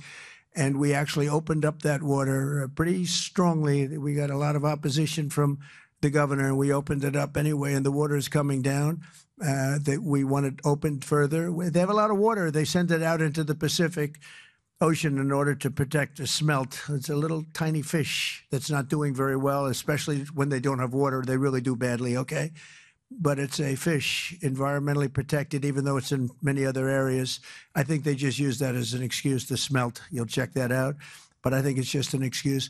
They've got to allow full water, and they're working with Lee Zeldin is really helping us a lot, but they've got to allow a full complement of water to come down from the Pacific Northwest. There is so much water. If Gavin Newsom let the water come down, see the way I pronounced his name properly for a change, if this guy allowed the water to come down from the Pacific Northwest, they have so much water they don't know what to do with it. All of those sprinklers would have gone on. All of those people with those beautiful houses with sprinklers in the ceilings and with the water, the fire pumps outside, all that water, they didn't have any water because they wouldn't let the water come down. There's so much water there. At first, when I got involved with this issue in my first term, I said to the congressman, they took me up because they wanted to show me the fields where they could farm 10 times more product. You'd see 100 acres, and you'd see 1 acre or 2 acres, beautiful green. It's very vibrant soil, but they don't give it the water that it's entitled to. And I said, oh, they have a drought? I said, no, they told me we don't have a drought. They don't. The Democrats don't allow the water to come down into the farms and into anywhere. By the time it gets down even into certain parts of California, it's fed out stupidly into the Pacific Ocean. If that water were allowed. So we broke into it and we allowed it to come down and it come down at a higher level. And we want that. And we're demanding that of the governor. The other thing is we'll do anything necessary to keep the Olympics safe, including using our National Guard or military. Okay? No, I will use the National Guard or military. This is going to be so safe. And if we have to, because obviously you have a mayor that is not very competent. She can't get the permits for the people. You know, the people are still waiting for their permits. Lee Zeldin got them the federal permit, which is 10 times harder to get. And everybody can build on the federal basis, and that's the hard one. But the mayor, Bass, she refuses to or cannot get them permits. They're waiting. And I was there right after the fires, and I saw all these beautiful people standing by their homes, ready to get in and get to work. And they're waiting for their permits, and they're still waiting for their state permits and city permits. It's a disgrace. It's a disgrace. Red dress, yes.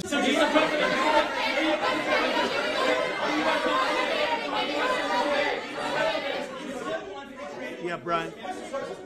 And by the way, I'm not sure we would have even had a country. And now we have the most successful country in the world. Brian? Yes, sir. What is your message to Democrats ahead of a next vote to open up the government? The American people are saying, open the damn government. What's your message to them right now? Well, they're the ones that started it. They're the ones that have it. And it's almost like a kamikaze attack by them. You want to know the truth? This is like a kamikaze attack. They almost, they have nothing to lose. They've lost the elections. They've lost the presidential election in a landslide. I saw the other day where Kamala said, this was a very close election. This was one of the biggest sweeps that anybody's ever had. Won the popular vote by millions, won the Electoral College by a massive amount. They said, if I got 270, that would be great. But I got, I think, 312 or 315, and they got 220. So, we won that. But we won counties. The big thing is counties. So out of all of the counties, thousands and thousands, we got 2,500. They got 525. It was a landslide. And we listened, oh, yes, it was close.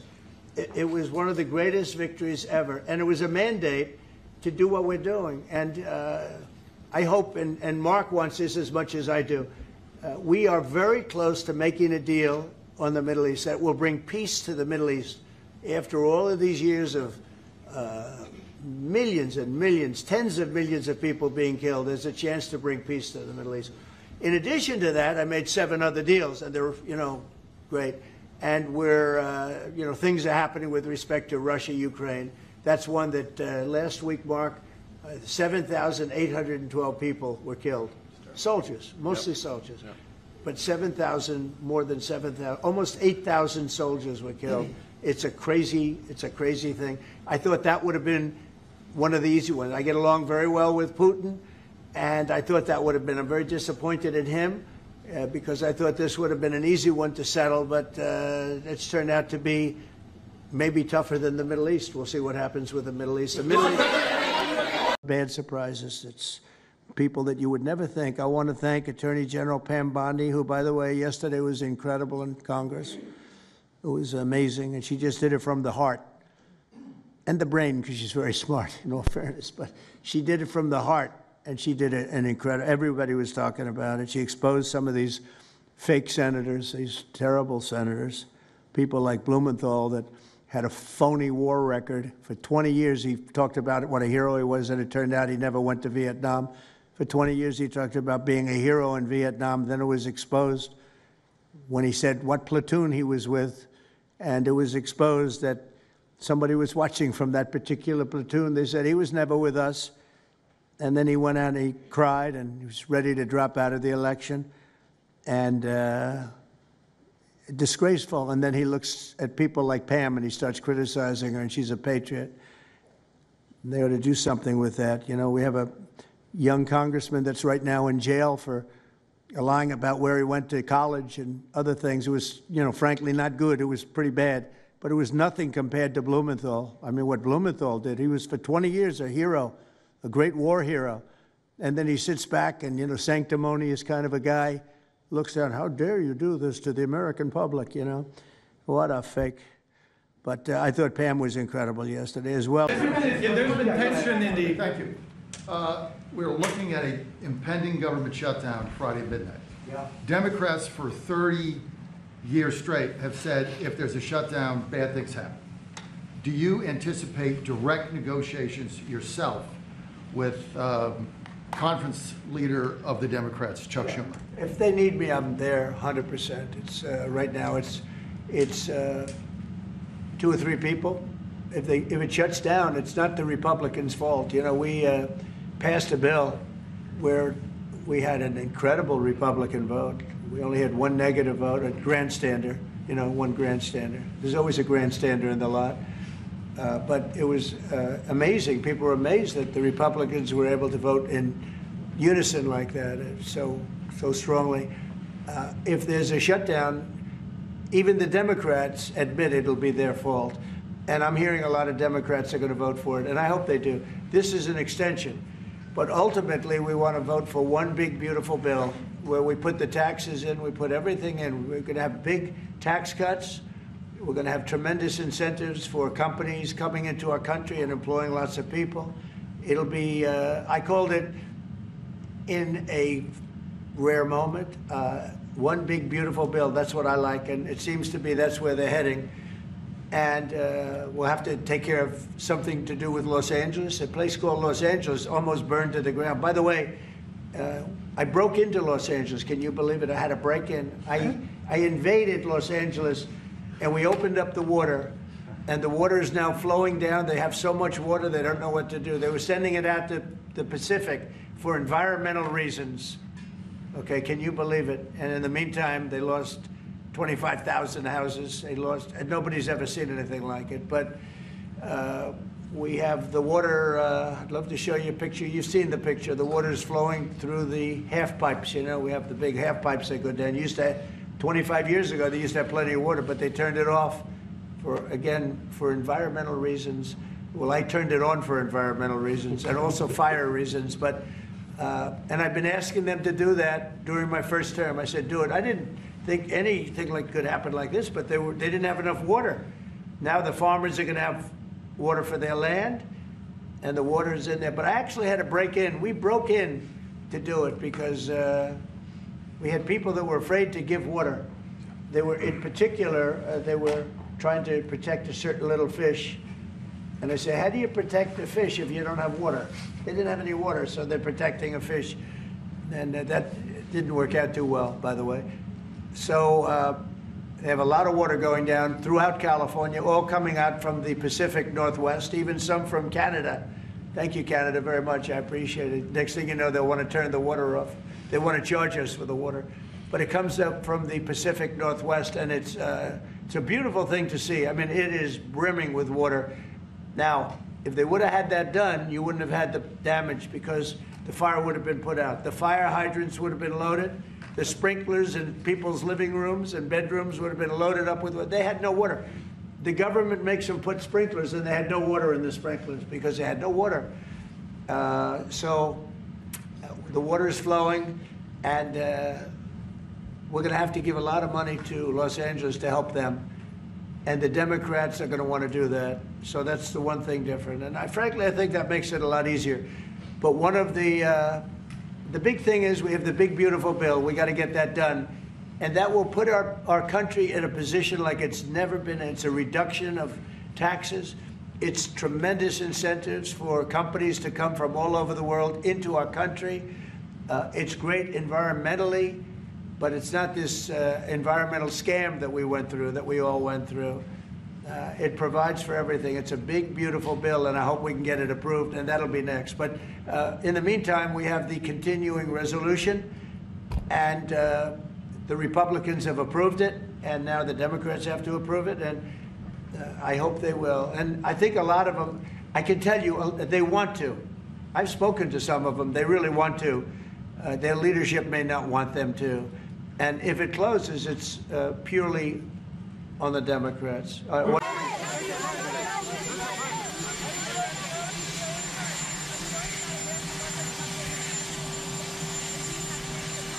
to see from the radical left Democrats want to shut it down, and it's up to them. We have a great economy going. You saw the numbers yesterday. They're fantastic. The economy's doing well. Prices are down. We have virtually no inflation. Everything's going good. We're respected by every nation in the world. And you know what happens? The Democrats want to shut it down. And they want to shut it down because they want to give billions, ultimately billions of dollars to illegal migrants, people that came into our country illegally. Some of those people are criminals, but they came into our country illegally. And they want to give them the essential, over years, trillions of dollars. And our people aren't going to stand for it. They also want to have open borders. They want to have men and women sports. They want to have transgender for everybody. These people are crazy, the Democrats. So if it has to shut down, it'll have to shut down. But they're the ones that are shutting down. Can I ask you, we're a few days away. By the way, here we go with this guy. Go ahead, let's go. Let's hear the question. We're a few days away from the end of the fiscal year and a potential shutdown. Right. Is there going to be a government shutdown? Could be, yeah, because the Democrats are crazed. They don't know what they're doing. They want to have the border opened up so that criminals can pour in. You know, we're doing unbelievable borders closed and people are coming into our country legally. They continue to want to have men and women sports. They continue to want to have transgender for everyone. They want to raise everybody's taxes at a number that's not sustainable. It's the only time in the world I've ever seen a party that wants to raise taxes. You know, I grew up in a family where I'd watch politics, and I always liked it from the time I was very young, but I'd always see politicians say, we will lower your taxes. These guys, they campaign on raising your taxes, but they want to raise taxes very substantially. The one thing they're concerned about, I mean, look, Republicans have total control of Washington. You guys have control of the House, the Senate, there's you. Well, when you say control, so we need 60 votes for this, and we have 53 Republicans, so we need 7 Democrats. And those 7 Democrats and others are asking for an extension of a tax credit on people who get the Affordable Care Act and some other government-backed health care. So are you willing to negotiate on that what they're issue? really asking for is they want to pay for illegal aliens that have come into our country by the millions and get onto the rolls, and they want to pay. And our people don't want to do that. Our people are taxed enough. You know, we just approved the largest tax decrease ever in the history of our country, including the extension of the previous Trump tax cuts. The tax cuts that we just approved, they want to use those tax cuts to give the money to illegal aliens, people that came into our country illegally and that are leaving the country. So why not you know, there's been a self-deportation because of what we've been doing that's been incredible. Obamacare subsidies? We want to make it better. What about the layoffs? Well, I call them Democrat layoffs. They're Democrat layoffs. They're causing it. We're ready to go back. You know, we have a record-setting economy. We have a record-setting country. Prices are way down. We're doing better than the country's ever done. And the Democrats hate seeing that. It's up to them. Anybody laid off, that's because of the Democrats. Thank you.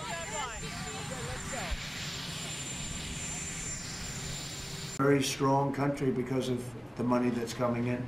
Republicans have voted repeatedly to pass a clean, nonpartisan bill to reopen our government. And remember, at the same funding levels, both parties have supported in the past. So the radical Democrats have chosen to put the economy of our country. We have the best economy we've ever had.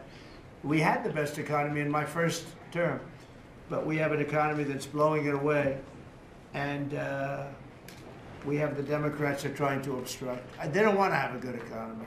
I don't think they want to have a good country. That's why they try and stop our law enforcement from doing what we did in Washington, D.C. Washington, D.C., we have a great, safe, beautiful capital right now. Beautiful. It's so safe. You can walk down the street. Numerous people standing before me were mugged.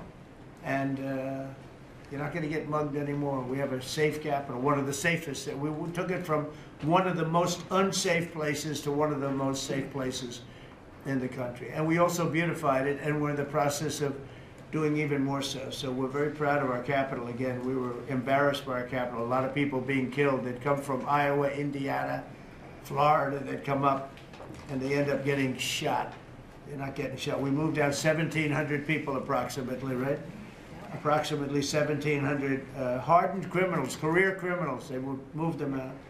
So Chuck Schumer and Hakeem Jeffries and the congressional Democrats are holding the entire federal government hostage. I will tell you, a lot of Democrats want to get this thing open too. They do. They're calling us, and they just want to get it open. And all we're doing is saying, just play the same thing until we get it straight.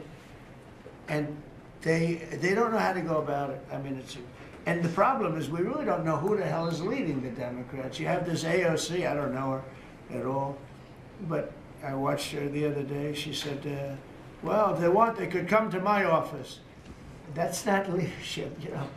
The only one to challenge her actually was Nancy Pelosi. Nancy's not looking too good. I don't know what happened to Nancy, but she's not looking great. But she was the only one, I give her credit, she was the only one that challenged her. But AOC said that they can come to her office and negotiate, the Republicans. And was saying, oh, I didn't know she was in leadership. But she's taking Hakeem Jeffries' place, and Schumer's afraid that she's going to run against him. And right now, I don't know, it can change, life is crazy, right? But right now he can't beat, I don't think he can beat anybody. So he'll lose in a primary. I would say he'll retire before he loses in a primary. So I think Schumer's going to retire because he can't beat anybody. His polls are so bad. Meanwhile, the Democrat shutdown is causing pain and suffering for hardworking Americans, including our military, our air traffic controllers, and impoverished mothers, people with young children, people that have to live not the greatest of lives. But we're doing so many tax cuts. We've cut their taxes. The great big beautiful bill, we've cut their taxes at levels that nobody's ever seen. I mean, no tax on tips, no tax on Social Security, no tax on overtime. It's been a great thing for a lot of people. They're doing great. Despite all of the damage that it's caused, the shutdown has been, you know, pretty damaging. I mean, it's not yet because it's early, but it gets a little bit worse as it goes along. And we'll be making cuts that will be permanent. And we're only going to cut Democrat programs. I hate to tell you. I guess that makes sense. But we're only cutting Democrat programs. But we're going to start that. And we have Russell, who can talk to you about it if he wants to. But we'll be cutting some very popular Democrat programs that aren't popular with Republicans, frankly, because that's the way it works. They wanted to do this. So we'll give them a little taste of their own medicine. But Chuck Schumer proclaimed this morning that every day gets better for them. No, every day it's actually getting worse for them. And they're having a rebellion in the Democrat Party because they want to stop. And if you saw all of Schumer's, I watched last night like 10 different times over the years, he said, you can't shut down government, you can't shut down. And now he's the one that shut it down. So this is a confession that he's acting not to serve the people, but to serve the partisan interests of his party. And I don't think he's serving them well because They're way down. Look, they just lost. Do you have an update on the Schumer shutdown and Democrats still continuing to Well, it is a refuse Schumer to vote for the shutdown. I mean, continuing it's, resolution? look, they want to have health care for illegals that have come in. Many of these people are criminals, and they want to have health care. And what it also does is, you know, we have nobody coming in now. We have it really locked down. If they start winning cases like this, we're going to have a rush on our border because they're going to come up for health care and the other things that they give away. Look at Newsom. Education, health care, he gives everything away. People come up for that. People come from other countries for that. So we can't have it. We can't have it. We have people coming into our country, but they're coming in legally. Do you have any more meetings? We have with the leadership strongest this week? border we've ever had. But they are coming in, Katie. They're coming in legally through a process. Do you have any planned meetings with House and Senate leadership on the Republican side to figure out I'm this meeting week? with them. I talk to them all the time. John Thune's been great, and Mike has been great. Speaker, he's been great. Those two guys have done a great job. But we're dealing with a bunch of radical left lunatics that have lost an election in a landslide. They don't even admit that. I mean, think of it. They lost the election 2,700 in terms of counties to 525. That's where the map is entirely, right? They lost all 7 swing states. They lost the popular vote. And then they say, oh, the election was close. She says the election was a landslide. But they lie. You know, they can take any subject like this sometimes. He says, oh, no, Los Angeles is doing great. If we didn't go into Los Angeles, they would have had to cancel the Olympics. And the head of law enforcement said, and he said it very strongly, we could not have handled this if Trump didn't bring those people in. 2 weeks later, he said, oh, we could have, because he was told to say that. But we did a great job in Los Angeles. You wouldn't have, first of all, you lost half of it with the fires. And this would have been, I think this would have been maybe even worse. They had no control. When we went in, the police had totally lost control. And he admitted it. The head, whoever he is, whatever his name is, he admitted it very strongly. What's your reaction? So all of this and the pain that the Democrats have caused during this reckless and completely unnecessary affair, and you can call it the Schumer shutdown or the Democrat shutdown, you can call it whatever you want. And I will say this, that we have Darth Vader. You know Darth Vader, right? Darth Vader is a man who, I think he's sitting right. Is that Darth? Stand up, please, Darth Vader. Stand up. Does everybody know? They call him Darth Vader. I call him a fine man. But he's cutting Democrat priorities, and they're never going to get him back. And they've caused us, and they've really allowed us to do it. And by the way, thank you. You're doing a great job, I have to tell you. So, really a great job. Because many of the things that they're cutting, like the New York project, $20 billion we're cutting it, they're not going to get it back. I mean, they're not going to get a lot of things back. They may not get it back. Maybe we'll talk to them about it. But they're losing all the things that they wanted. But many of the things that they wanted are things that we don't want. The things that are just so bad for our country. And we're cutting those things out. So while they thought they were doing maybe bad, maybe indirectly they're doing good. The cynical comment that they made all over the place, and all of their cynical remarks proves beyond all doubt that Schumer is a calculating political partisan, but we knew that. But he's somebody that's in deep trouble. He's losing in all of the polls. He's even losing to AOC +3. Remember +3? What happened to the +3? Are they still around? I had one, I met when I was at the United Nations, I met the president of Somalia. And I said, I have somebody I'd like to give back to you. He said, no thanks, we don't want her. He didn't want anything to do with her. But today I'm calling on every Senate Democrat to stop the madness, to let our country get back. In the greatest moment in the history of our country, in terms of wealth, in terms of job creation, and in terms of investment coming in, these guys go on strike. It's really a shame. So I'm asking them to be smart. It's not working. They're getting killed in the polls. The public understands what they're doing. They're doing the wrong thing. And with that, I just want to say welcome to the White House. When we're finished, they do a great job. When they're finished, we're going to all come in. It'll be a little crowded, but that's okay. To the Oval Office, we'll talk a little bit, a couple of minutes. Got some interesting things. And I think I'd like to have, if I could, John, come up and say a few words, and we can close it out. And by the way, this is an open mic. It's open to the world. I think they can hear me out on the street. If anybody wants to come up and say after John, say we're all friends and you can speak your heart out. But we've got to get our government open, and the Democrats are trying to keep it closed. Thank you, John. Mr.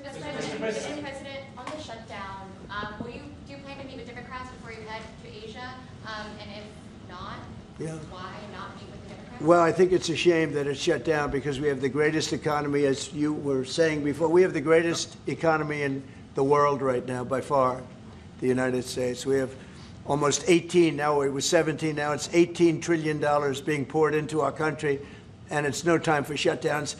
I don't think it's affecting what we're doing, but it's too bad for a lot of people. We have a lot of good people that are working right now that should be, and it's because the Democrats want to try and renegotiate a deal that they had negotiated. They want $1.5 trillion given to illegal immigrants who came into the country, and it's going to hurt the health care of citizens of our country that have been paying into it, that have been working hard for it, that really deserve it. So we're never going to do that. It's not going to happen. And I will tell you, there are a lot of good Democrats that really want to make a deal. And I think all we need is 5 Democrats because we have a great support on the Republican side. So I think we need 5 Democrats, and there are a lot of them that want to make a deal. So I think at some point, common sense will prevail.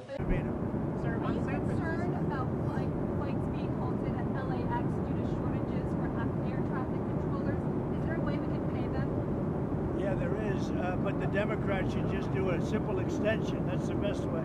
The Democrats are holding it up.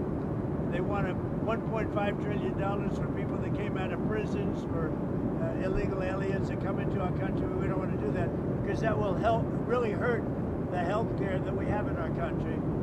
And frankly, we'd like to see better health care, period. We're not looking to do that. The Democrats can solve that problem with air traffic control. All they have to do is say, the country's open. We only need 5 votes. The Republicans are with us. We only need 5 votes. So let's see what happens. I would imagine that gets taken care of. Not only the controllers, but other people too. How is your relationship with Elon? Personally, I think that what they did was wrong, but he apologized. On the SNAP benefits set to expire tomorrow, folks are talking about putting out about canned goods and non-perishables for trick-or-treaters. Is there a possibility, like you did with the military, moving around funds, is there a possibility to do that? Well, there always is, but all the Democrats have to do is say, let's go. I mean, they don't have to do anything. They don't have to agree. All they have to do is say, the government is open. And we only need 5 Democrats, but they've become a radical left party. They really have become a very radical left partner. And they've lost their minds. They've lost their minds. All they have to do is say, the government is open, and that's the end of it.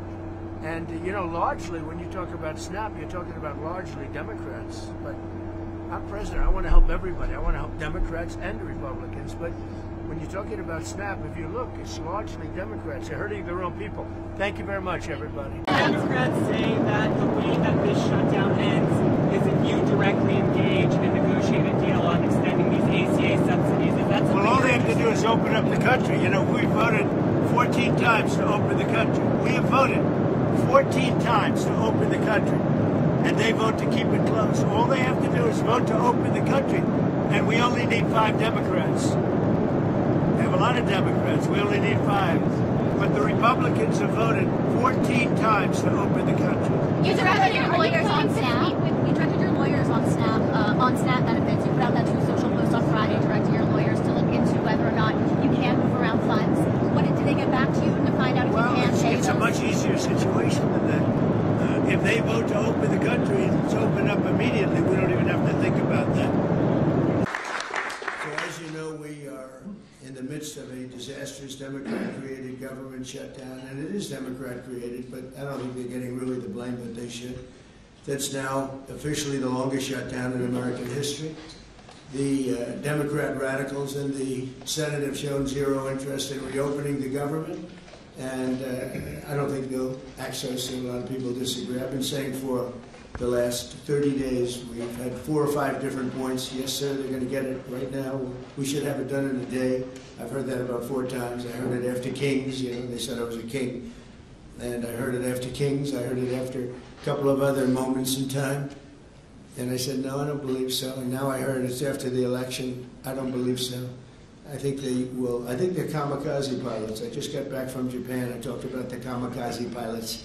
I think these guys are kamikaze. They'll take down the country if they have to.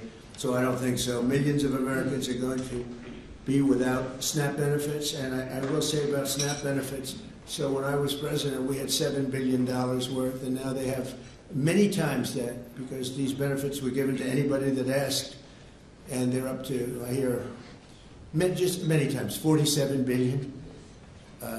So it wasn't the purpose of SNAP. It was for people that really had problems, down and out, people that really had problems.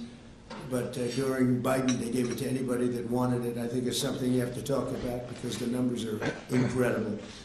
But countless public servants are now not being paid, and the air traffic control system is under increasing strain. We must get the government back open soon, and really immediately. We have to get it up. We have the hottest economy we've ever had. This topic, Kazakhstan already has diplomatic relations with Israel. Can you talk about the significance of this agreement in terms of what it would signal to the region as Gaza moves toward rebuilding? And on the shutdown, there's been discussion about potentially a deal, but it would involve rehiring the federal workers who were laid off. What's your opinion of that? Well, we're going to see about the shutdown. Look, the shutdown is caused by the Democrats, and we're not going to spend $1 trillion or $1.5 trillion on health care for people that came into our country illegally, many of them from prisons and many of them drug dealers and murderers, 11,888 murderers. We're not doing that, so we'll see about that. We shouldn't, they should have, as they've done always in the past, it should have just been extended. It could have been extended very easily, and it should have been. Yes, please.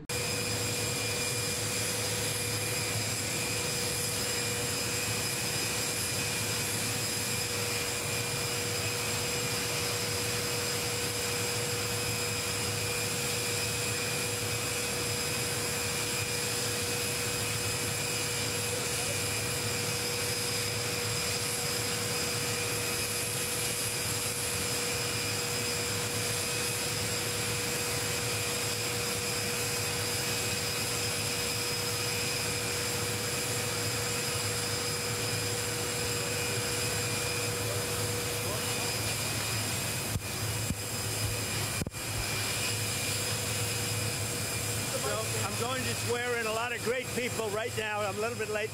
I just want to say, was that the greatest flyover ever? Nobody's ever done a flyover like that. So these are the best pilots in the world. They say whoever flies Air Force One, the best pilots. And we just saw that. That was great. So we're going to have a good game. Things are going along very well. Country's doing well. The Democrats have to open it up. Thank you very much, everybody. Democrats have come to the table today.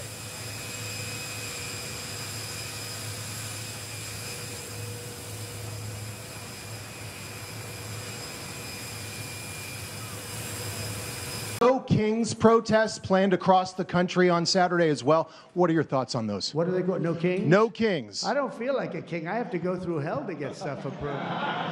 A king would say, I'm not going to get this. A king would have never had the California mandate to even be talking to him.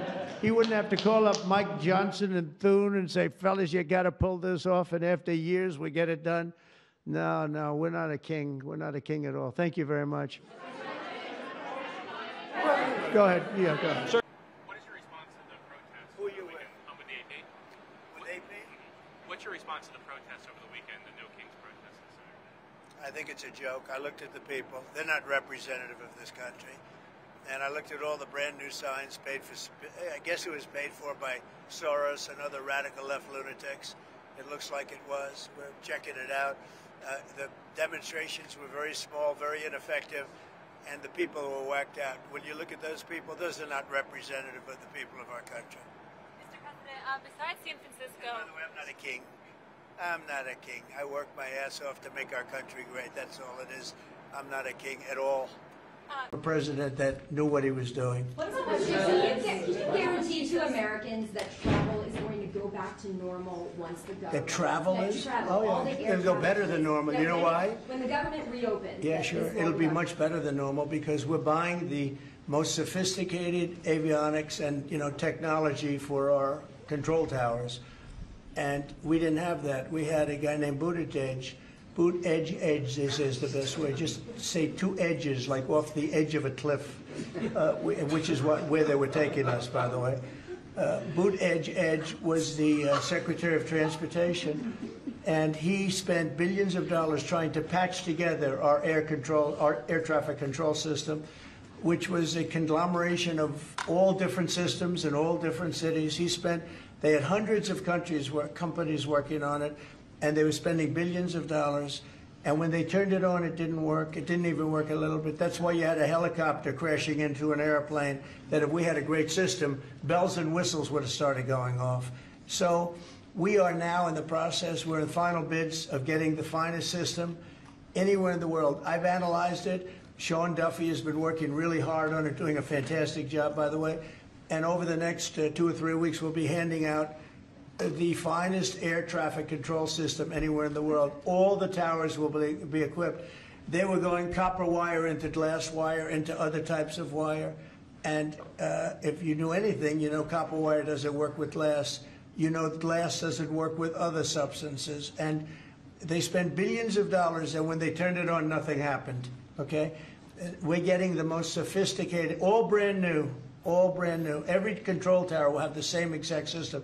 It'll be the most sophisticated system by far in the world. And what we've done is we've looked around other countries, and we've taken the absolute best systems in every different form, because there are different. You have lots of different companies like IBM and Raytheon and a lot of great companies. They're all bidding, and we're going to pick the best one, and it'll get built relatively quickly. And we are going to have the greatest air traffic control system anywhere in the world. Thank you very much, everyone. Thank you. Mr. President, so CAFE standards, we have the fuel economy standards on vehicles that are going to go to 50 miles per gallon. We are going to rewrite those standards, bring it down to something that's far more reasonable. Elon's fine with that, I hope. But it's going to drive down. It's going to drive down the price of a car in America, making cars more affordable for families. Also, Biden had the social cost of credit when we build infrastructure, roads, and bridges, adding 3 to 5% on infrastructure costs. We've gotten rid of the social cost of carbon, driving down the cost to build roads and bridges across the country. We have what is called follow the law. So we have so many states and municipalities that don't follow the law. So whether it's DEI, discriminating against Americans, whether they give illegals driver's license, or they're sanctuary cities or states, if you don't follow the law, if you're giving license to illegals, if you're having DEI policies, we're not going to fund your projects. So you got to certify in your state or in your city to get road and bridge money or rail money that you're actually following the law, which includes executive orders from you, Mr. President. We're cutting back funding. We send research money, Mr. President, to universities to do research on more equitable and sustainable transportation systems. Projects that'll use data and public opinion to inform policy and infrastructure and technology benefiting diverse communities, including women and gender nonconforming people. Just stupid waste of money. We're pulling that money back from universities. We should do good research if we're doing research in universities. And then one last thing, air traffic control. We don't have enough air traffic controllers, we're about 3,000 short.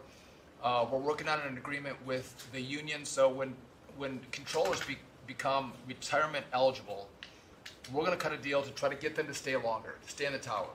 And then we have a plan to put more butts in seats in Oklahoma City, so we can get more students through the academy and into towers as well. It's going to take us a while to do that, to train them up, but we're in the process before our 4 years are done. Well before that, we're going to be at full capacity. Joe, do you want to tell them about, I think we have to bring it up, we have very obsolete equipment for air traffic controllers. The equipment, the towers have horrible equipment. It's been renovated for years. The money they spent over the last 4 years, this Buttigieg did a horrible job. They wasted billions and billions of dollars hooking up wire equipment to non-wire equipment to satellite equipment, and you're not, a third grade student would know it doesn't work. You can't work. And they wasted tens of billions of dollars. But we want to put a brand new air traffic control system in, and you might want to describe that, please. You and I have talked about this. It's a state-of-the-art system, envy of the world. And it's, I mean, listen, our system is safe, but you would have hoped someone would have seen that there's a problem with fixed-wing aircraft and helicopters coming in at DCA. Someone should have seen that before we lost almost 70 lives. It's our job to look and see that we have an aging infrastructure around air traffic control. And so if we don't build a brand new system, there's going to be failures and people will lose their lives. And so we need the help of Congress to help fund this, but it's going to be all brand new. And after you build a brand new system, we have the bedrock and the foundation to actually build on top of it. But no one has done this, Mr. President. There's Band-Aid fixes that have happened over the course of 20 years. You can't have a Band-Aid fix. It doesn't get done. It has to be brand new. The technology, it looks like it's out of a 1980s movie. Old computers, floppy disks. We're using copper wires, not fiber. So there are great solutions we have available that, by the way, everyone's sick of their delayed flights or their canceled flights. We have more capacity in the airspace, and if we build this brand new system, what you'll have is more efficiency in the airspace, and it will be safer. So the economy will be stronger. We can have more flights and less delays. So I appreciate your support on that, Mr. President. Rebuilding that is very important. You wouldn't have had the helicopter crashing into the plane at 400 feet up when it's supposed to be 200 feet. Right. That would have bells and whistles would have been gone over, and you would have heard the screaming equipment saying there's a problem coming up in 15 seconds. You got to do something about it right now. And it would have also sent the word right into the helicopter, because I guess you'll be doing the full report on that. But it was pretty obvious what happened. Right. And they were supposed to be at 200 feet. They were at 400 feet, and a terrible thing. And that wouldn't have happened if we had the right equipment. If we had the right equipment, you would have heard bells and whistles going off, and it would have alerted them long before that would have happened. 2 minutes before, they would have had a lot of time. So we have to do this. We have no choice, and we're going to do it, and we're going to be very proud of it. They did old equipment in new equipment, and you can't hook in old equipment to new equipment because it's different. Some is satellite and some is ground. The satellite doesn't work. This man would know that better than anybody, but you can't hook up a satellite system to a ground wired system. And if you do, you're wasting a lot of money. They spent billions. This is Buttigieg. They spent billions and billions of dollars trying to patch a system together. They had hundreds of different contractors, and the contractors were all fighting with each other. We're going to have one great big contractor, like the Great Big Beautiful Bill, which is going along very well. I guess I like Great Big Beautiful, but we're going to have one Great Big Beautiful contractor, whether it's maybe Raytheon, maybe IBM, maybe it could be any one of 4 or 5 different groups, but you put one in charge. They're very big, very powerful monetarily, and they give you a guarantee, and they hook up everything. They do every single thing. So they're responsible for the digging of the ditches and the fiber and every single element. And it's one system that's hooked in. It's not all these hodgepodge systems that don't work together. And it's just a shame. I mean, it's basic construction, but it's complex stuff. And there are a few companies that do it unbelievably well, and we're going to have that. So good job, Sean. I know that's your big project. And Mr. President, no one has done it because it is complex. It's hard to do because as you're building a brand new system, you have planes taking off and landing. And so because it's complex, no one has done it, and you've given the directive and the support to make this happen. So thank you. Ours is going to be an all-new system. It's going to all hook up. It's going to be the same tower is going to have the same equipment. And all towers all over the country, all over the world actually, mostly, are going to be hooked in together. And when there's a problem, when planes are too close, you will hear a sound that's very ear-shattering. And I've heard it. And it's amazing. I mean, honestly, it's amazing. It's real genius stuff. And we didn't do that. What we did was just waste money. You could have just thrown it right out the window. What they did in this last 4 years was disgraceful. Whether it was the border or this, you name 100 different things. The worst administration ever. Okay. Happens again. The FAA and the NTSB and the U.S. military will be carrying out a systematic and comprehensive investigation. Our new Secretary of Transportation, Sean Duffy, his second day on the job when that happened. It's a rough one. We'll be working tirelessly. He's a great gentleman. The whole group these are great people, and they are working tirelessly to figure out exactly what happened. We will state certain opinions, however. I'm also immediately appointing an acting commissioner to the FAA, Christopher Rocheleau, a 22-year veteran of the agency, highly respected. Christopher, thank you very much. Appreciate it.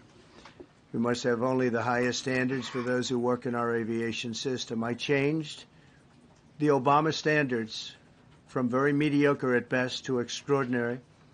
You remember that. Only the highest aptitude, they have to be the highest intellect and psychologically superior people were allowed to qualify for air traffic controllers.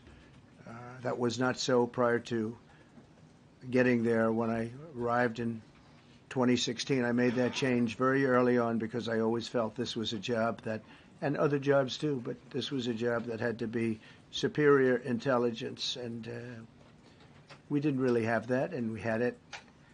And then when I left office and Biden took over, he changed them back to lower than ever before. I put safety first. Obama, Biden, and the Democrats put policy first. And they put politics at a level that nobody's ever seen, because this was the lowest level. Their policy was horrible, and their politics was even worse. So as you know, last week, long before the crash, I signed an executive order restoring our highest standards for air traffic controllers and other important jobs throughout the country. So it was very interesting. About a week ago, almost upon entering office, I signed something last week that was an executive order, very powerful, on restoring the highest standards of air traffic controllers and others, by the way. Then my administration will set the highest possible bar for aviation safety. We have to have our smartest people. It doesn't matter what they look like, how they speak, who they are. It matters intellect, talent, the word talent. They have to be talented, naturally talented geniuses. You can't have regular people doing that job. They won't be able to do it. But we'll restore faith in American air travel. I'll have more to say about that. I do want to point out that various articles that appeared prior to my entering office, and here's one. The FAA's diversity push includes focus on hiring people with severe intellectual and psychiatric disabilities. That is amazing. And then it says FAA says people with severe disabilities are most underrepresented segment of the workforce, and they want them in, and they want them, they can be air traffic controllers. I don't think so. This was in January 14th, so that was a week before I entered office. They put a big push to put diversity into the FAA's program. Then another article, the Federal Aviation Administration, this was before I got to office, recently, second term. The FAA is actively recruiting workers who suffer severe intellectual disabilities, psychiatric problems, and other mental and physical conditions under a diversity and inclusion hiring initiative spelled out on the agency's website. Can you imagine? These are people that are, I mean, actually their lives are shortened because of the stress that they have. Brilliant people have to be in those positions, and their lives are actually shortened, very substantially shortened, because of the stress, where you have many, many planes coming into one target, and you need a very special talent and a very special genius to be able to do it. Targeted disabilities are those disabilities that the federal government, as a matter of policy, has identified for special emphasis in recruitment and hiring. The FAA's website states they include hearing, vision, missing extremities, partial paralysis, complete paralysis, epilepsy, severe intellectual disability, psychiatric disability, and dwarfism all qualify for the position of a controller of airplanes pouring into our country, pouring into a little spot, a little dot on the map, a little runway. The initiative is part of the FAA's diversity and inclusion hiring plan. Think of that. The initiative is part of the FAA's diversity and inclusion hiring plan, which says diversity is integral to achieving FAA's mission of ensuring safe and efficient travel. I don't think so. I think it's just the opposite. The FAA website shows that the agency's guidance on diversity hiring were last updated on March 23rd of 22. They wanted to make it even more so. And then I came in, and I assume maybe this is the reason. The FAA, which is overseen by Secretary Pete Buttigieg, a real winner. That guy's a real winner. Do you know how badly everything's run since he's run the Department of Transportation? He's a disaster. He was a disaster as a mayor. He ran his city into the ground, and he's a disaster now. He's just got a good line of bullshit. The Department of Transportation is government agency charged with regulating civil aviation. Well, he runs it, 45,000 people, and he's run it right into the ground with his diversity. So I had to say that it's terrible. Then it's a group within the FAA, another story, determined that the workforce was too white, that they had concerted efforts to get the administration to change that and to change it immediately. This was in the Obama administration just prior to my getting there. And we took care of African Americans, Hispanic Americans. We took care of everybody at levels that nobody's ever seen before. It's one of the reasons I won. But they actually came out with a directive, too white. And we want the people that are competent. But now we mourn and we pray. It was very important to us. And just to cover that, you know, there have been accidents, and my pilots, I would often hear them say, oh, good, and they would use a different system, a different country to land in New York. They'd use the radar and other things from a different country. I said, what's that? He said, oh, our system is so bad. And I knew that. We were all set to start. And Buttigieg came in, and what they did was so crazy because they hooked it copper into fiber, into steel, into all. They had all different systems. They had hundreds and hundreds of contractors, different contractors for different airports. They spent billions of dollars, and they made the system worse because you can't hook copper into fiber. It doesn't work that way. You just can't do it. It's not doable, but they tried to do it. Didn't work out too well. And in the end, it was just a complete disaster. We want to have one great company. Now, Raytheon's going to bid, IBM's going to bid. We have 5 or 6 bidders that really are good and do this stuff.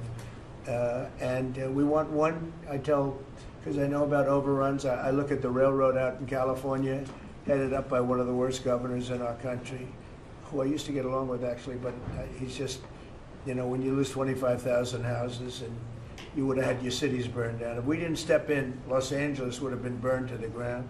But you look at that, and I said, I really know how to build, and you got to have one guy, one contractor, one great one, whether it's IBM or Raytheon is good, but you have 4 or 5 that are really, really great, and they're all bidding against each other. But you don't want to have one doing the wire and one doing the digging and one doing the demolition and then they're all saying they all blame each other because they're saying they were late and therefore you have to pay me millions of dollars more money. I know the system so well, and we're going to have a great company do the whole thing. We're going to get a fantastic price. Maybe we'll get them. They're very big and very strong, and maybe we'll get them to make a contribution toward getting it done at the right price. But we're going to have a great system. When we finish, we will have the best system on earth, done by one of the 2 or 3 best companies. There are only a few companies can do this. This is not. But if you would have seen what this other group did, they were going crazy. They had, I heard 3,000 contractors. And then when it all came together, guess what? It didn't work. It's a disaster. So we are we're going to have in a pretty short period of time, so take us about 2 years to build it, and we'll have a contract given out probably over the next couple of months. We have some great bidders, some great companies that want to do the job. You're going to have great air traffic control. No, not you. You. Mr. President, Kamala Harris, as you know, is not running for governor of California. She's not going to do it. What do you see in her political future, sir? Well, she can't speak. She can't talk. She can't do an interview. I thought it was a very strange campaign that we had. But, you know, I had two of them. We were up by like this massive number of points on Biden, and they said, let's change to Kamala. Nobody knew who Kamala was. Nobody knew her last name, Harris. They said, we're going to get Vice President Harris. Everyone said, who the hell is Harris? They only knew her by the first name. But no, I thought she was a terrible candidate. Look, don't forget, she didn't really get the nomination. I mean, that whole nomination was strange. She was the first one out. You know, she took a good amount of points with her when she announced, but nobody knew her. And once they got to know her, she dropped out very shortly after she started. And she started with a pretty good, you know, she was like in second or third place. But I don't know. I mean, I wouldn't call her a skilled politician. Would you? She's also coming out with a book. Any plans to buy it? I don't know. Yeah, I think I'm going to buy it. I'd love to see it. No. I'd find it. Look, I find everything in politics interesting. I sort of enjoy politics. She wasn't a skilled person. You know, you have skilled politicians, really skilled politicians, and then you have some that aren't. And she was put in a very tough position, I think. She did have a 6-week honeymoon. They told me, the pros said, you know what, she's going to have a 6-week, and she did. She was like untouchable in terms of everybody thought great. But she didn't do any interviews or anything, which was strange. Not even friendly interviews with friendly reporters like her right there, a really friendly reporter. And you know what happened? People said, what's wrong with her? Why isn't she doing?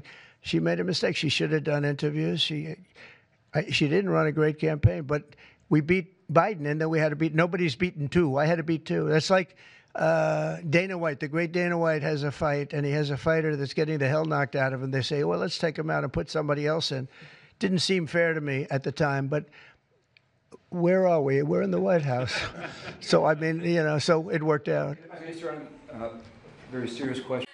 Mr. President, yes. Can you speak to just how, you know, this drop-off in foreign-born workers is going to benefit Americans, and will it force American companies to pay fairer wages to American workers? Well, we want to take care of our American workers, and first and foremost, and that's what we're doing. We also want to help our farmers, because our farmers are producing like never before. We have to help them. And we're working out some very complicated strategies and language, but the main thing that I think I was elected to do is to get the illegals out of our country, who are especially in particular criminals. 11,888 murderers were allowed into our country with Biden's open border policy, with our border czar, who never spoke to the Border Patrol, never went to the border one time. That's Kamala. And think of it. We have murderers. We have people coming in from all countries all over the world, from prisons in the Congo and Africa, from prisons all over South America, all over rough parts of Europe, all over Asia. They're pouring into our country. Not anymore. So we just announced we had our third consecutive month where we were rated 0 people. And these are, frankly, very liberal people that make up these charts. So I don't know what's wrong with them. They seem to not be doing their job for the Democrats. But I'm honored by the fact that they say it. We're very tough on the border, and people can come into our country, but they have to come in legally. So I think that we've done an amazing job, actually. But we have to get the criminals out of our country: murderers, drug dealers, gang members. They emptied prisons into our country. It's one of the reasons, I think, even beyond the economy, it's one of the reasons I got elected. It's really maybe the number one. It was between the economy and that. But, you know, as I said before, our nation is doing really well, but we have to get these really bad people. They should have never been allowed in our country. Open border policy is for fools. We're the only country in the world with an open borders policy, but we don't have that anymore. We had 0 now for 3 months in a row. Peter? Thank you very much, President Trump. Nice to see you got off the roof. Would you? coming out with a book. Any plans to buy it? I don't know. Yeah, I think I'm going to buy it. I'd love to see it. No. I'd find it. Look, I find everything in politics interesting. I sort of enjoy politics. She wasn't a skilled person. You know, you have skilled politicians, really skilled politicians, and then you have some that aren't. And she was put in a very tough position, I think. She did have a 6-week honeymoon. They were told me, the pros said, you know what, she's going to have a 6-week, and she did. She was like untouchable in terms of everybody thought great. But she didn't do any interviews or anything, which was strange. Not even friendly interviews with friendly reporters like her right there, a really friendly reporter. And you know what happened? People said, what's wrong with her? Why isn't she doing? She made a mistake. She should have done interviews. She didn't run a great campaign, but we beat Biden, and then we had to beat, nobody's beaten two. I had to beat two. That's like Dana White, the great Dana White has a fight, and he has a fighter that's getting the hell knocked out of him. They say, well, let's take him out and put somebody else in. Didn't seem fair to me at the time, but where are we? We're in the White House. So, I mean, you know, so it worked out. During the campaign, you called Kamala Harris a communist, but the Biden-Harris administration, they never called for nationalizing a private company with the federal government like you're proposing with Intel. What do you say to some who say this is a bit hypocritical, and is this the new way of doing industrial policy? Yeah, sure it is. I want to try and get as much as I can. If people come in and they need something, as an example, as a real estate person, if I have an agreement and I have any form of a stopgap where I can stop somebody from doing something, right? I have a covenant in an agreement, and they come to me and they say, would like to do something, but you have us restricted. If I do that, they usually have to pay. Now, in the case of Intel, it was interesting, but I hope I'm going to have many more cases like it. Intel came in. I met with the gentleman. I had a lot of respect for him. He came in under a little bit of a cloud. I liked his story. I thought he was good. I think he really means to do a good job with Intel. I said, I'd like to ask whether or not you'd give you know, because the story, a lot of people said I invested in Intel. I didn't invest, but I invest my heart in it and my soul because I want the country to be strong. But I said, I'd like you to give 10% of Intel to the United States of America. Not to me, to the United States of America. And I said, if you have them as a partner, you have the United States as a partner, I think that would be a very good thing for Intel. And he thought about it, a little bit different, and he said, I like that idea very much. We have a deal. And I just made $10 billion or $11 billion for the United States of America. And yeah, there will be other cases. If I have that opportunity again, I would do that. And then, you know, you do have stupid people say, oh, that's a shame. It's not a shame. It's called business. If somebody's willing to give you 10% of a company and you're not paying for it, and I will tell you, with a company like Intel, as you know, it's had difficulty. I want them to do well. I want them to do well anyway, but I want them to do well in particular now. But isn't public ownership of a private company a new way of doing business in the business of the United States? Isn't that what you were sort of rejecting? So are tariffs. Yeah, look, they just lost an election in a landslide. You know, it was interesting. I watched Kamala. It was a sad figure. I watched her the other day saying the election was very close. I said, no, the election was a landslide. We won the popular vote by millions. We won the Electoral College by, I think, 312 or 315 to 220 something. But there's another one that we won that's probably, that's why when you see the maps are completely red. It's counties. The counties, we won at 2,505 to 525. So 2,500 to 525. That's called one of the greatest, biggest landslides in history. And that's one that people are using now as a primary. But literally, when you see it colored in, the entire country is red representing Republicans. So, you know, they go around, they just lie. They just lie.